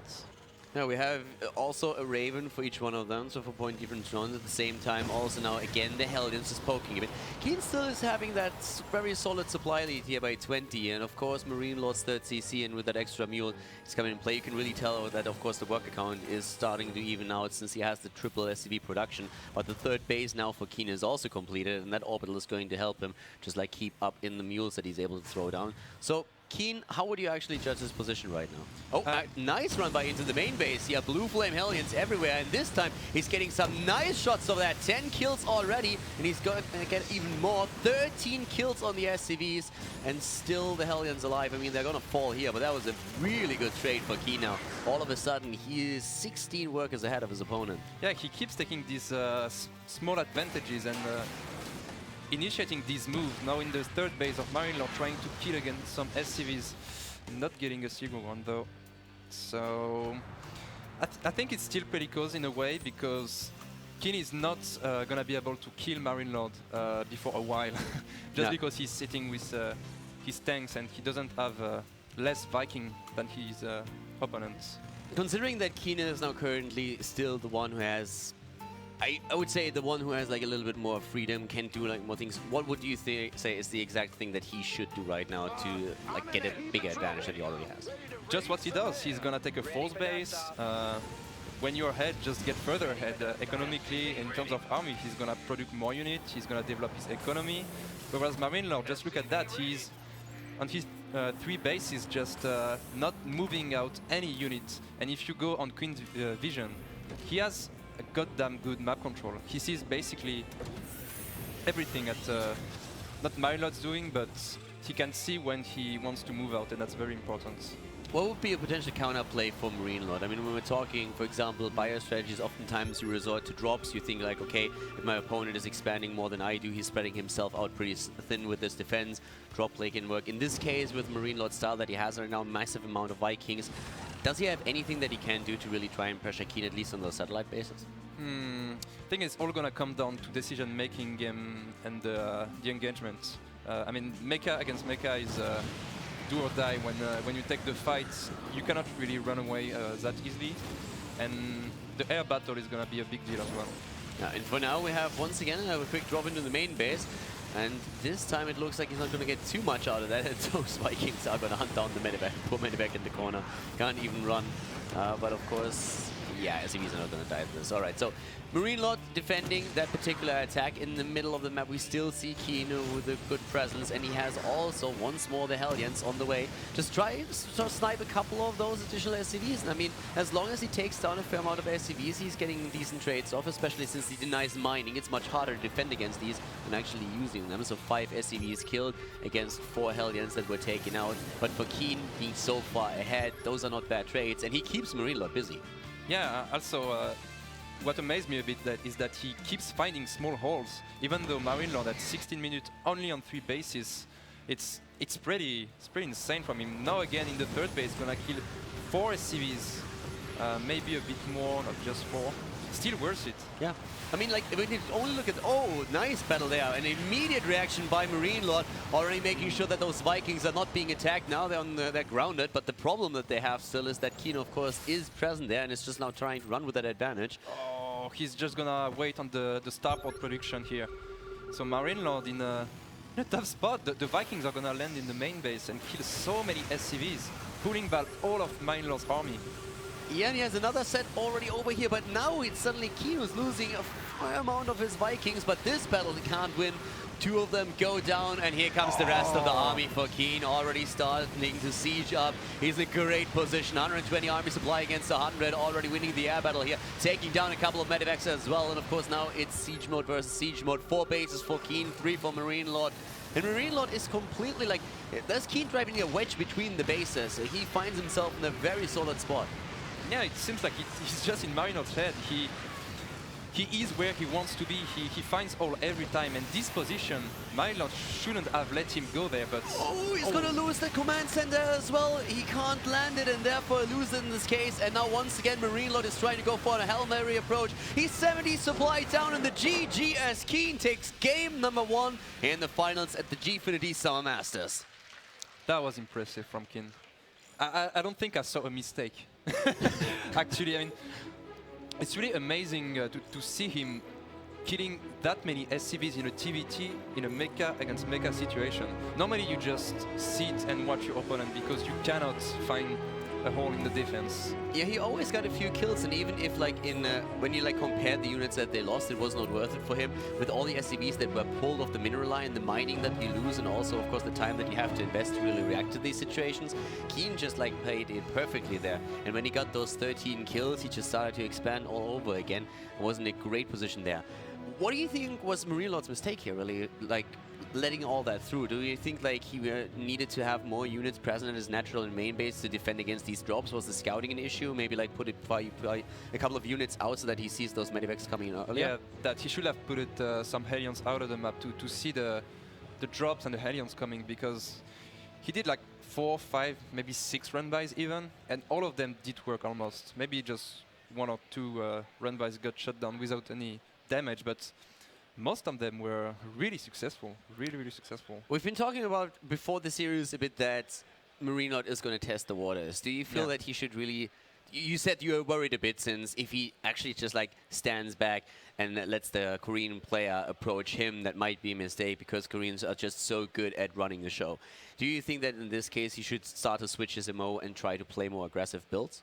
I do think so, because during that game he realized how good Keen was, because he didn't make a mistake. Once again, I think if I watch the replay and I go on Keen's vision, it's if you don't want to win a GSL basically, and you have only TVTs, just back like that, and you're gonna win the GSL. Like, it was was perfect.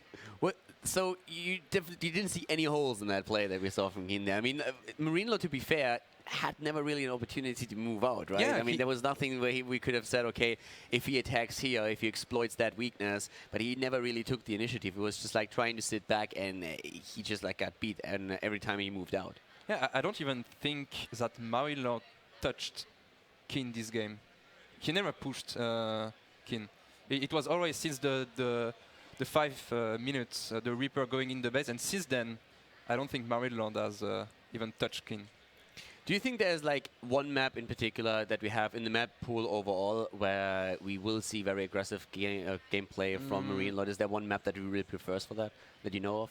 I mean, you've been playing with him quite a bit. Is there a map that he really likes to, where he likes to cheese a bit, for example? I think he almost never cheeses in TVT, actually. He's early game, he's very solid, and he never tries to take big advantages really early on. He's not this kind of tyrant who will go gas first, Marine, Heion, Medivac. You think he should? I think he should. I personally feel like if you have a good cheese, like in a best of 5, throwing it in just makes you much more unpredictable than if you are that solid standard player that everybody knows is going to play that style.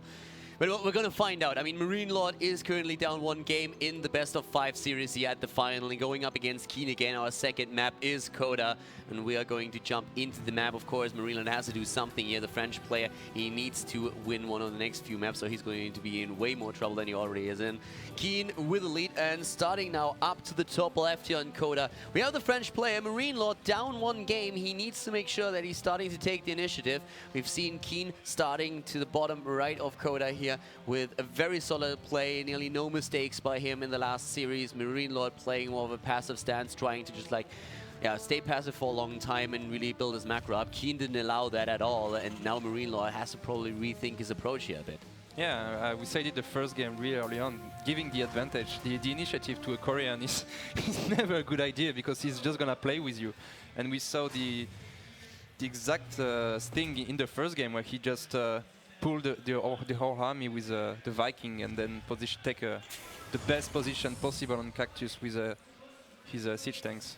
And in this case, Marinelord and as well also Keen both go for a gas first. It's actually one of the things that Keen really likes to do in general, but in this case right now, Marinelord, what do you think we're going to see now? We could see a very explosive match now. I think he will try something. He will try. And Keen, he has no reason not to do the same type of game plan. He's gonna be willing to go to Marinelord's base, see what's up, take some SCVs here and there, and just play better.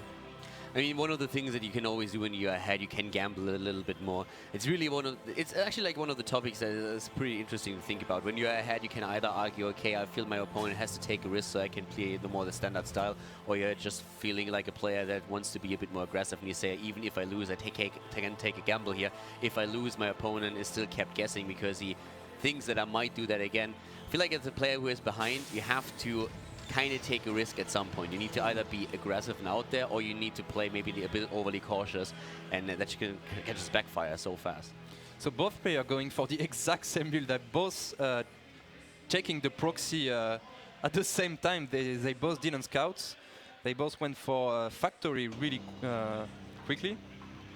And I'm really interested to see if they are both going to Banshee Cloak or not. Because if they are both going Banshee Cloak, it's going to be a very insane early game. Banshees, I feel like if you have a battle between 2 Terrans that are both going for Cloak Banshee, I think that it is like super interesting to watch.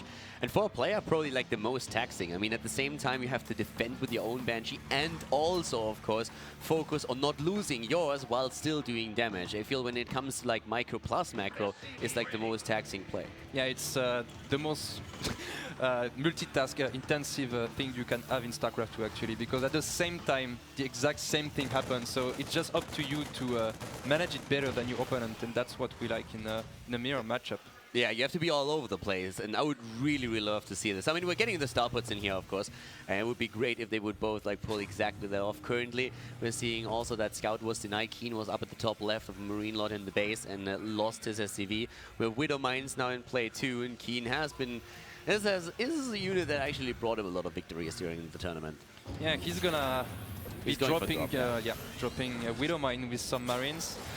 And Marinelord, is he gonna be going for Cloak Banshee? Alright. That's a tough spot for Marinelord. If he defends well, he's well, basically he wins the game, but defending that, I'm not quite sure. It's gonna be tough one, very tough one. Well, Keen really likes his Widow Mine drops. That's something that we already know. He does it against Protoss as well, and very successfully at that. So right now, once again, his scouting information is rather limited, especially when we're talking about Marinelord, as we could just see a second ago. Keen is already on the way up to the top left. Cloak has been started, and Marinelord is, of course, also producing that Banshee that we've been talking about, as also a Widow Mine in production. But let's see how Keen is going to pull this one off. Very interesting eBay coming down from Keen. So he's not going to be too scared of any Banshee. The turret is most likely going to be ready. And he's starting to poke this wall. Yeah, and he's going to get it. I mean, he's going to get, well, he's very likely to get some of those. We have also the Hellion for him to poke a bit against his opponent's units. Nice catch on that Widow Mine, making sure that it's only taking out one unit. The same happens with the Marinelord, so both dancing around those quite a bit. But we have that supply depot getting rather low here.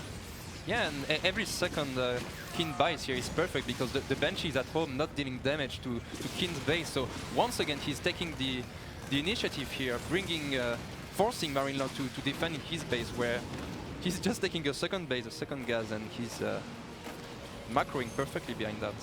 Yeah, Widow Mines are ready again, by the way, so both of them. And we see a pretty good hit here, taking down an SCV, nearly taking down the SCV number 2. And, okay, with the Raven, he finally gets the vision, so Widow Mine kills Widow Mine. Okay, he's gonna try to come down here, but auto turret maybe. Oh, I like this Blue Franklin. He just wanna buy so much time.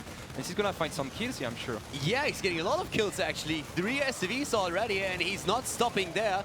He could take another one, and the focus just like lacking a bit in the last second. There could have maybe taken out another SCV, but still pretty solid at that. Of course, now the Banshee is also going cross map. We still have Widow, or we still have a couple of like auto turrets built, and he's flying straight into one, but moves back just in the last second. I don't think he's gonna find any damage here. There is a scan available, 2 Vikings.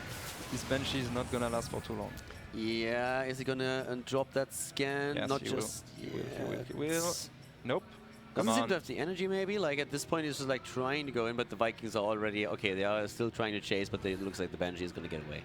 Yeah, sometimes you're just following this Cloak Banshee, waiting for it to be out of energy, but it doesn't seem to be the case here. What tech shot does he go for? Marinelord, okay, going for mech again. And on the Keen side, I think it's the same. It's interesting. Yeah, already taking his 3rd gas, Queenies. That's interesting. So both are gonna go mech. Now we have the expansion also a bit faster for Keen once again. So he has already the orbital tech completed, and he's also in a position where he can start mining. We have the command center flying over now from Marinelord as well. He's not too far behind that, but did he already complete the orbital tech himself? I'm actually not too sure about that, but it looks like he did, yeah. Once again, the Banshee is this time getting a few shots in. No kills thus far, though. Yeah, he has to keep it alive anyways. Even though he doesn't make that much damage, if you just poke a bit, force him to go out of the mirrors and save it, it's really, really nice. He's gonna try and do the same into the second base, but the turret here is very well placed, actually. Yeah, so Marinelord actually in a position now where he has like 2 Banshees around, and he's trying to utilize those to take down a few of the SCVs. We have a drop going up to the top left where Keen is trying to do some damage on his own. And most of those Banshees pretty much out of energy already, which is going to allow that Viking to take them out eventually. But still, 3 of the SCVs are down, a 4th one now dropping, a 5th one as well. Marines are moving in, and the Viking finishing the job. Not really the best trade here. I mean, 5 SCVs against 2 Banshees. I don't think that was worth it, because they are so much valuable late game. If you win the air battle, if you are you have even just 1 Banshee alive, you can just win the game from there. And yeah, Queen has 1 Banshee. I don't think he went for Cloak. No, he didn't. Oh, it's gonna be Bio for Queen. That's surprising. I mean, that's 30 minutes steam. That's not common. Yeah, and Marinelord is still with him. Exile has a lot of Hellions in the map already. He also has a slight lead when it comes to the overall supply. We have 90 against 78.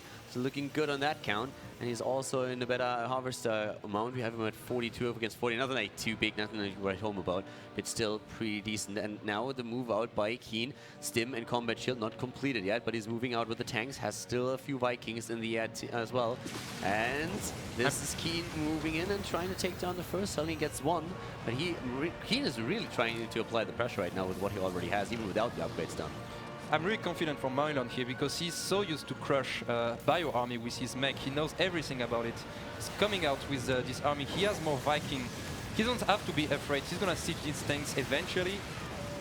He has a really nice amount of army supply at the same time, and he's going in, and Keen is losing a whole lot here. The Vikings are already gone, and now it's time for the Banshee and also the Medivac to run. And Marinelord is 20 supply ahead. That was a fight that was a bit weird that Keen was actually going for it. He was so far down in army supply, and that was pretty visible looking at the army that Marinelord had on the field. Yeah, that's the thing with Marinelord. He barely loses against Bio when he plays mech. And whether it's Keen or me or any Terran, I don't see him lose that often when someone's playing Bio, so I don't know if Keen is sick with his play, but not a good start from him. Yeah, and he's also losing now the SCV that was building the third base. Marinelord didn't really commit to a third yet, but could expand soon here. In the main base, we have the Banshee on working once more. And like, if he gets a couple of kills in here, that would be exactly what he needs, because Keen is really starting to fall behind, but 3 more SCVs taken out. Now the harvester count is the same. He's also screwing a bit with the supply production that we are seeing here for Marinelord. And he got 7 kills in total for a single Banshee. That's actually pretty decent. Yeah, for a clockless Banshee, you cannot really offer more than that. Can't argue about that, yeah. So bot lane, third base is also now about to be completed. We have the upgrades coming in now too. But yeah, pretty solid position for Marinelord still. I mean, Keen is making all the moves and is trying to be a bit more aggressive, but Marinelord still in the lead here. What do you think his next move should be here? He's already expanding.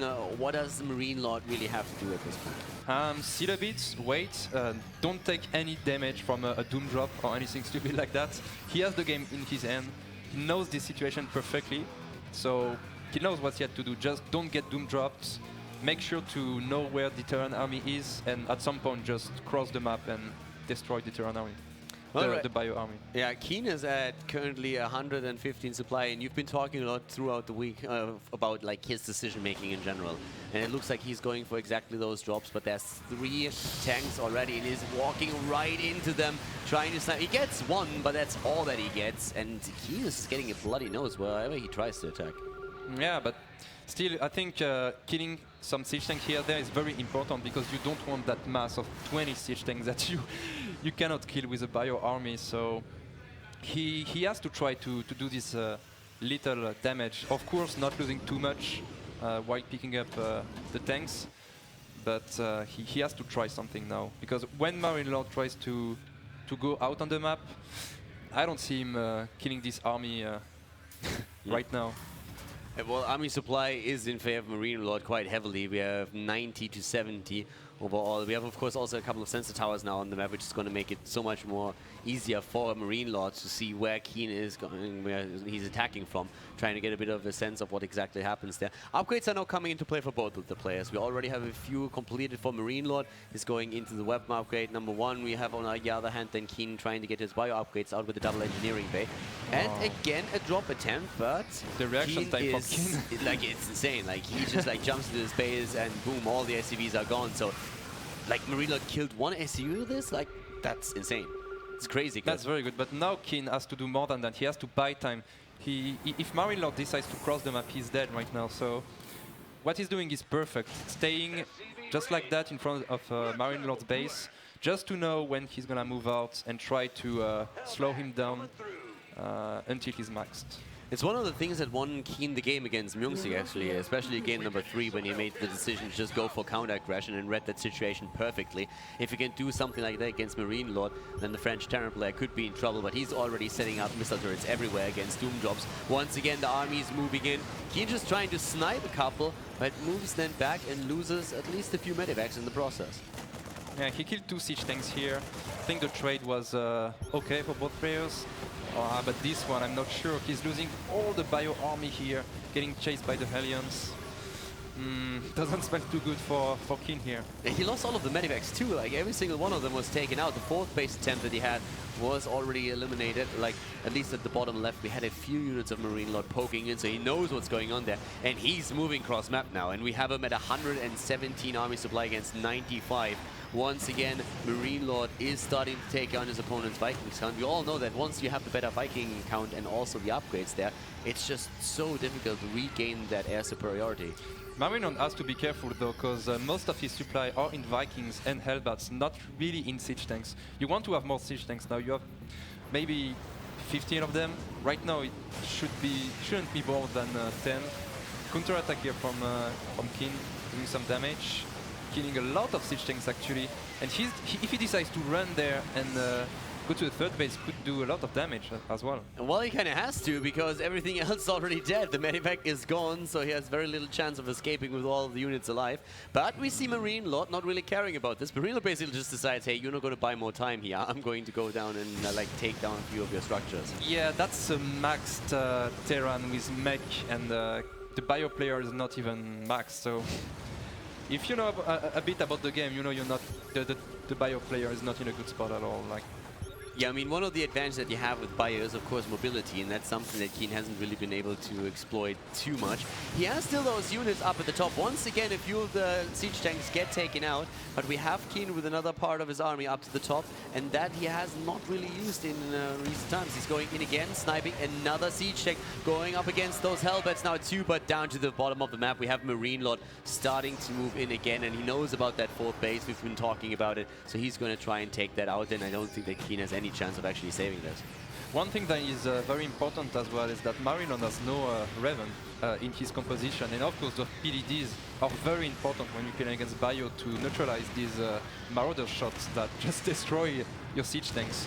But that can be a big deal, and well, Keen deciding to go for trade this year. And the repair that we see for Keen at the planetary to the bottom left, that actually helps him to buy him some time. And now Marinelord is losing a lot of units here. The bio of Keen is moving in, starting to take down the siege tanks as well. They do a fair amount of damage though, and most of those bio units are extremely low already. But he's just trying to do as much damage as he possibly can, taking down the armory in the process.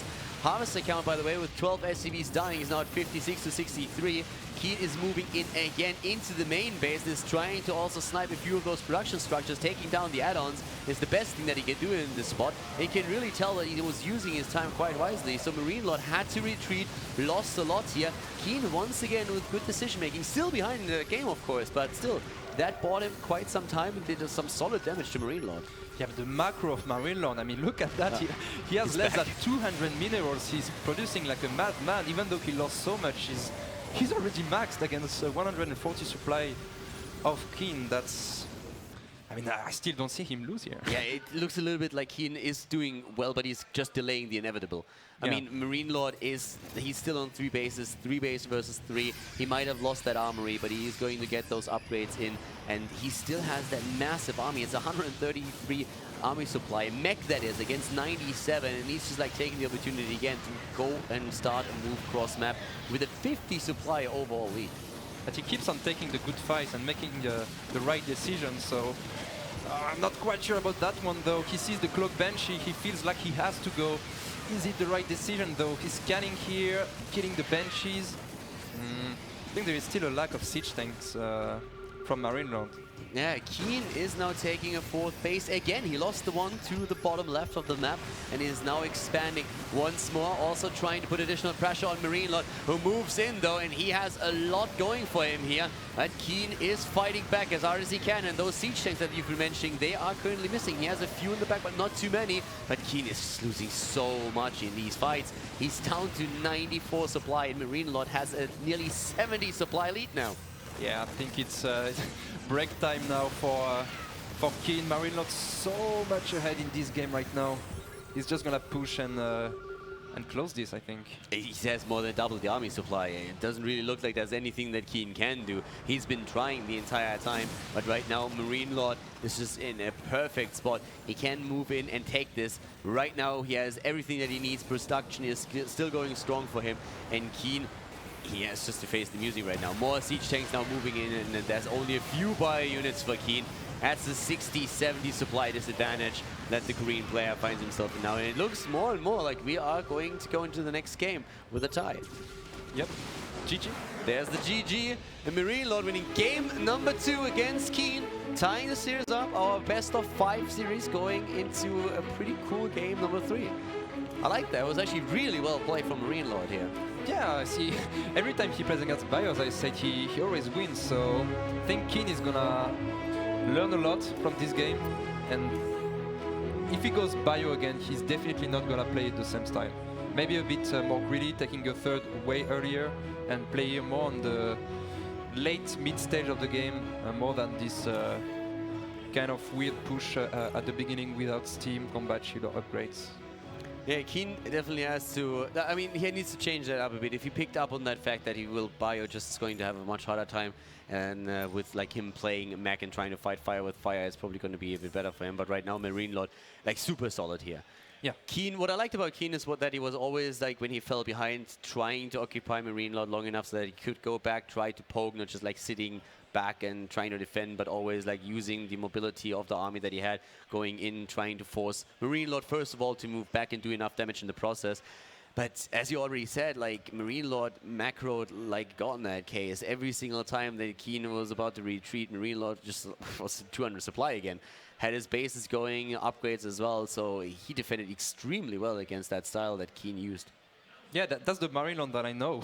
I mean, you can find some holes in his defense, but normally his macro is just so good, and his killer instinct as well. He knows when to go, and he doesn't just march through the map. He does it very slowly. He makes sure that he's not gonna lose everything at the same time. And he's also very smart in his unit choice. We could see that he was adding some benches in the later stage of the game. And that's something that when you play against Bio is just so good, because the Bio player just cannot deal with the benches. If he scan and tries to kill the benches, you just go back and your siege tanks are doing all the damage for you. It was actually one of those things that baited Keen a bit into that attack when he said, like, all right, there's benches like picking my units off one by one. I need to kind of commit to that fight right now. He moved even into the siege tanks and took a battle that didn't really go all too well for him. So there he lost a lot of the momentum that he was trying to build up. And Marinelord now, of course, I mean, a bit of confidence going into that third game now. As you already said before, if you're like, Keen nearly played a flawless game on map number 1. And I feel for Marinelord, this must be like the moment when you say, like, okay, he might be especially good in Terran versus Terran, but still, I can win this. I can take it. If you fall behind 0-2 in a best of 5, I feel that's nearly lights out there, like from a psychological aspect as well. So, yeah, this is going to help him a lot, I feel. Yeah, there is an important thing in TVT that every player has some kind of unique style. Even though you pretty much go for the same unit composition, there is a style of playing, the way, are you going to push at 14 minutes, 15 minutes, 16 minutes? Every Terran has his his own timing, you know. And playing once against a player in Bio against Mecha, for example, you're going to know what are the instincts of your opponent. And I think he's going to try to play Bio again, but this time it's going to be much more effective. As you can see here, Cactus Valley was won by Keen. We have Coda, of course, taken by Marinelord just a few seconds ago. Terraform is now going to be our third map. We're at least going to be seeing Iron Fortress today too. Moonlight Madness, we'll have to see about that if the game is really needed. But in this case now, let's find out which player is going to take the lead in the best of 5 series here. The series is tied, and we are currently on Terraform, where we have our game starting, and up to the top left of the map, we in this case have now our red Terran player, which is actually Marinelord. We're going to see that in a second, and yep, there we are. So to the bottom right, it is Keen, the Korean player. And in this third game, I'm pretty excited for this one. I mean, you already said a bit about what you expect Keen to do here, but still, like that last game, Marinelord with his mech against Bayer, that looked pretty sick. I could see Keen going for aggression again. I mean, and so far it really worked out for him throughout the tournament. Last game was, of course, kind of funny to see him go for the Widow Mine drop again against the Banshees. That was pretty cool. But still, like, Keen is someone who likes these early timings. Yeah, it was interesting to see because actually Keen was ahead in the early game, and then there was this weird push going, and Marinelord just crushed it so hard that from there he snowballed the whole game. And that's the difficulty when you play against Marinelord, is that when he goes ahead in this matchup, really tough to come back, really tough. Keen for the first time in the series is now not opening with the gas first, but instead starts with the barracks play, whereas Marinelord has decided to go into a refinery first. So it's interesting that that kind of switched a bit from how the games went. Keen initially on game number 1 being the only aggressor, then in the second game they both start with the gas first, and right now it's roles reversed. Keen is actually the one who's playing a little bit more like stand more solid, not going for the aggression for the first time. Nice, he's gonna scout as well. That's interesting. I think he didn't scout the past 2 games, so something that should indicate some kind of direction to this game. He's not taking gas. Oh, he did. Okay. It was at 13. Yeah, he took the gas a little later, and we still have him as the only one who scouts out right now. Marinelord, on the other hand, as mentioned before, he's the one who went into gas first, so he's going to have a faster attack than Keen. Of course, you have to kind of do some damage because of that now too. Let's see how Keen is actually going to play it from here. But I find it interesting that he's switching things around so completely. I would have expected him to be even like aggressive again, to be honest. Well, as weird as it is, I think he's going to play very defensive and go for a Raven first here. I mean, the build fits for it. That's the common early game for Raven opening here. But no second gas though. That's I've never seen that build from a Terran, to be honest. Well, now we can see what exactly Keen is going to try and do with that. I really like his style. Like, Keen has always been one of those players that has been relying on very solid builds, and especially when it came to Terran versus Terran. Like, when Ryang had his high time in, like, TVT, I feel they had, like, pretty cool battles between the two of them there in GSL back then, where Keen and Ryang were facing each other quite often. But for now, we have Marinelord, of course, also with the second gas coming into play, and he is adding that starport. Keen actually took that second gas as well, so they might both go for Banshees or Raven. Is the tech shows here. Should be Raven for Keen and should be Banshee Cloak for Marinelord, so a bit of a lead for Keen here. Yeah, how annoying is that for you, like when you are as a Terran player try to go into like Cloak Benches and your opponent is opening with the Raven? Is that completely negating what you're trying to do? Do you keep the Banshees just ready and use them later on, or what would be the reaction there? Do you try to like go for YOLO the Banshee in and say like, okay, I'm going to try and get an even trade before the Raven can really pay off and like take me down? It depends on the decision making. Is the Raven gonna be here in time? Is it gonna be in position? Is Marinelord gonna be able to find a way to escape as well? That's a good question. But normally it's just one Raven, a few Marines, so the Banshee can find actually a few kills and still run away. So it all depends on the micro here of two players. Marinelord could come up ahead or fall behind if he loses the Banshee. So I'm gonna come down to the micro here. Yeah, well, for now, Banshee Tech has been committed to. We have Cloak on the way, and that Raven that we expected is being built by Keen. So for Keen, a pretty decent opening if he has those units in position. He's keeping the Marines close to home, and he's also not expanding on the low ground, which he used to do in most of the games that we've seen so far, but instead positioning the command center safer on the high ground here. The Banshee is already on the way, and with the positioning here, it's going to be a bit more tricky for Marinelord to do actual damage to Keen. And of course, Marinelord didn't scout, so he's a bit scared of the possibilities of Keen here. That's why he's going for this Raven behind the first Banshees, because it could be a Banshee Cloak from Keen as well. Is he gonna find damage to do though? I'm not quite sure. The Raven is already out. The Viking is halfway down. I mean, Keen is also going for, yeah, as we said, the Viking is currently building. He has the Marines there too. Well, 1-2 units taken out, but so far the Banshee not doing too much just yet. Getting a few nice hits in against the Marines, though, getting them extremely low here. But now we have also the Viking out, and this looks like it's going to be eventually lights out. Oh, it's just... Oh, that's so close! Wow. I think this Banshee has not more than 1 HP. Yeah, that Banshee pilot there. 2 HP, wow. 2 hit points on the Banshee, Pretty so close. yeah, that was a pretty lucky one. And yeah, for Marinelord, that's great. He can just like repair the Banshee, send it back in later on. Marinelord is actually like supplied for a second here, whereas the engineering bay is being built again. Expansions are on the way. I mean, for Keen, we already have it in place, and for Marinelord, it has just now started or completed. He's going into the orbital tech next. I mean, it was fine for Marinelord. He did delay the CC a bit, killed a few Marines. 2 Hellions for free, though that's not so good. A lot of gas from both players, so they're most likely gonna go mech. Yeah, 2 factories already. 4 Keen, and Marinelord a bit late on his own second factory. eBay behind that, perhaps scared of a late Banshee from Keen here. Yeah, well, he has also his own Banshee now repaired and sending it cross map again. And for Keen, we still have like that tag team style there with Raven plus Viking, trying to just wait for that. But already the Cloak and Marinelord is going to try and sneak in here. There is a missile turret though, and that's going to help Keen even more. Yeah, very smart the missile turret, because the problem of opening with Raven is that you can only have detection at one place at the same time. Adding these turrets will bring you detection. He's getting a lot of kills here. He takes down all of the Marines, keeps the Banshee around, trying to get a few more kills in. I feel with a bit of targeting, he could have taken down another 2 SCVs there.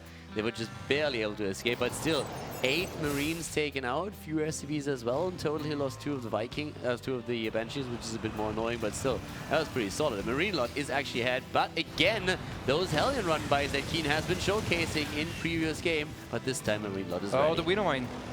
Okay, he replaced it. Not just there. Gonna take down 1 Hellion. So both players are going mech, and they look very close in. They are very close in supply, so very hard to know who's ahead here.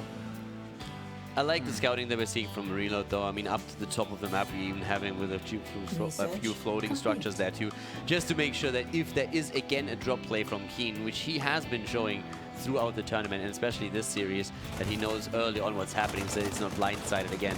Cool timing here for the Marina as well, just to like the command center a bit more. Doesn't get the kill on the SCV though. Has Marinelord started at third base? I don't think so. So he's gonna be a bit late on this as well. I mean, he was a bit late on the factory. He's a bit late on the third base. For that, I would say Keen is ahead. But still very close. It's not a game-ending position by all means. Gonna go on for a while now. The Marinelord is now committing to his third base to the left side of the map, so both of them expanding around the map edges. And we still have also that Blue Flame Hellion upgrade coming in for Marinelord. But yeah, a little bit more of a passive game when we're comparing it to the first one. We have still those Widow Mines on the map, getting a few kills in here every now and then. But it's a pretty solid number of Hellions that he has. Oh, Keen is looking to catch the Hellions, I think. He's looking to catch them. Okay, doesn't quite do it. Gonna check the third base, killing a few Marines here and there. Yeah, but he eats the shots from the siege tanks too. Losing a few of his units in the process as well. Resources loss is still incredibly close. I mean, there's nearly no difference between the two of them. So a very, very close game here between these two players. The fact that Marinelord killed that SCV on the third base of Keen just bought him enough time to start his own CC and be at the same timing as his opponents. Not starting his upgrading time though. Starting another factory. How many factories do we have here for Keen? 3. Only 2 for Marinelord. Both of them producing a lot of Vikings, of course. This air battle being very, very important. Spoking again here. Now we have the Vikings versus Vikings, and of course with the Banshee assistance. But still, Keen getting a bit more out of this, and as long as he dominates the air battle, he can use that Banshee to take down some of the ground units. That's huge. I mean, he has nothing to deal with this Banshee. Absolutely nothing. This turret is his saving building. Okay. You could just lose the game with this Banshee, but of course Marinelord building that turret to be a little bit more safe. But yeah, not a position you want to be in when you have to land your own Vikings and your opponent is just sitting here in front of your 2 bases. Yeah, I mean, Marinelord has to hack that missile turret now. He cannot just simply move out and meet his opponent head on. He doesn't have the Viking count, and as long as that Banshee is around, he can just use it to take down a few units. Going into the main base. Nice, using the Vikings to snipe add-ons again. There's nothing for Marinelord. He's trying to get his units in. Oh god, loses 3 of his Banshees now as well. He's losing all of the momentum that he was trying to build up earlier. 7 additional Harvests have been taken out as well. Keen goes for the battle against the Vikings, takes 2 of them down now too, and Keen is everywhere right now. A 40 supply lead against Marinelord. He's just completely exploiting that advantage of having the Viking superiority. And very important, Marinelord did forget to build his armory, so he couldn't make any Thor until very recently. I don't know if he can come back from it. I mean, Keen took a 50 supply lead, and I don't know if he can even kill these Vikings, to be honest. The Vikings alone, definitely the MVP of the game now, taking down that starport, or they will in a second, at least they should. Another 2 SCVs are dying, and he's just taking everything apart, the entire production. Oh, That's the Thor, finally a Thor. The Thor could actually be sniped by the Vikings. He's gonna run away. I would have loved to see the Thor taken out by the Vikings. You don't see that too often. It's a big boy. All right, definitely Queen ahead after this small pokes. And Marinelord, he lost all his production, so we see him at 2k mineral and 800 gas. It's not because he doesn't know how to macro, it's just because he cannot produce anymore. And I don't even think that Keen thought he could do this much damage. He just at some point realized what was happening, was like saying, all right, I might just as well. Takes down those structures. He expands, of course. Like, he expands again at the top right, builds a 4th now. And for Keen, it's just very important that he runs with the advantage and makes sure that he gets farther and farther ahead and is not trying, like, he's not making any mistakes again. This is a very similar situation to what we saw in game number 1. Keen being ahead, and now he has to exploit it. Yeah, and Marinelord, he cannot produce anything, so he's producing everything he can, and we can see that he was still making SCVs, and he's now at 76 workers. That's not where you want to be in TVT. Keen having 68, it's more a number that fits for the matchup. Yeah, especially when you're starting to max out on supply overall. You're limiting, of course, your army supply when you have this high of a worker number.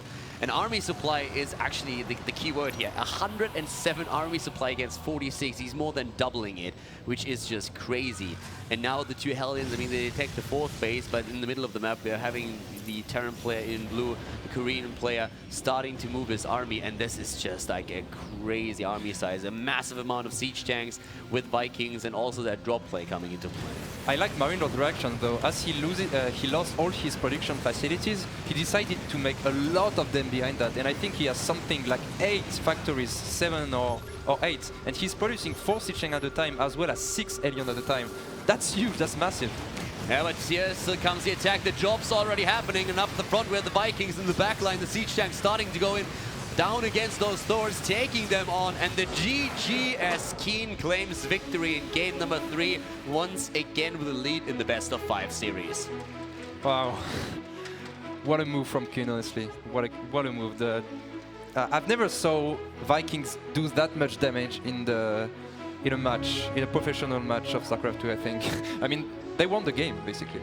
Yeah, that was extremely well done. I mean, he exploited every opportunity that he had there. When he saw that there was no anti-air, the only thing that Marinelord could do was build that missile turret, and he was trying to, but then Keen said, like, okay, you have a missile turret at your natural, but you don't have anything in your main base, and he just, like, took the entire, like, economy there apart. Really well done. Well, we have a 4th game coming up in just a bit, but before we do that, we're going to have a look what the analysts have to actually say about our series that we had so far. A couple of really nice games there. I mean, that 3rd one was already extremely cool.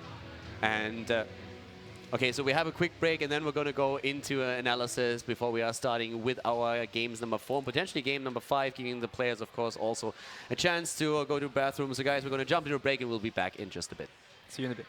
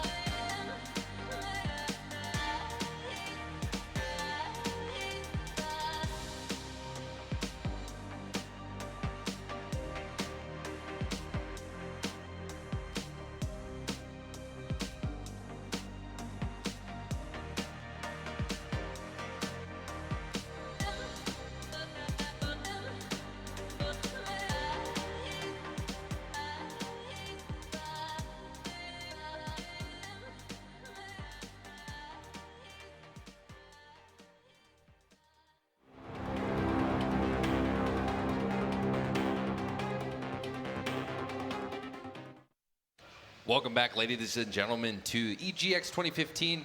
We are here. It is Gfinity Summer Masters 2 for StarCraft 2. It is the grand finals for the past 2 days.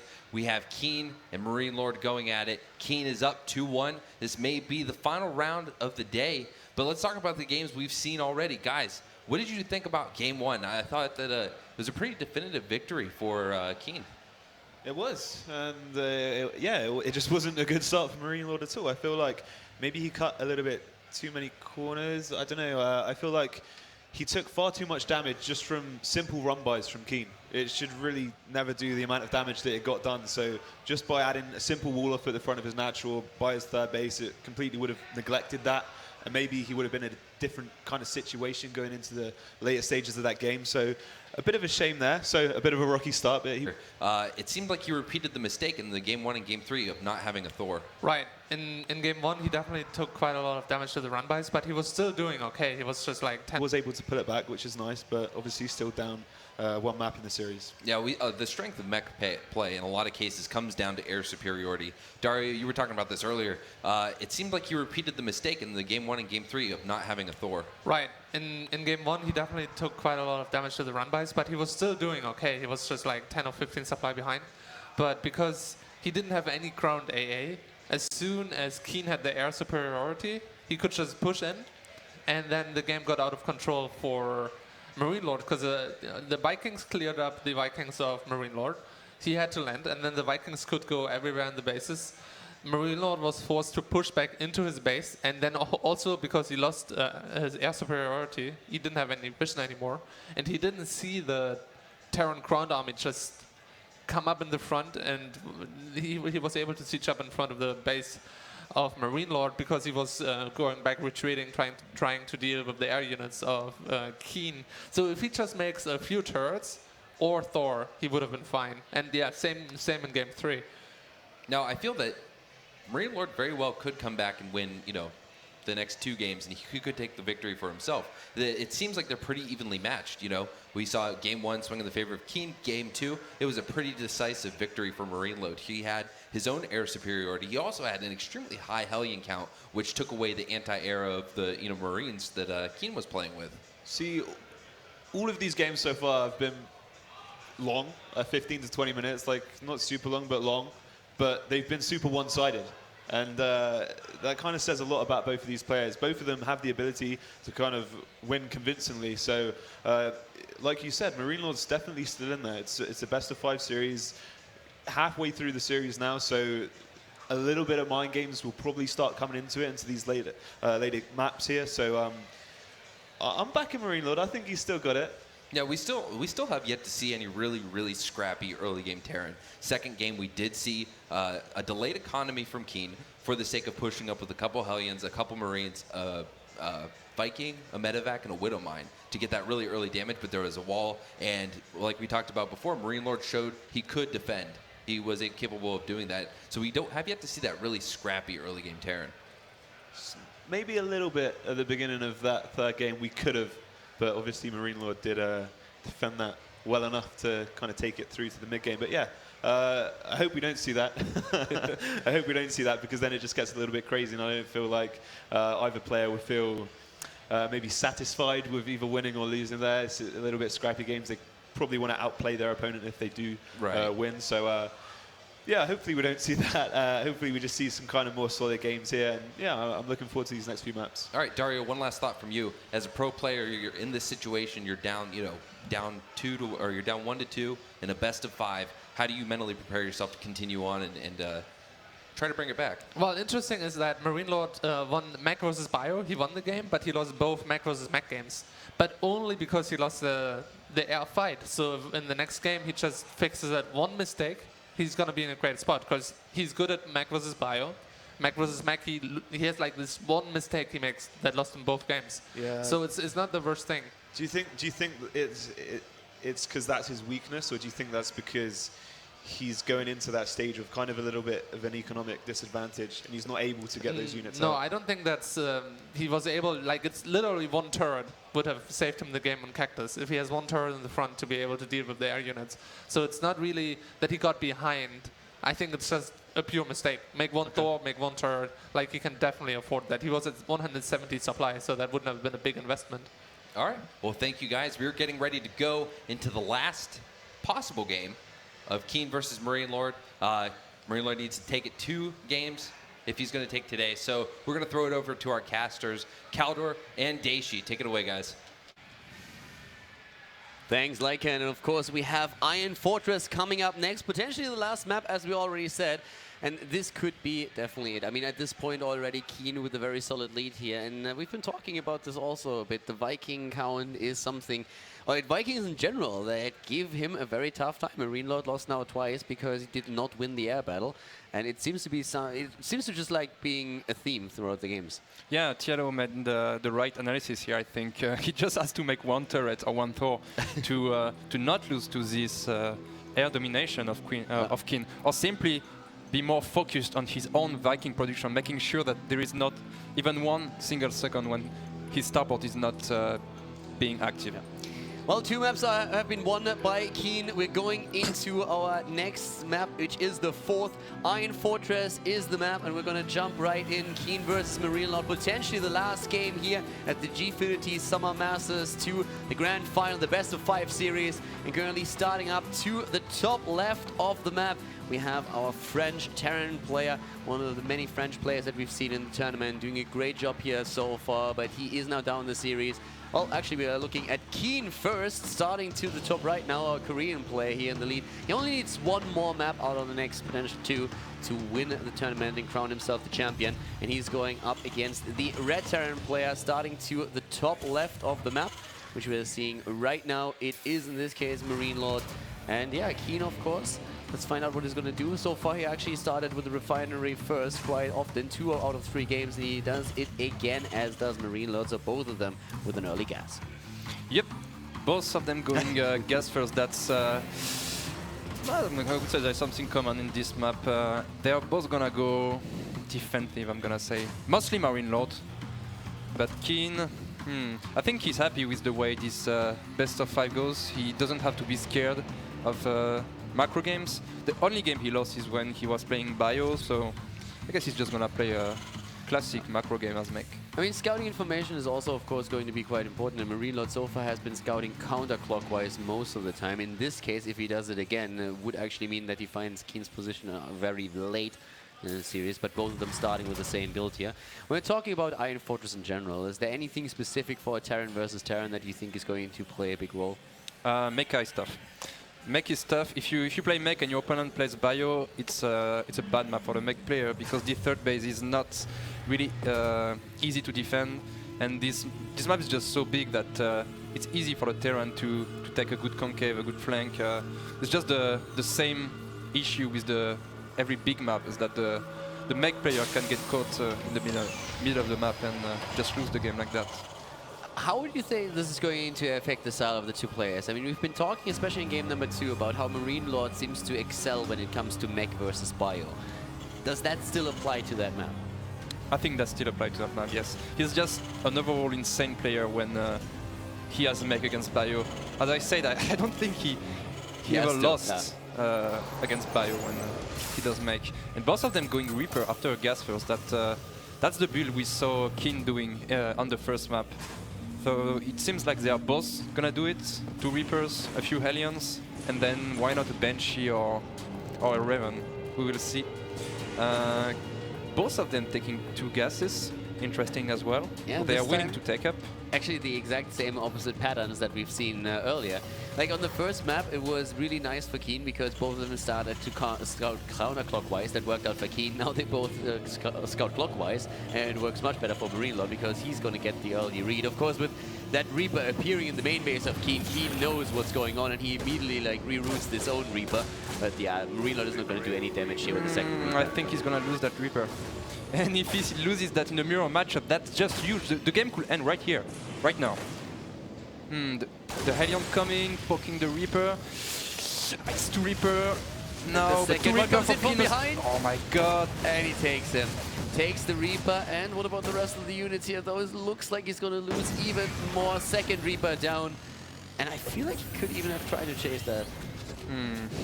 I don't know if it's game ending, but that's definitely not good for Marinelord here, trying to buy time with this alien and not losing it. That's very important.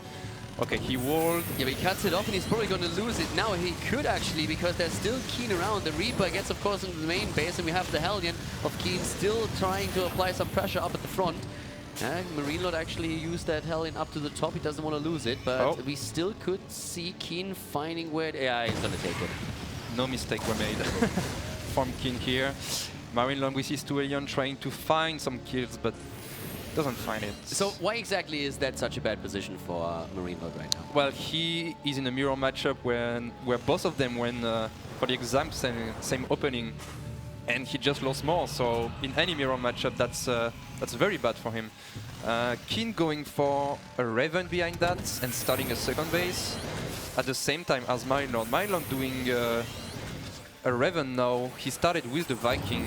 So yeah, they are both doing the same thing, just not quite in the same order, I would say. It just feels like Keen, of course, like with the units that he took, has now again the initiative, and that was one of the things that really put him ahead in most of the games that he won so far. Once that he was ahead, he seemed to play that flawless game where he didn't open himself up to any kind of mistakes being exploited. So if he can follow through with that again, that would be great for him. And as long as you have the higher unit count in the mirror matchup, you just have that edge when it comes to an actual fight. Yeah, I like it for Marinelord because every time they played mech against mech, Keen was the first adding the second factory, and we can see that Marinelord's second factory is almost done now, and Keen hasn't started his, so it's gonna be very late. There we go again, though. We have once more the Hellions dying here. Oh my god! And he's losing 2 more. This is bad news for him right now. Well, Keen moving a bit too far out here, though. Losing 1. But he's actually getting decent trades off now. Marinelord saving his own, but still Keen, of course, a bit ahead. And he's still the one poking, still the one moving cross map, taking the initiative and trying to just force his own game style onto Marinelord. And Marinelord already building a siege tank. That's not quite common. Normally you just make Hellions and rush for the blue flame. I don't know if he thinks that Keen is going bio or mech, but that's an interesting choice, a defensive choice. At least. Talking defensive, Marinelord has his own expansion still on the high ground. He's flying it down now, but he's of course already lost a little bit of time, which is going to give Keen even more of an advantage. I mean, it's a small thing, but it adds up over time. If you have these tiny advantages that you get every now and then here, it just adds up, and that's exactly what we're seeing for Keen now. The supply in workers is still the same, but Keen getting a bit more mining out, once again on the map with his Hellions. But Marinelord caught at least up when it came to the supply count. Yeah, they are both equal in workers. They are pretty equal in armies, so I'd say it's gonna go on for a while. And yeah, I prefer Marinelord position still because of that second factory. And there he's taking good trades against Keen here. Yeah, Keen actually a bit too far out here, losing quite a fair amount of his Hellions. I think he lost 3 in that engagement without killing anything. So a very good trade for Marinelord now. The 2 of them still focusing, of course, on the economy on second base. So Marinelord is now sensing that he has a bit of a chance to take down even more units. And he's taking another Hellion. Pretty decent micro here for him. He's actually able to get a very, very good trade from Keen. Very well done by Marinelord. And he's suddenly ahead in the supply, doing a great job here. Yeah, Keen upgrading his own blue flame here. But Marinelord, he has 2 siege tanks against 0. I mean, if he march across the map, what Keen can do here? Yeah. It's looking a bit tricky, but again, the Vikings of Doom. Yeah, he likes them. Yeah, he really, well, I would like them too after those last 2 games that we saw there. Keen with the Viking, Marinelord, of course, adding his own there too, and he has pretty decent Viking production at this point. The Viking count is pretty identical for the 2 of them. That Blue Flame Hellion upgrade is going to help a bit, but as you already pointed out, without the siege tanks, it'll be interesting. Keen expanding again, the first one to take his 3rd base. Keen, okay, no. Both of the Ravens are full energy, so it doesn't matter, but yeah, Keen having the map control here, putting down a 3rd base directly on spot, whereas Marinelord put it his 3rd base on his natural. Both of the players taking their gas now. Marinelord killing a few Hellions. Oh, the blue flame's done though for Keen. Yeah, and it shows. Like, he's getting really nice positions against that alien line, and he takes everything out that Marinelord had on the map, and that is going to limit Marinelord's map presence a lot. Like, he lost quite a bit of map control here. That third base is very safe now that Keen is currently building, and that works in his favor. That count in siege tanks is a thing that he still needs to be a bit concerned about if he wants to push in, but still, like, this is a really solid position again for Keen here, thanks to that third that he's building. Yeah, and he's gonna try again with his Viking, I think. Oh, the air battle here. Is he gonna win it this time? The two PDDs going down from both players. And they're going straight for the shots here, and so far the Viking battle is going slightly better for Marinelord, taking down that Raven already, which is also huge, but Marinelord is the one taking the Viking count this time, doing well here. We still have a Banshee was trying to take down a few of those siege tanks, but actually a very nice reaction from Marinelord, pulling SCVs right away to repair that, so very well defended. Yeah, very nice. For the first time in this best of 5, Marinelord won the air battle. But how worrisome is that third base still? I don't even think that Marinelord knows about the third, and Keen hasn't really saturated yet, but he's now sending the SCVs over. So this should help Keen over time to get a very nice lead over Marinelord, shouldn't Yeah, that's definitely an advantage here, and I don't even know when Marinelord is going to be willing to take his own third base, because he's under pressure. Keen is standing in front of his base with his aliens, trying to know what's up and poke a bit. And we have that poking going on again. There's that siege tank is starting to split a bit, but the third base of Marinelord is going to come into play. So Keen is always a little bit ahead with these moves, but it's just a tiny advantage that he has there. And so far, it hasn't really snowballed just yet. He gets a few Hellions there, but Marinelord is able to trade later on. He takes his third, but also uses his... his Echo Slide came a bit later in transferring those SCVs over. Marinelord did that right away when he flew the command center in position. So still, both of them on a very equal footing. The most important thing here for Keen is that he had his 5th and 6th guys so much earlier than Marinelord, and in a TVT when you play Mecha against Mecha, the minerals doesn't really matter. It's more about the gas, the amount of tank and starport units that you're gonna be able to produce, and Keen is gonna be ahead on that.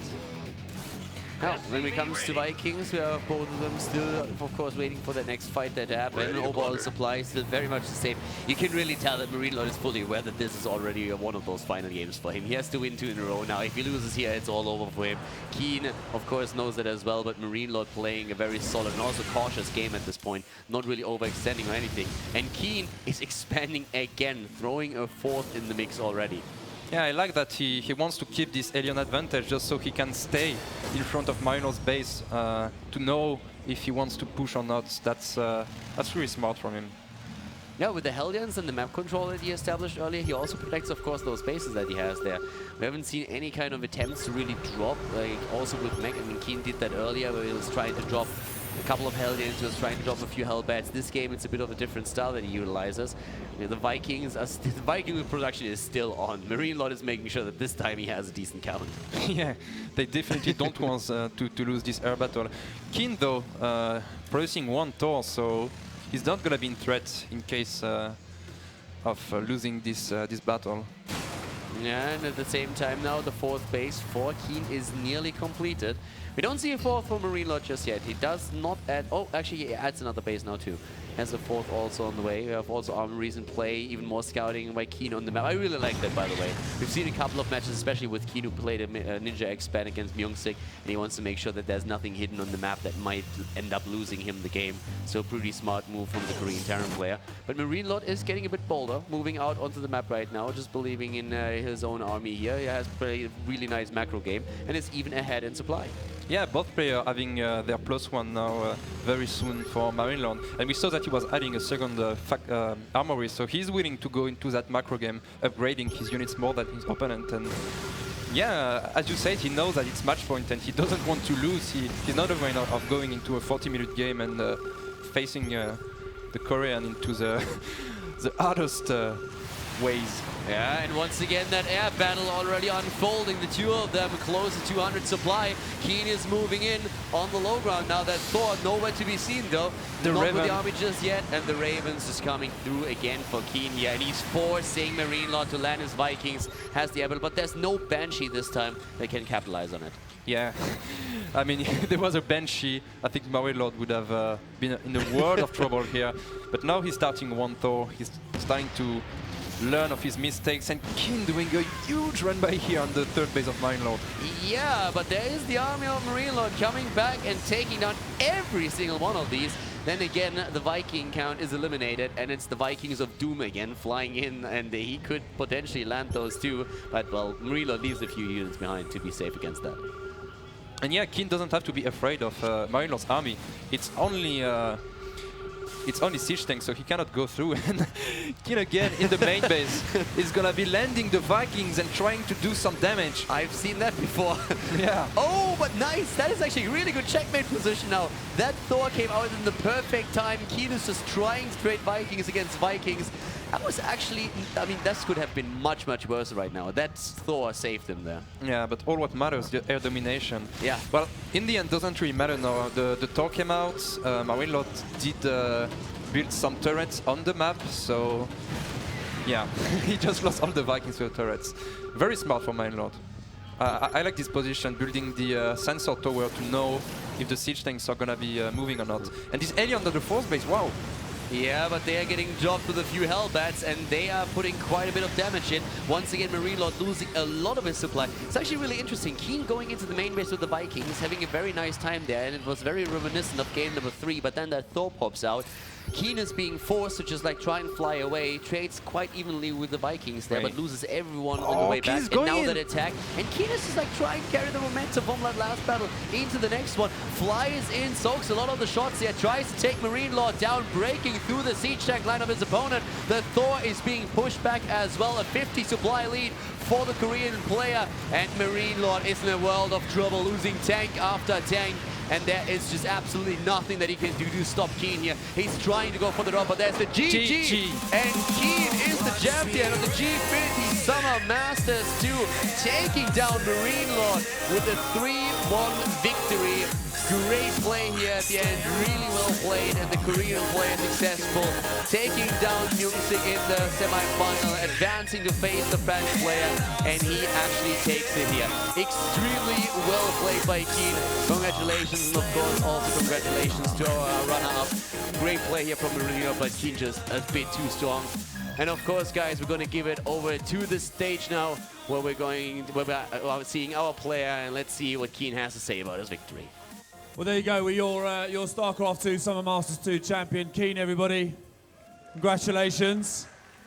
Congratulations. A strong performance at the end there. Keen, how do you feel? 이제 우승을 했는데 기분이 어떠신지? 게임하면서 이 정도로 기뻤던 건 오늘 처음인 것 같아요. I think I've never been happier while playing a game. I love that. I absolutely love that. So you're obviously the StarCraft 2 Summer Masters 2 champion. $5,000 is winging its way to you. How are you going to spend it? 우승 상금을 받게 될 텐데 우승 상금으로 뭐 할 건지 벌써 생각하셨나요? 아직 생각은 많이 안 해봤는데 일단 제 주위 좋은 분들한테 일단 좀 쓰고 그다음에 좀 저축할 생각이에요. I didn't think about something yet, but I probably will take out some friends and close friends to dinner or something like that, and probably take the rest to the bank. Very sensible. Well done. Right, it's your moment. This trophy is all yours. Everybody, your StarCraft 2 Summer Masters champion, please go crazy for Keen!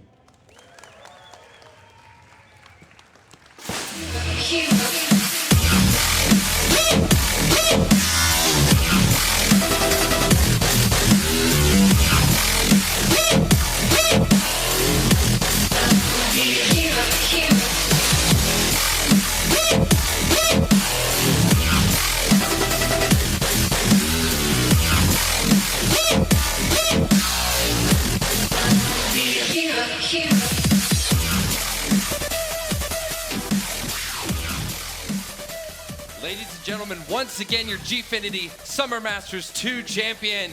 Playing for Team Prime, it is Keen.